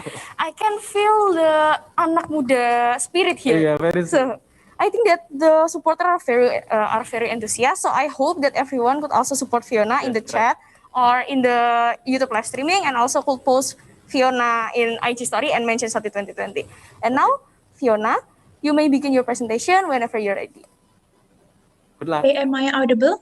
Yes. Okay, thank you.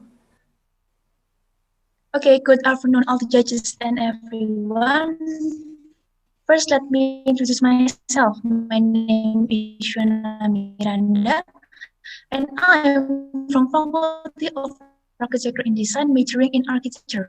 And in this occasion, I will like 2020, and the name of my project is EcoHut. So let me start my presentation. Okay, first of all, for the background issue itself, I took an issue from our condition now. It is COVID-19 pandemic, and also our condition of our environment because of rabies. And based on this condition, I proposed an idea, and I named it EcoHut. And the purpose to reduce plastic waste in Unika and also respond to our condition in this pandemic. Okay, and then next for the current condition itself, from the data I took, Indonesia is ranked 2 of the most countries that produce a lot of plastic waste. And also there's no good management to decompose this rubbish well. And we can see in this picture, Unika Sugio Panoto also produce a lot of plastic waste. And in this picture, we can see the example is from canteen that they produce like plastic bottle and then plastic packaging, plastic straw, and then anything else. Okay, and then next, we are now facing together this COVID-19 pandemic, and there's also the government recommendation that require us to stay at home, and because of these rules, all of us now has to do our daily activity from home, and we're not going to campus anymore. And of course, based on this condition, the waste produced in Unica must be decreased. But if we're going back to Unica again and we're going back to do our activity as usual, of course, the waste produced in Unica must be increased. And also now, Indonesia is entering the new normal era, where there are some hallmarks of this era. The first one, we have to wear masks everywhere we go. And then we have to keep our hand hygiene. And also, the important one is we have to do physical distancing at least 1 meter between each other. Okay, next, in Unica itself, there's already provided a place for hangout, but based on my experience, based on my friend experience, the number of these sitting hut, this hangout space in Unica is not compatible to the number of Unica students. So maybe some students can still prefer to still gather together and not paying attention to the physical distancing issue in this condition. Okay, that's about the current condition now, and based on the condition, I suggest that we need the right choice to overcome the increased volume of plastic waste and also to make the right management to this plastic, and in this case, in this plastic, and also to solve this physical distancing issue in this COVID-19 pandemic. And then next, what's the idea to solve this problem? I propose an idea that I name EcoHut, and this EcoHut is making from eco brick. And then for eco brick itself, eco brick is a plastic bottle that is filled solidly with non-biological waste. And in this case, we use plastic. And also this eco brick is to make the building block that can be reused and which certainly become environmentally friendly material. And then next, this is the picture of step-by-step to make this eco brick. The first one, we can save non-recyclable waste to fill this eco brick. And then next, we can find a clean and dry bottle with a lid. And next, we can use a stick to press the waste into the bottle. And we still compressing this waste with a stick until this bottle is solidly filled 200 until 500 grams. And if we finish, we can put the lid back on and this eco brick is ready to use. And then next, this is for the material that we can use to fill this eco brick. The first one, we can use styrofoam, and then the second one, we can use plastic bag, and then plastic packaging from food and from instant drink, and also plastic straw and also cellophane. And the important thing is we only can use the clean and dry plastic to fill this eco brick. Okay, and then next, eco hut itself is a sitting hut that can be used for people to hang out together, but also use an eco-friendly material. In this case, we use the eco brick itself. And this is for the material that we can use to make this eco hut. The first one, we can use eco brick for the building block. And next, we can use the polycarbonate for the roof. And then we use two kinds of silver. And then we add 4 wheels in the corner of this eco hut, so this eco hut can be easily movable. And also this eco hut, it uses wood pellet for the floor. Okay, and then this is for the plan and elevation. This is for the section picture. And this is for the interior picture. We can see there's 4 chairs and a table, and this 4 chair is optionally, we can change it with pen or anything else. Okay, and then this eco hut is also accompanied with acrylic boards, so they can prevent the COVID-19 spread in this building, and also accompany with hand sanitizer machine. So the people who visit this eco hut can still keep their hand hygiene. And also there's a rule when students want to visit this eco hut. If we see the condition right now is still getting better, it's still worse, and it's getting worse every day. The people who visit this eco hut have to use masks when they visit this eco hut, and also keep physical distancing. And for the capacity itself, when the condition is so bad, the capacity of this eco hut is only for 2 people. But if we're going back to normal and the condition is going to be good, this eco hut can be used for 4 people. Okay, and then next, this is the example picture of the implementation of this EcoHut. We can see this is the example picture of two people implementation. We can see this is the picture of if we merge this EcoHut in one location, and we can use it for maybe meeting and hang out in a large space for a large number of people. And also in above picture we can see if we unite this EcoHut in one place, and people can still do physical distancing. Okay, and then next, this is for the video. You can see that people can still do physical distancing in this EcoHut. And it is the example of the capacity of this EcoHut is only for 2 people. Okay, and then for the material itself, use polycarbonate, like I said before, and then the eco brick for the building block in this EcoHut.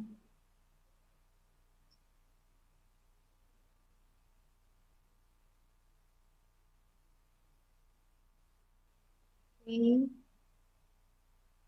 Okay, and then next for the location itself, we know that Unica has an extreme contour, so it is impossible for us if we want to Ignatius building by hand, by the wheel. So I propose this EcoHut to add 2 until 3 EcoHut in per building. And of course, the function of these wheels itself, if we want to move this EcoHut in a small range. And then next, who involved to this project?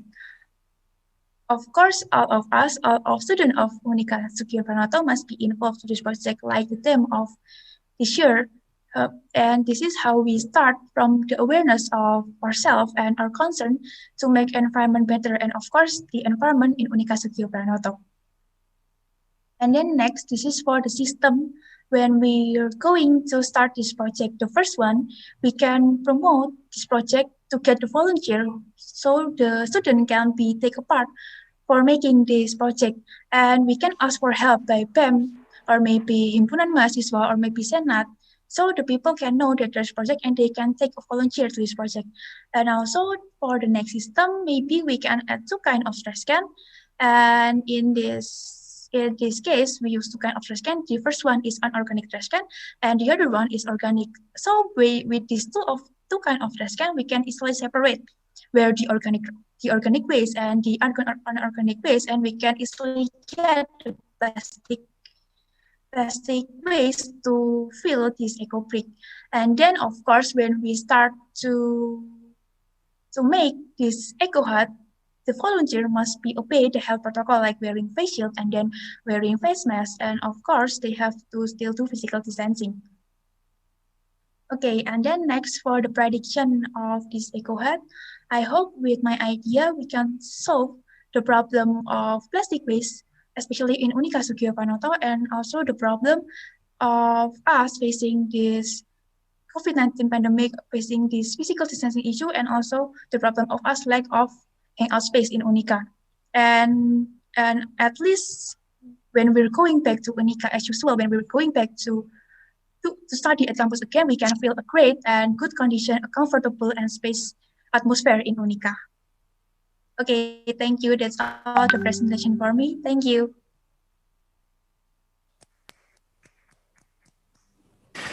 Good afternoon, Fiona. Good Afternoon, Fiona. Good afternoon, Professor Ridwan. Yeah. Okay. Are you good? I am good. Okay.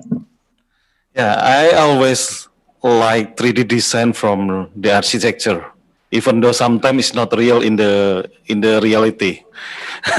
So I want to ask to you, for EcoBrick, maybe it's not the new idea, right? Yes. But I want to hear from you what uniqueness of your EcoBrick for Unica Sukiyo Pranoto.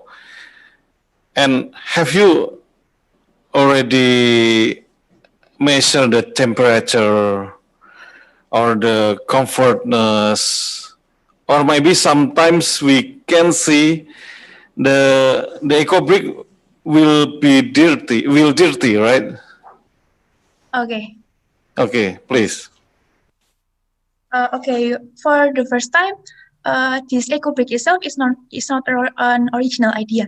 I inspired by University of Indonesia, who they have used this eco brick to solve the waste problem in the university. But in University of Indonesia, they use this eco brick to make urban farming in their campus. So I inspired by this eco brick, and I also have another problem, and in this case we have a problem of us facing this physical distancing thing, and also the problem of us who in Unica is lack of hangout space, and it is also based on my experience, my friend experience, and and in this case I want to compile these two things. The first one is EcoBrick, and the second one is the hangout space. And why don't we compile these two things? And there's EcoBrick to make this eco head.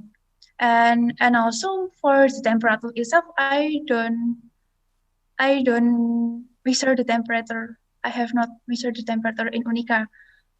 And also from the uniqueness in my eco hat, the material that we use is unique because we use the building block itself. We use the eco brick, and of course, it maybe make some student curious about this material and about this hat.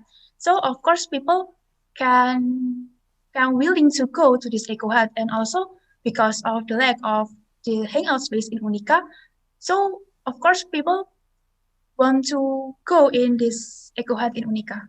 That's all my answer, Mr. Yeah, because you already see the UI practice.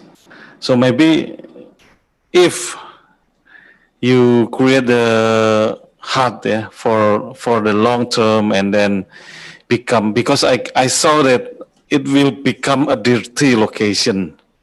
Yeah. So how to handle it? Because the comfortness is also depend on the dirty or not, something like that. Okay, for the dirty case, of course, maybe we have to clean this eco hut maybe per week or maybe per month, and or at the first time when we have to when we're going to start this project, there's a volunteer program to this project so for the student who want to take a part to this project. So based on this open requirement of the volunteer of this eco hut, the people who join this project can be take a part for take this eco hut, keep clean, and for a long term. The last question: if we still have a lot of waste, a lot of plastic waste, so we will build the new hut until. Yes. Okay, thank you. Yep, Fiona. I'm sorry. I want to. Okay. To give a comment, everyone, please do so. Oh, okay. I think it is impossible for us if we want to perfectly remove plastic waste from our daily life. So, when the number of my first plan in the number of eco hut is 2 until 3 per building in Unica, and if we're successful with this program, I think we can let this eco brick project go out from Unica, and this is also make the better situation not only in Unica but also out of Unica. Sir, thank you for your question. Okay, Fiona. I think my first comment, when you mentioned about the eco hut, my mind is getting lost somewhere, especially with the symbol of this red hut that sell pizza. Yeah, Fiona, have you seen the real structure of building made of eco brick? Have you ever seen? I have seen in internet about So you see the picture, right? Yes, you see the picture, not the real one. Yes. Right. Yes, I see the picture. Okay. Have you found out how old is the structure that you seen in the internet? eco brick? 1 year, 2 years, 10 years? I have read an article about this eco brick. This eco brick can be sustained about more or less 2,000 years, but this is the eco brick itself. But is the sustain of the construction, it can last for at least 4 years. Have you seen the constructions that built of eco brick for the past 5 years? Have you seen it? I have not seen. No, because you know my question is related to Prof. Ridwan questions. That's how to maintain the structures of these eco bricks. You know, not only in terms of the cleanliness, but also in terms of the design. I mean, like, you know, sometimes when they for the first time being installed, it looks nice, but because of the substance itself, because the material itself is not really meant to be used as a wall, then, you know, the maintenance is quite, how to say it, you need to do a lot of things to maintain as good as it was for the first times. That's my other comment. So what do you reckon about that? About the eco brick itself, I think this eco brick is just filling the wall, and the true construction is from the steel bar. And if the eco brick is getting old and we have to change, we can reuse this eco brick maybe for another function, maybe from hold the soil and Unica, or maybe for urban farming like University of Indonesia do, or maybe something else. So I mean, like, what I mean is, like, you know, my point is, when you try to propose to build an eco hut, then you also have to be clear that, you know, this kind of structures will be last maximum 1 year or 2 years. After that, you need to create or to do something else for this material building or building materials. Put it in your proposal if you want to make a good proposal in building an eco hut. All right. My next question is, it's relation to the. You mentioned that eco brick is one of the solutions to overcome the plastic waste problems, and I just would like to ask your comment. How urgent do you think that this eco hut should be materialized in Unica, so that it will come, or it will overcome? Sorry, it will overcome the plastic waste problems. How urgent? Okay. Within 10 years? I think it's. I'm sorry. Within 10 years? Within 1 year? Oh, about time it is. How urgent? How urgent? You know, how urgent? How urgent? You know the necessity. I think if Unica, let's say, if Unica want to solve the plastic waste problem, then next semester Unica should start to build an eco hut. That's it. That's the examples. Okay. So what do you think? I think it is very urgent of us to realize this eco hut, because with this eco hut we can solve the problem at the same time. The first one is the problem of waste, and the second one is the problem of us lack of hangout space in Unica, and also in now condition in this COVID-19 pandemic, where we have to do physical distancing. So I solve one problem, the plastic itself, but we'll solve another problem, and it is so urgent in my opinion. Okay, so next semester, would you like to join a team that will build eco hut in Unica? Okay. Okay. And I think about the time when we're starting the project, maybe we need at least 6 months to realize, we find the plastic waste to build this eco brick, and also to find a volunteer who wants to make this eco brick. And when we're finished to get the volunteer, get the plastic waste, we can start it to do this eco hut.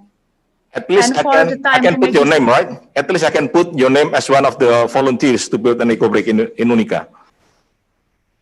Yes, Mr. Okay, thank you very much. Prof. Okay, Fiona. Yes. Are you architecture student or visual communication? I'm sorry. I'm sorry. Can you repeat the question? Oh, sorry. I cannot hear correctly. Yeah. Yes. Are you an architecture student or visual communication and design? I'm an architecture student.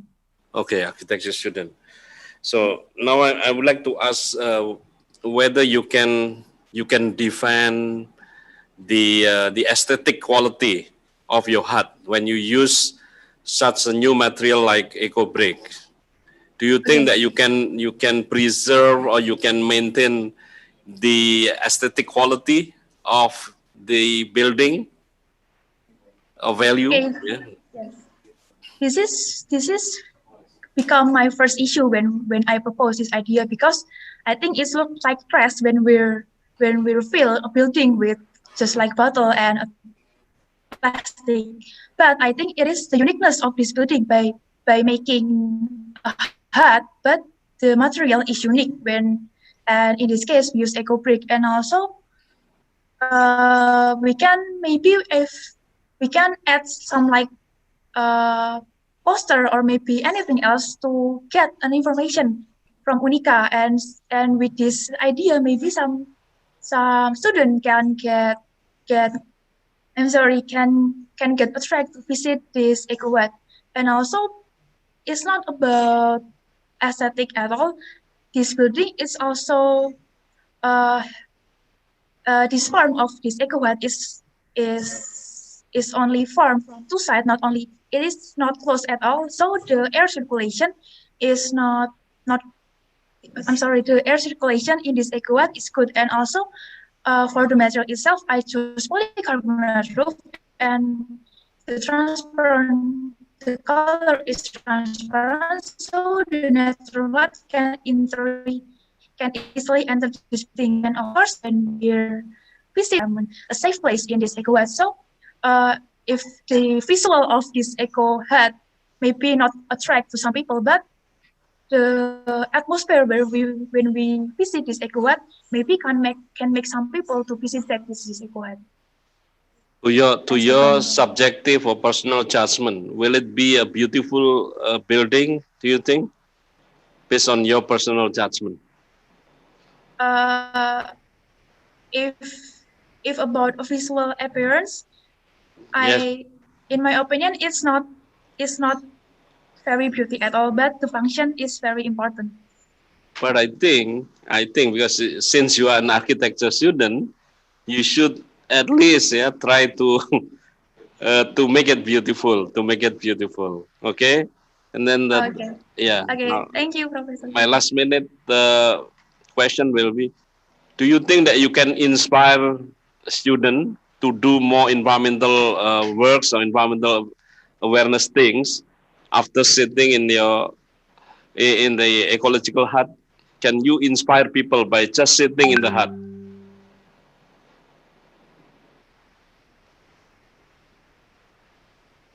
Okay. Hello?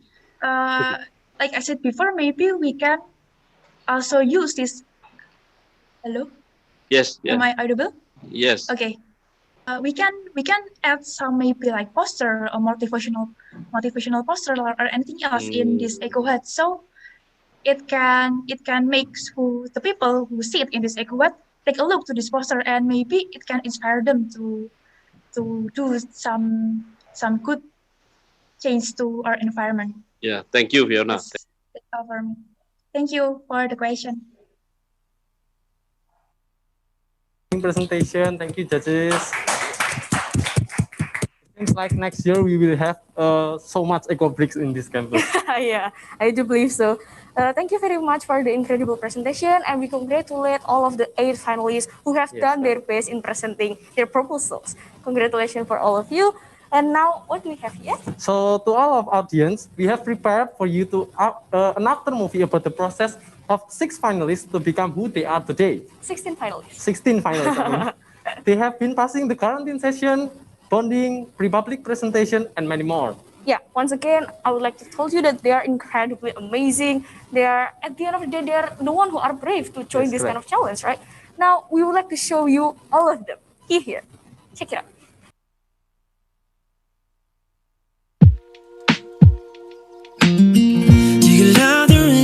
Does it make you dance when you're drunk with your friends at a party?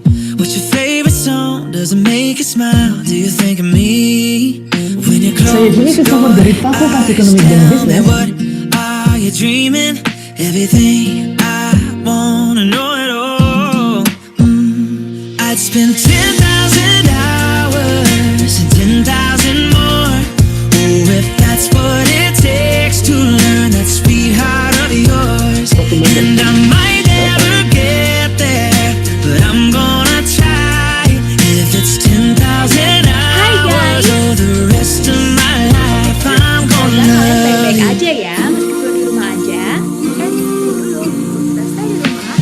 Do you miss the road that you grew up on? Did you get your middle name from your grandma?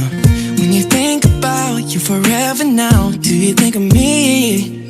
When you close your eyes, tell me what are you dreaming? Everything I wanna know it all. I'd spend 10,000 hours and 10,000 more.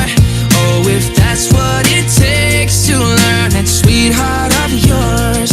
And I might never get there, but I'm gonna try. If it's 10,000 hours or the rest of my life, I'm gonna love you. I'm gonna love you.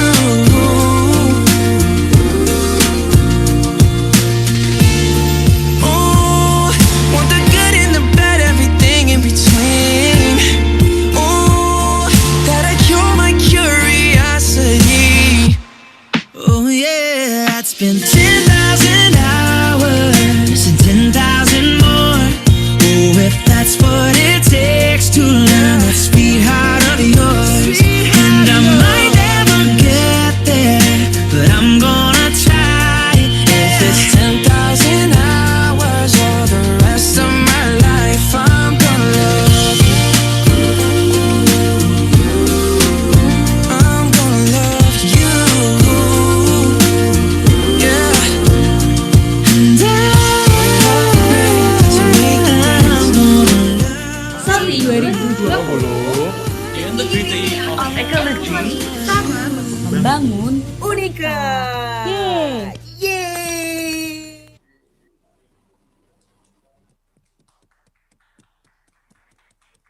Oh my god, that was amazing. Okay, since the presentation is finally done, to all the judges, you might move to the next room for your deliberation.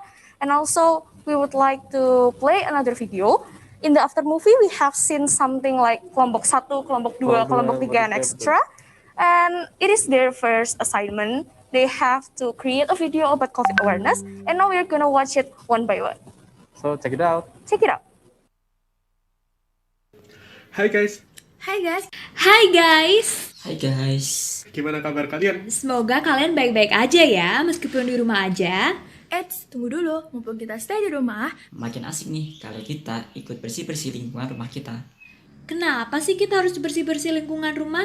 Ya, supaya lingkungan rumah kita lebih enak dipandang. Dan kita juga bisa stay healthy. Jadi, tunggu apa lagi? Yuk ikutan challenge kita. Untuk bersih-bersih lingkungan rumah sendiri.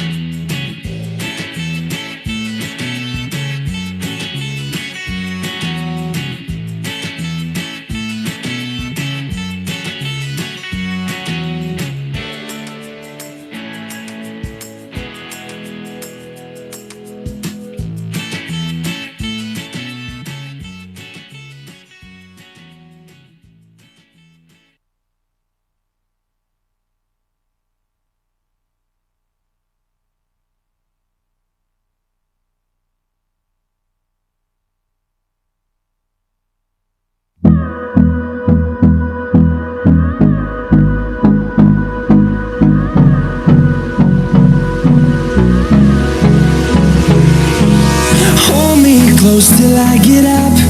Time is barely on our side. I don't wanna waste what's left. The storms we chase are leading us, and love is all we'll ever trust. Yeah.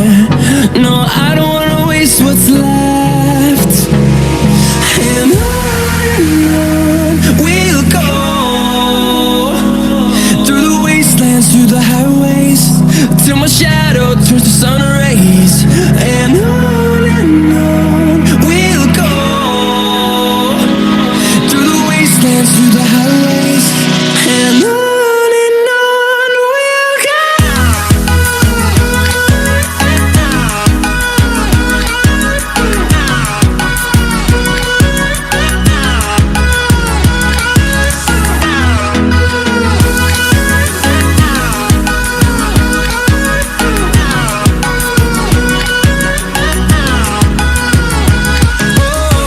we'll go.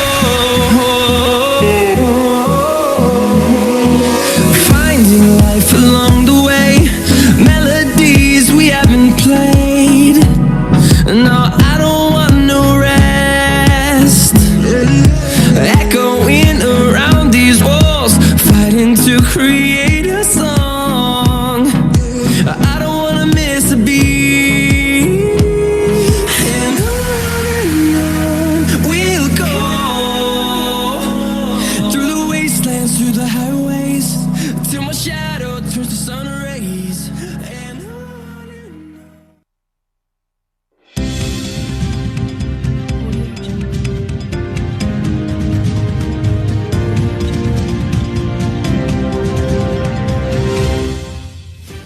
Kembali lagi bersama Breaking News. Saya Jimmy Christopher dari Fakultas Ekonomi dan Bisnis akan menemani Anda sekalian untuk beberapa menit ke depan dengan berita terbaru, terfaktual, terpanas, dan terhot. COVID-19 dilansir dari WHO atau World Health Organization merupakan sebuah virus yang menyebar dengan amat pesat melalui kontak fisik yang telah terkontaminasi dengan bodily fluid seperti air liur dan berbagai macam air serupanya oleh orang yang telah terkait dengan virus corona atau COVID-19. Virus ini telah menjadi sebuah pandemi berskala internasional dan menggemparkan seluruh umat manusia, termasuk Indonesia. Beberapa bulan belakangan ini, Indonesia telah menerapkan regulasi yang bernama PSBB atau pembatasan sosial berskala besar. Yang dimana dengan melihat COVID-19 yang tak kunjung surut ini dalam waktu dekat, Indonesia menerapkan regulasi baru yang bernama New Normal sejak akhir Mei 2020. Demi tetap menjalankan roda perekonomian dan menghindari Indonesia dari resesi perekonomian yang berkelanjutan. Lalu, dalam new normal ini diberlakukan beberapa tindakan-tindakan preventif untuk mencegah penularan COVID-19 seperti pemakaian hand sanitizer, kewajiban penggunaan masker, lalu juga pengecekan suhu secara berkala. Sulitkah? Tenang saja. Di sini ada beberapa mahasiswa dan mahasiswi dari Universitas Katolik Sujaya Pranata yang akan menemani Anda sekalian dalam menjalani new normal. Untuk rekan-rekan saya, waktu dan tempat saya persilahkan. Halo teman-teman, saya Bonita Nugroho dari Fakultas Ilmu Komputer 2018, program studi Teknik Informatika. Berikut adalah hal-hal yang harus diperhatikan menuju new normal.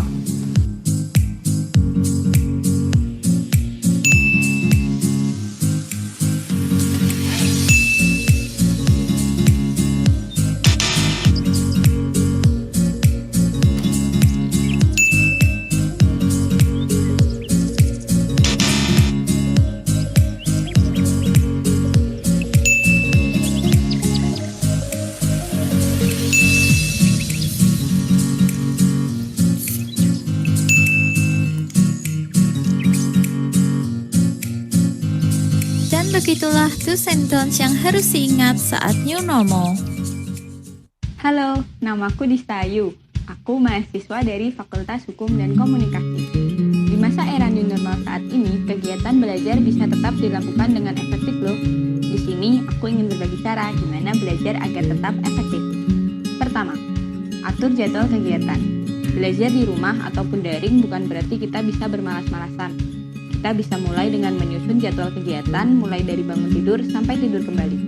Tentukan kapan waktu kita untuk dapat bermain serta waktu di mana kita harus belajar dan mengerjakan tugas. Kedua, perbanyak membaca buku. Kita tahu bahwa membaca buku banyak sekali manfaatnya. Salah satunya dapat meningkatkan fokus dan konsentrasi. Ketiga, belajar dengan menggunakan e-learning. Sekolah atau kampus sudah menyediakan media e-learning agar proses belajar dan mengajar tetap dapat berjalan dengan baik. Banyak fitur yang disediakan di dalam e-learning. Salah satunya, kita bisa tetap bertatap muka dengan guru atau dosen. Dan begitulah tips and tricks belajar efektif saat new normal. Sup, aku Ilham, Arsitektur FAD. Ini kegiatanku selama lockdown. Nugas, dan nugas. Sesudah nugas, orang-orang biasanya tidur. But FAD never sleep.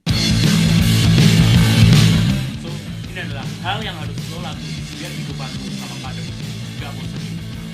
Pertama, kalian manfaatin internet buat tetap komunikasi asik dengan teman kalian. Intinya, biar hari-hari kalian gak bosan, tetap keep in touch dengan teman kalian. Bahas aja hal-hal yang random, gak usah sepanjang tugas mulu. Ajak teman kalian buat nge-game bareng, manfaatin internet seasik mungkin buat killing time.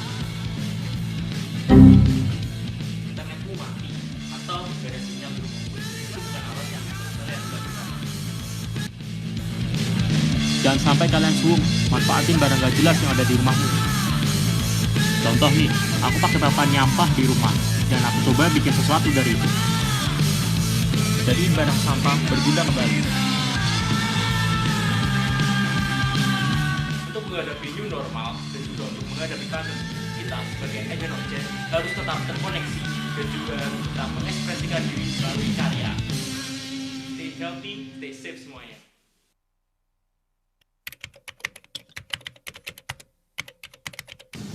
Ini bukan tentang saya, tapi ini tentang kita. New normal? Siapa takut?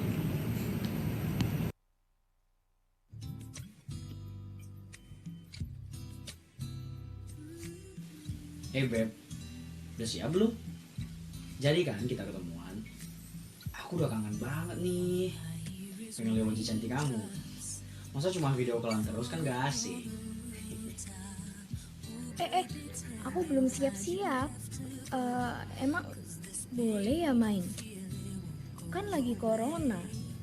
Ih, gak apa-apa tau Beb. Lagian kan kita juga udah lama kan gak ketemu. Emang kamu gak kangen sama aku, ha? Gak mau ketemuan sama aku? Ya kangen sih, tapi kan lagi corona. Nanti kalau habis pulang main terus ketularan gimana dong? Iya tahu Beb, tapi kan kita cuma berdua, kan gak ngajak yang lainnya. Jadi gak apa-apa. Udah deh, kamu percaya deh sama aku ya. Ya, please. Sayang kamu. Kok gitu? Iya deh, bentar aku siap-siap dulu ya. Tapi bentar, aku juga mau ambil masker sama hand sanitizer buat jaga-jaga. Jadi nanti kita nggak panik juga sih. Beb, gini deh, dengerin aku ya. Kamu itu gak usah pakai namanya masker. Nanti wajah cantik kamu ketutupan loh. Terus hand sanitizer juga buat apa sih? Berberatin tas kamu aja. Lagi di sana juga ada tempat cuci tangan kok. Yuk, buruan deh. Aku udah kangen banget. Gak sabar mau ketemuan. Ya. Ya udah. Aku siap-siap dulu ya. Aku tunggu kamu di depan rumah ya. Yap, bener banget. Yes. Buruan ya. Aku berangkat sekarang ya. Love you. Mwah. Love you too.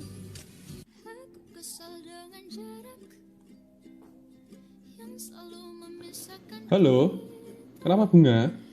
Halo. Kok tumben telepon? Ada apa? Ih, gimana sih? Aku tuh kangen banget tahu sama kamu. Kok kamu gak mau ketemu sama aku? Iya Bunga, aku juga kangen. Juga pengen ketemu. Kalau sekarang kan nggak bisa, masih sibuk. Di sana juga masih lagi corona kan? Jadi corona sama kesibukanmu itu lebih penting daripada aku. Bukan gitu maksudku. Kan emang pemerintah nggak boleh keluar-keluar, harus di rumah dulu. Oh, jadi pemerintah sekarang lebih penting daripada aku. Sana nikah aja sama pemerintah. Bukan gitu Bunga. Kan emang kita harus di rumah, ikutin protokol kesehatan. Kenapa sih? Kamu tuh sukanya sok bijak kayak gitu deh. Kalau memang sayang kan tinggal ketemu. Bunga, aku ngerti kamu pengen ketemu. Tapi kita belum boleh ketemu sama elit global, sama pemerintah. Justru karena aku sayang sama kamu, aku nggak milih ketemu sama kamu. Kalau ketemu, terus nanti kamu atau kita kena corona, nanti keluargamu kena corona juga, kita malah nggak bisa ketemu selama-lamanya. Iya, dari tadi bilang dong, kalau karena sayang mah aku nggak apa-apa. Thank you ya Bunga, udah mau pengertian. Kamu sama keluarga juga hati-hati ya. Kalau nggak penting, nggak usah keluar-keluar ya.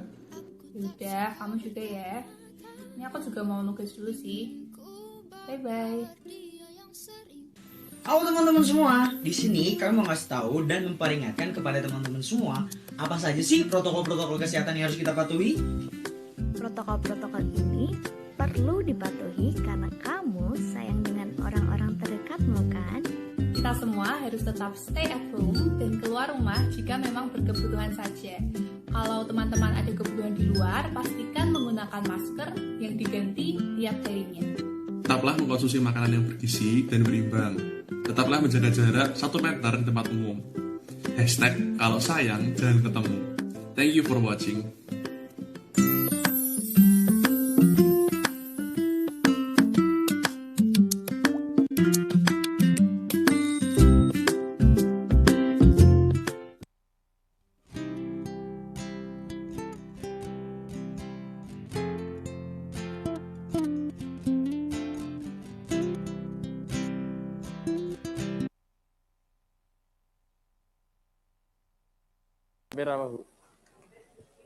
Okay, Oh, we yeah, have seen their dedication in creating this video. I see that all of the ideas are compiled really well in one video, and their hard work is really good. And now we have one more video before we have a best supporter announcement. This video is called Rumah Kita, where they sing together, and yeah, I just could feel the warmness between each of them. It is very heartwarming. Therefore, you should check it out.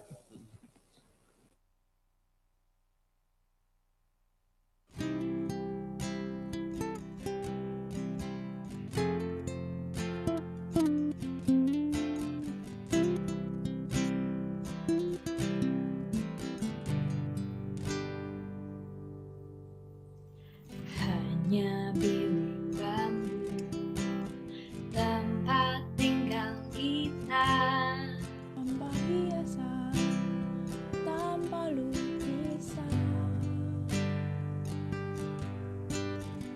Beratap jerami beralaskan tanah. Namun semua ini punya kita. Semua ini milik kita sendiri. Hanya alam-alam agama kita, Tanpa anyelir, tanpa melatih.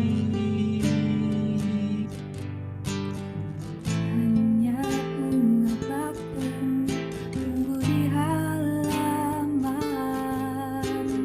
Namun semua ini kita, semua itu milik kita. Lebih baik di sini. Rumah kita sendiri. Segala nikmat dan anugerah yang kuasa.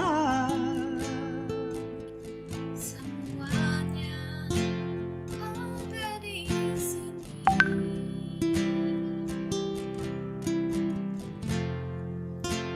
Rumah kita.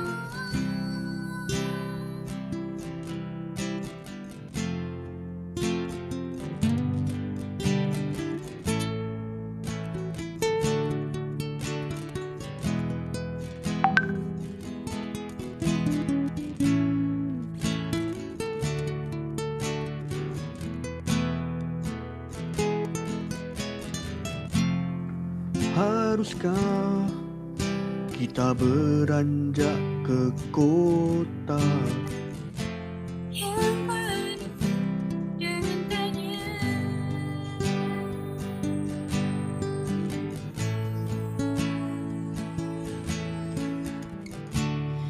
Lebih baik di sini, rumah kita sendiri. Segala nikmatan anugerah yang kuasa. Semuanya ada di sini.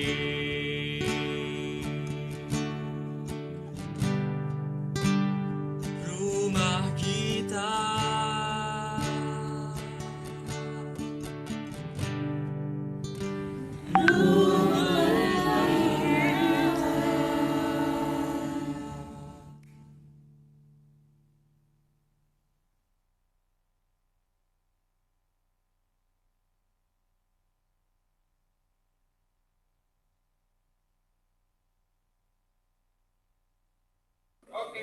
Oh my goodness, I think I am in love with the Rumah Kita video. I mean, like the Thank you. harmony, and it's very Yeah. touching on Correct. personal level. And I see that all of them are pretty bonded, and yeah, I just love the voice of all of them combined into one. And now we have exciting news. Okay, so What do we have now here?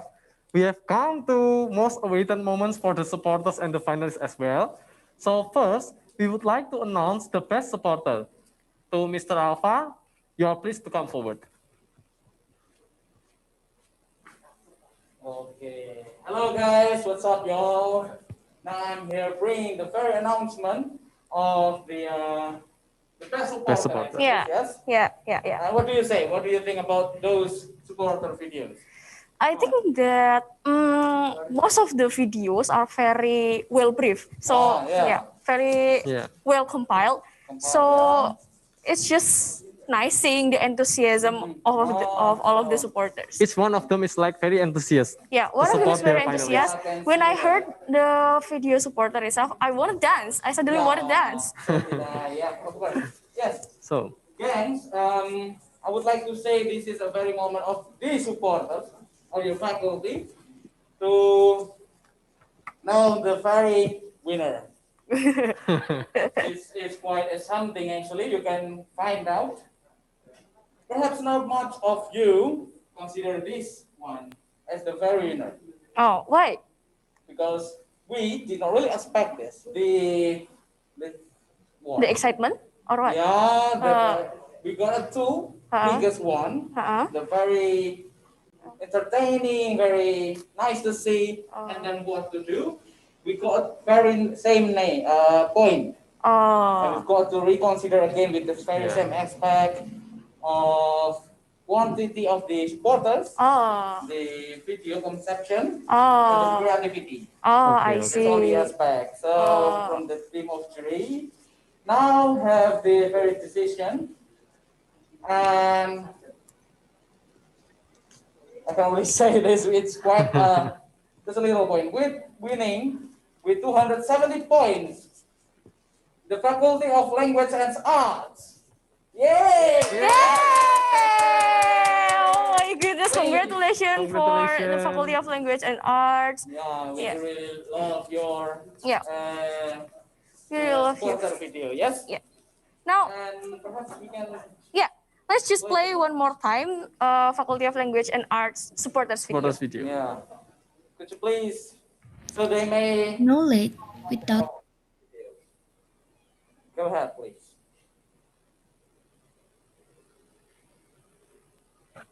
Video. Yeah.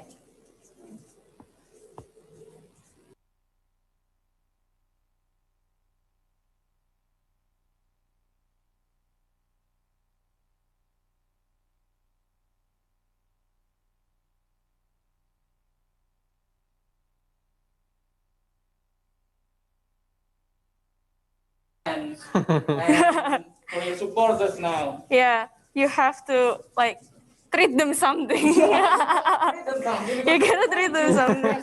Yeah, we make you the best supporter. I don't know what you did to them, what have you done with them, and what request you got. On behalf of Kenal Semarang, we support our leader Timothy as one of the finalists. Good luck, Timothy, and give your best to win. Soty 2020, ice cream for Timothy. Yes, Ice cream for Timothy. Timothy. Go go Timothy. It's Timothy. Go go Timothy. It's Timothy. Go go Timothy. Let me introduce you to our brother. Look at his Timothy. He brings one of a farmer project. Let us come and support his dream. He will be the next Soty. You got like FLA. Let's come and see him with his cleverness. FLA. He is the best of the best. FLA. Do not worry, cause we know he can win it. Yeah, yeah. FLA. Timothy is the winner. Soty 2020, ice cream for Timothy.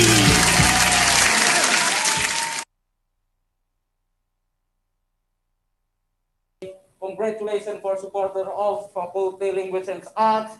You have done great things. You made a good video, and now you have achieved your winning best supporter. Yeah. Thank you very much. I hope that people from Faculty of Language and Art could still continue support Timothy. Yes. Not in the form of Soty, but after this. After Yeah. the very thing is the who is winning the song. Yeah, correct. And now we are still waiting for the jury to come up with the. Yeah, we're still waiting for the judges to come up. Therefore, we have one more entertainment to show you guys. What we have, Sean? Tape acoustic, okay. Yeah, because we love to hear tape acoustic, right? Okay. So Okay, so here tape it is. acoustic. Tape acoustic. Halo.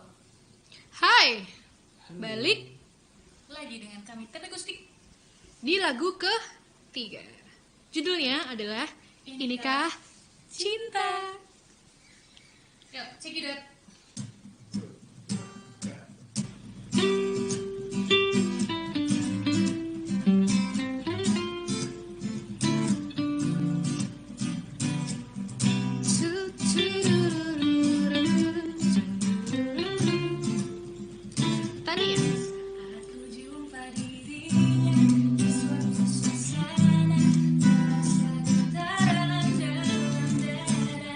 Coba mendekatinya, ku tatap dirinya. Oh, dia sungguh mempesona. Indahku menyapanya, menyapainya, tertawa dengan dirinya. Namun apa yang ku rasa, aku tak kuasa. Aku tak tahu harus berkata apa.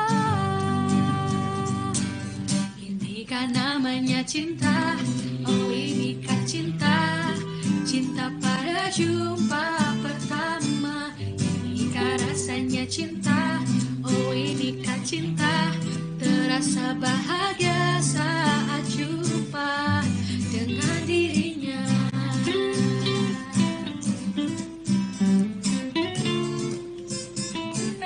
Ku jumpa dia berikutnya, suasana berbeda. Getaran itu masih ada. Aku dekati dirinya, tatap wajahnya. Oh, dia tetap mempesona. Indah ku menyapanya, menyapa dirinya, bercanda tawa dengan dirinya. Apa yang ku rasa, aku tak kuasa. Aku tak tahu harus berkata apa. Inikah namanya cinta? Oh, inikah cinta? Cinta pada jumpa pertama. Inikah rasanya cinta? Oh, inikah cinta? Terasa bahagia saat jumpa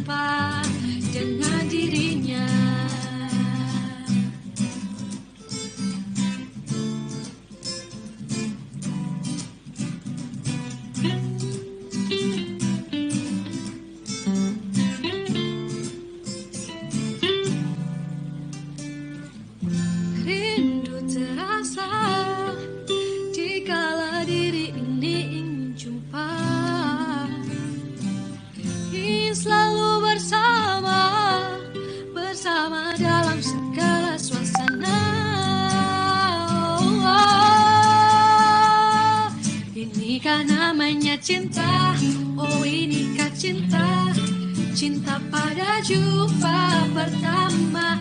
Inikah rasanya cinta, oh inikah cinta, terasa bahagia saat jumpa dengan dirinya.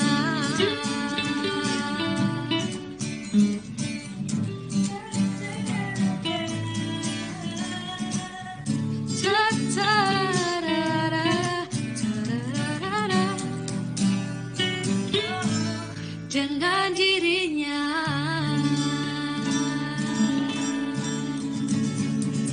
Terima kasih.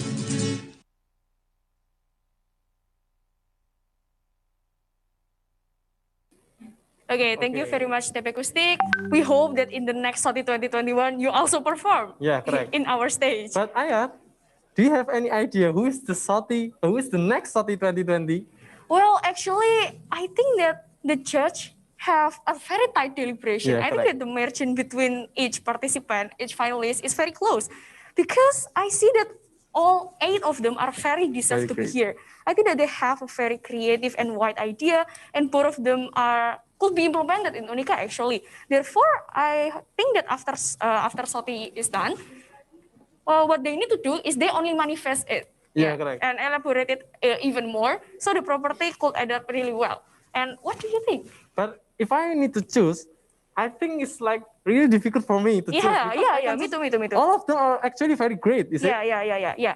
I think so because ever since the first finalist comes out, I think that she is very great already. And then the moment when the second finalist came out, also I think, oh, this one is also good. And then the third finalist came out, oh, this one is also good. Then that's how I see Soty 2020. I think that Soty 2020 is very, very exciting, even though it's held online, right? Now, because we're still preparing for the winner announcement, we would like to talk to some of the finalists. Okay. Who do you want to talk with? Maybe I just choose Oxy. Are you still there? Oxy, are you still there? Yes. Hello. What do you think about Soty 2021 and how do you feel about Soty 2021? Do you think you'll be the winner? Wow. That's a set of questions right there. But what I think is from psychology perspective, right? Soty is for actualizing oneself, to actualize one's potential, to reach more further, to push ourselves. I do believe so. Success is out of our comfort zone. That's the first question. And the second is, I'm sorry, what? I missed the question. Okay, how do you feel about Soty 2020? How do you feel after you done your presentation? Do you satisfy with your own presentation or what? Well, to be honest, I've done my best. I trained as best as possible. I brainstorm with the best mind in the Unika, as long as I know. And I've done my best, and I feel pleased about it. Oh, okay. Thank you, Oxy. Thank you, Oxy. Good luck for you. You can be the winner. Thank you. Hopefully you're the winner. Okay, next. Let's have Jimmy. Because I see that Jimmy and Oxy, both of them are very enthusiastic and both of them have a big energy. So Jimmy, please say something. Are you say something, I'm giving up. Please, can you not sing, say. No. Sing, say. Love your voice. Ya. Gimana, Kak? What do you think about Soty 2020? How do you feel after the presentation? And do you think you'll be the winner? Are you ready to be the winner? Okay, let's answer that lastly. Firstly, about Soty 2020, I think that all 16 of us has a very high competition level in a very friendly way. And I think that it is just a friendly competitive that it is such a nice place to have. It's just a nice place to be here at the very beginning.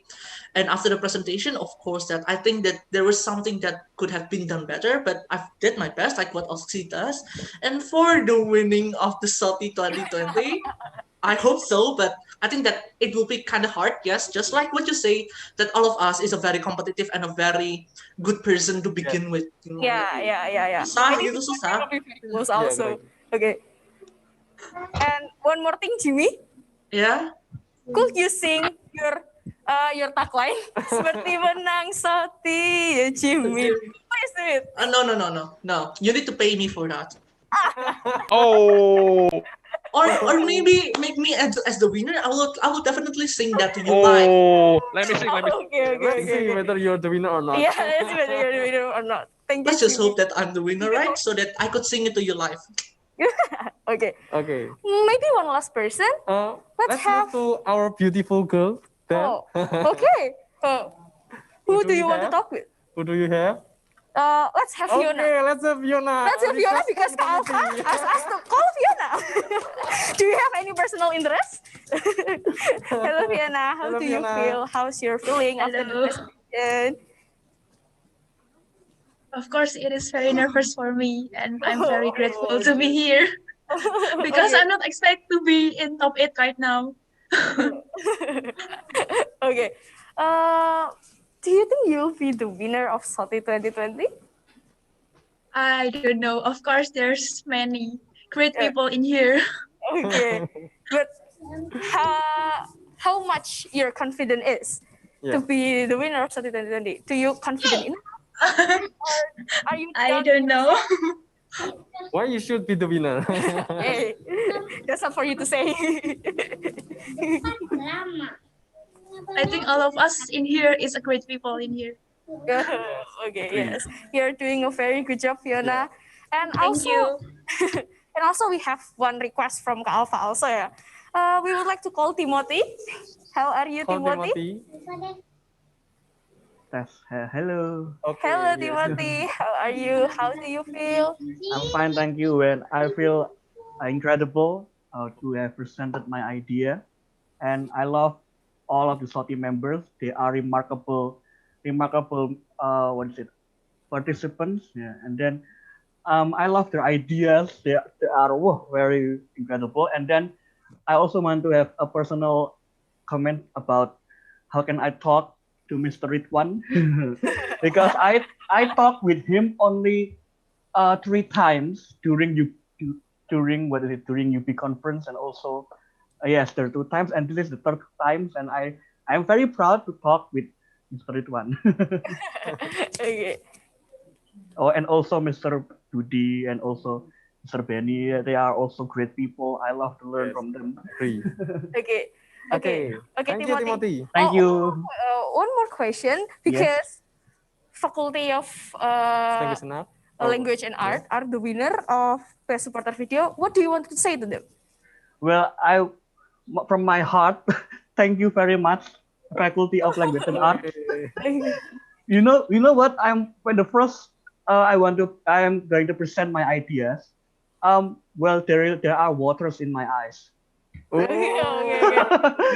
Almost let it slip. Not yet. Okay, thank you very much, Timothy. We are going to move to the next session. Okay, so finally, the most awaited moment, the moment of the truth. We would like to announce who are the next Soty 2020. Here. But before that, we would like to appreciate all of the top 16 finalists who are brave to take the chance and enjoying the roller coaster of Soty 2020. Here are the incredible person. Number 1, we have Jimmy Christopher from Faculty of Economic and Business. Number 2, we have Timothy Androsio Estefanus from Faculty of Language and Arts. Number 3, we have Stanley Adrian Susilo from Faculty of Agricultural Technology. Number 4, we have Irfan Putrahura from Faculty of Language and Arts. Number 5, we have Oy Lisbeth Vanilla from Faculty of Computer Science. Number 6, we have Bunga Alodia from Faculty of Agricultural Technology. Number 7, we have Ariel Axel Ardianto from Faculty of Economic and Business. Number 8, we have Fiona Miranda from Faculty of Architecture and Design. So number 9, we have Bonita Nugro Wijanarko from Faculty of Computer Science. Number 10, we have Yusvina Yono from Faculty of Law and Communication. Number 11, we have Dista Ayu Putri Aryani from Faculty of Law and Communication 2. Number 12, we have Oxy Vegetario from Faculty of Psychology. Number 13, we have Ilham King Praposa from Faculty of Architecture and Design. Number 14, we have Esterina Simeni from Faculty of Psychology. And number 15, we have Brenda Stephanie from Faculty of Engineering. And last but not least, we have Naufal Rizky Kurniawan from Faculty of Engineering. Yeah, we would like to congratulate all of the top 16 finalists who already brave and enjoying the roller coaster of Soty 2020. And of course, to all of the 8 finalists today, obviously we cannot choose 8 of you to become the winner of Soty 2020, Yes, right? correct. But of course, if you are not chosen, doesn't mean that you are failed, ladies and gentlemen. Just like what Jimmy said, doesn't mean that you are failed, because at the end of the day, you are the best representative of your faculty, and of course, you are the best version of yourself. So do not be sad, and whatever the result is, you should be proud of yourself, because at the end of the day, you are doing your best. Yes. Now, Sam? So now, we would like to call the judges to announce this next Soty 2020. Woo! So, Mr. Benny, you are please to come forward. Thank you very much. Where should I stand? Here? Yeah. Please Okay. stand here. Yeah, good afternoon, everybody. Before I announce all of the winners, third place, second place, and of course, the first place winner, please allow me to introduce, or not really, to tell you about the process that has been through by all the judges before we decided who the winner is. You know, if you can see clearly, there's a bruises in my left arm. So we've been a quarrel a lot among judges. Then, fortunately, we come into one conclusions, and we managed to announce it today. Otherwise, probably you have to wait for another week for us to decide it, the winners. Okay. Let me remind you that all of the participants, especially the finalists, you already, been in such a long journey. Yeah. All of your curriculum vitae has already been reviewed and seen to be checked whether what you mentioned in your curriculum vitae true. And also, the way you try to present yourself through your video profile or portfolio video also been reviewed, and then we also make a mark on it.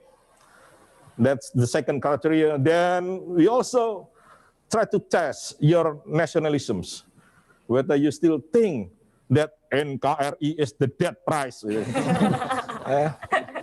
your nationalism. And then, of course, as part of the criteria to be the students of the year, then we also try to test your personality, your character building. How can you cope with such stress, with a lot of tasks to be done while you're still doing something else? Your lecture, your tasks in your lecture, and those kind of things. Also, and you also we try to test your English capability, and of course your paper. You have to manage to submit a good paper, so all the judges will convince with your idea in your paper. And today, the way you present it, the way you try to defend your arguments, we really, pay a lot of attention and focus, not only on your appearance, that's also part of this try to test you, but also especially the way you present it, your idea, and you defend it. Then, after those kind of criteria, let me to announce the winner. I'm sorry, we only have 3 statues of our Sukya Pranato statues, so there are only 3 winners. For the third place winner of Soty 2020, with the accumulation mark equals to 1,724, is Miss Yusfina Yuwono. Congratulations for you, Yusfina. Yusfina Yuwono. And please, not just because I'm also from the same faculty, so you become a winner, right? No, you earn for yourself. You earn for yourself. The credit does not belong to me. Hi everyone, let me introduce myself. My name is Yuskina Yuanma and I'm from Non-Communication Faculty, majoring Communication Science. We might not realizing it, but communication actually plays a big part on our society. For example, we can easily gather our useful information from social media, and we could also use social media as some place or platform to share our general thoughts about something that's happening nowadays, or even like started to raise awareness among the situation that happens on our general life. My main idea was implementation of socialization and workshop, but actually this two event was going to introduce the ways to recycle plastic. And of course, this idea socialization and workshop could be done by itself. I need some support from this faculty, university, and people around the university itself. I think that's it for me. Thank you. Bye. Bye, Yusmina. Congratulations once again. Congratulations to Yusmina once again. And with the really tight results, the runner-up of the Soty 2020 is Jimmy Christopher.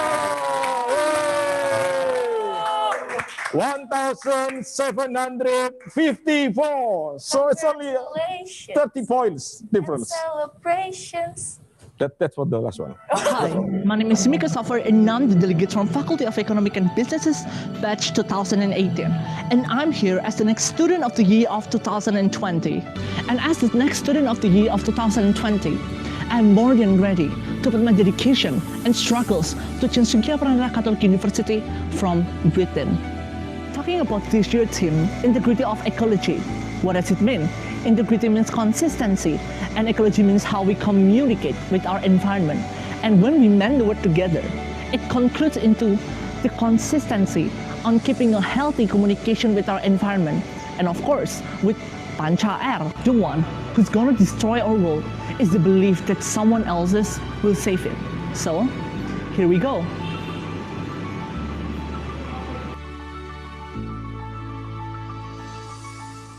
Here we go, Jimmy, the first runner-up. And the moment of truth. Jing, jing, jing. Drum roll, please. Most awaited one. With the result of 1,814. 14. The winner is... Drum roll, please. Drum roll.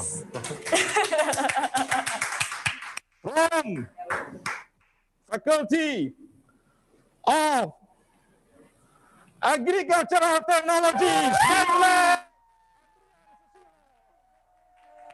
Congratulations. Congratulations.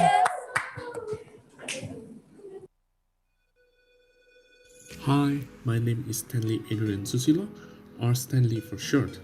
I was born in Semarang 19 years ago and had lived here until now. Currently, I'm studying food technology at the Faculty of Agricultural Technology, Sukiya Pranata Catholic University. One thing that I discovered during my high school life was my passion for photography, graphic design, and visual graphics. Those soft skills and passion had helped me during my early days in this university. I felt really grateful for being a part of Food Micro-Organizer, PTIB 2019, Food Science Student Conference 2019, and Food Competition Days 2019. But I believe that when we have the skill, the character, the knowledge, and the will to improve while still being grateful and caring to others, we can bring a positive change to our community.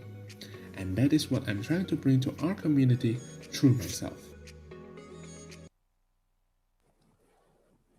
So, ladies and gentlemen, the jury decision was made, and I'm sorry, unfortunately, cannot be contested. Thank you very much. Thank you very much. Thank you for the time. Thank you very much.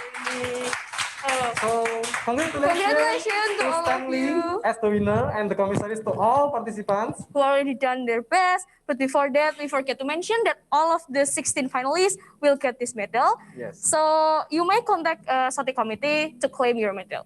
Okay, so now, before we officially close today's event, let us sing our university Mars Unica. So to all of audience in this room, please stand properly.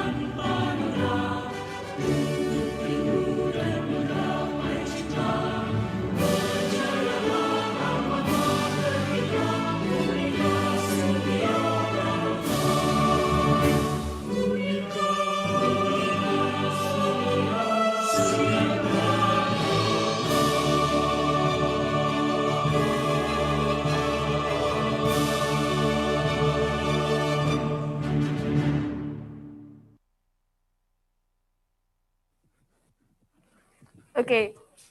Once again, congratulations for all of the winner. And just like what I've already told you, Mr. Penny already told you, and Miss Tina already told you also, if you do not win the winner, if you are not being the winner of Soty 2020, doesn't mean that you are failed. Please make Soty as one way to improve yourself. Yes, correct. And please keep supporting your candidates, so at the end of the day, they could manifest their idea into real life. Okay, Now, so finally, we have come to our end session. Yes, Yeah, correct. End session. Finally, it's almost end. So, because we opened the event with the prayer, let us close the event with the prayers too. I will lead the prayer in Catholic manner. For you who share another faith and belief, please join us in this prayer in your ways. In the name of the Father, and of the Son, and of the Holy Spirit, amen. Praise to you, Lord. As we close this event, we are grateful for what we have today. Thank you, God, for the presentation has done well and finally come out with the winners. May Soty 2020 can be an unforgettable experience for everyone. And let thy hand of protection be on all of us throughout the rest of the day. Let the event done here today become a meaningful and gracious moment for all of us. Glory be to the Father, and to the Son, and to the Holy Spirit, as it was in the beginning, it's now, and ever shall be, world without end. Amen. In the name of the Father, and of the Son, and of the Holy Spirit. Amen. Okay. Now, thank you very much for all of the audience, judges, and of course the finalists. But before that, I would like to remind all of the Soty finalists, please do not leave the Zoom building first, because we will have a photo session and something else. So we hope that everyone could enjoy Soty 2020, be happy and be healthy as always. We are sorry if we have several mistakes in guiding today's event. Lastly, good luck for everyone. And see you in Soty 2021. Bye-bye.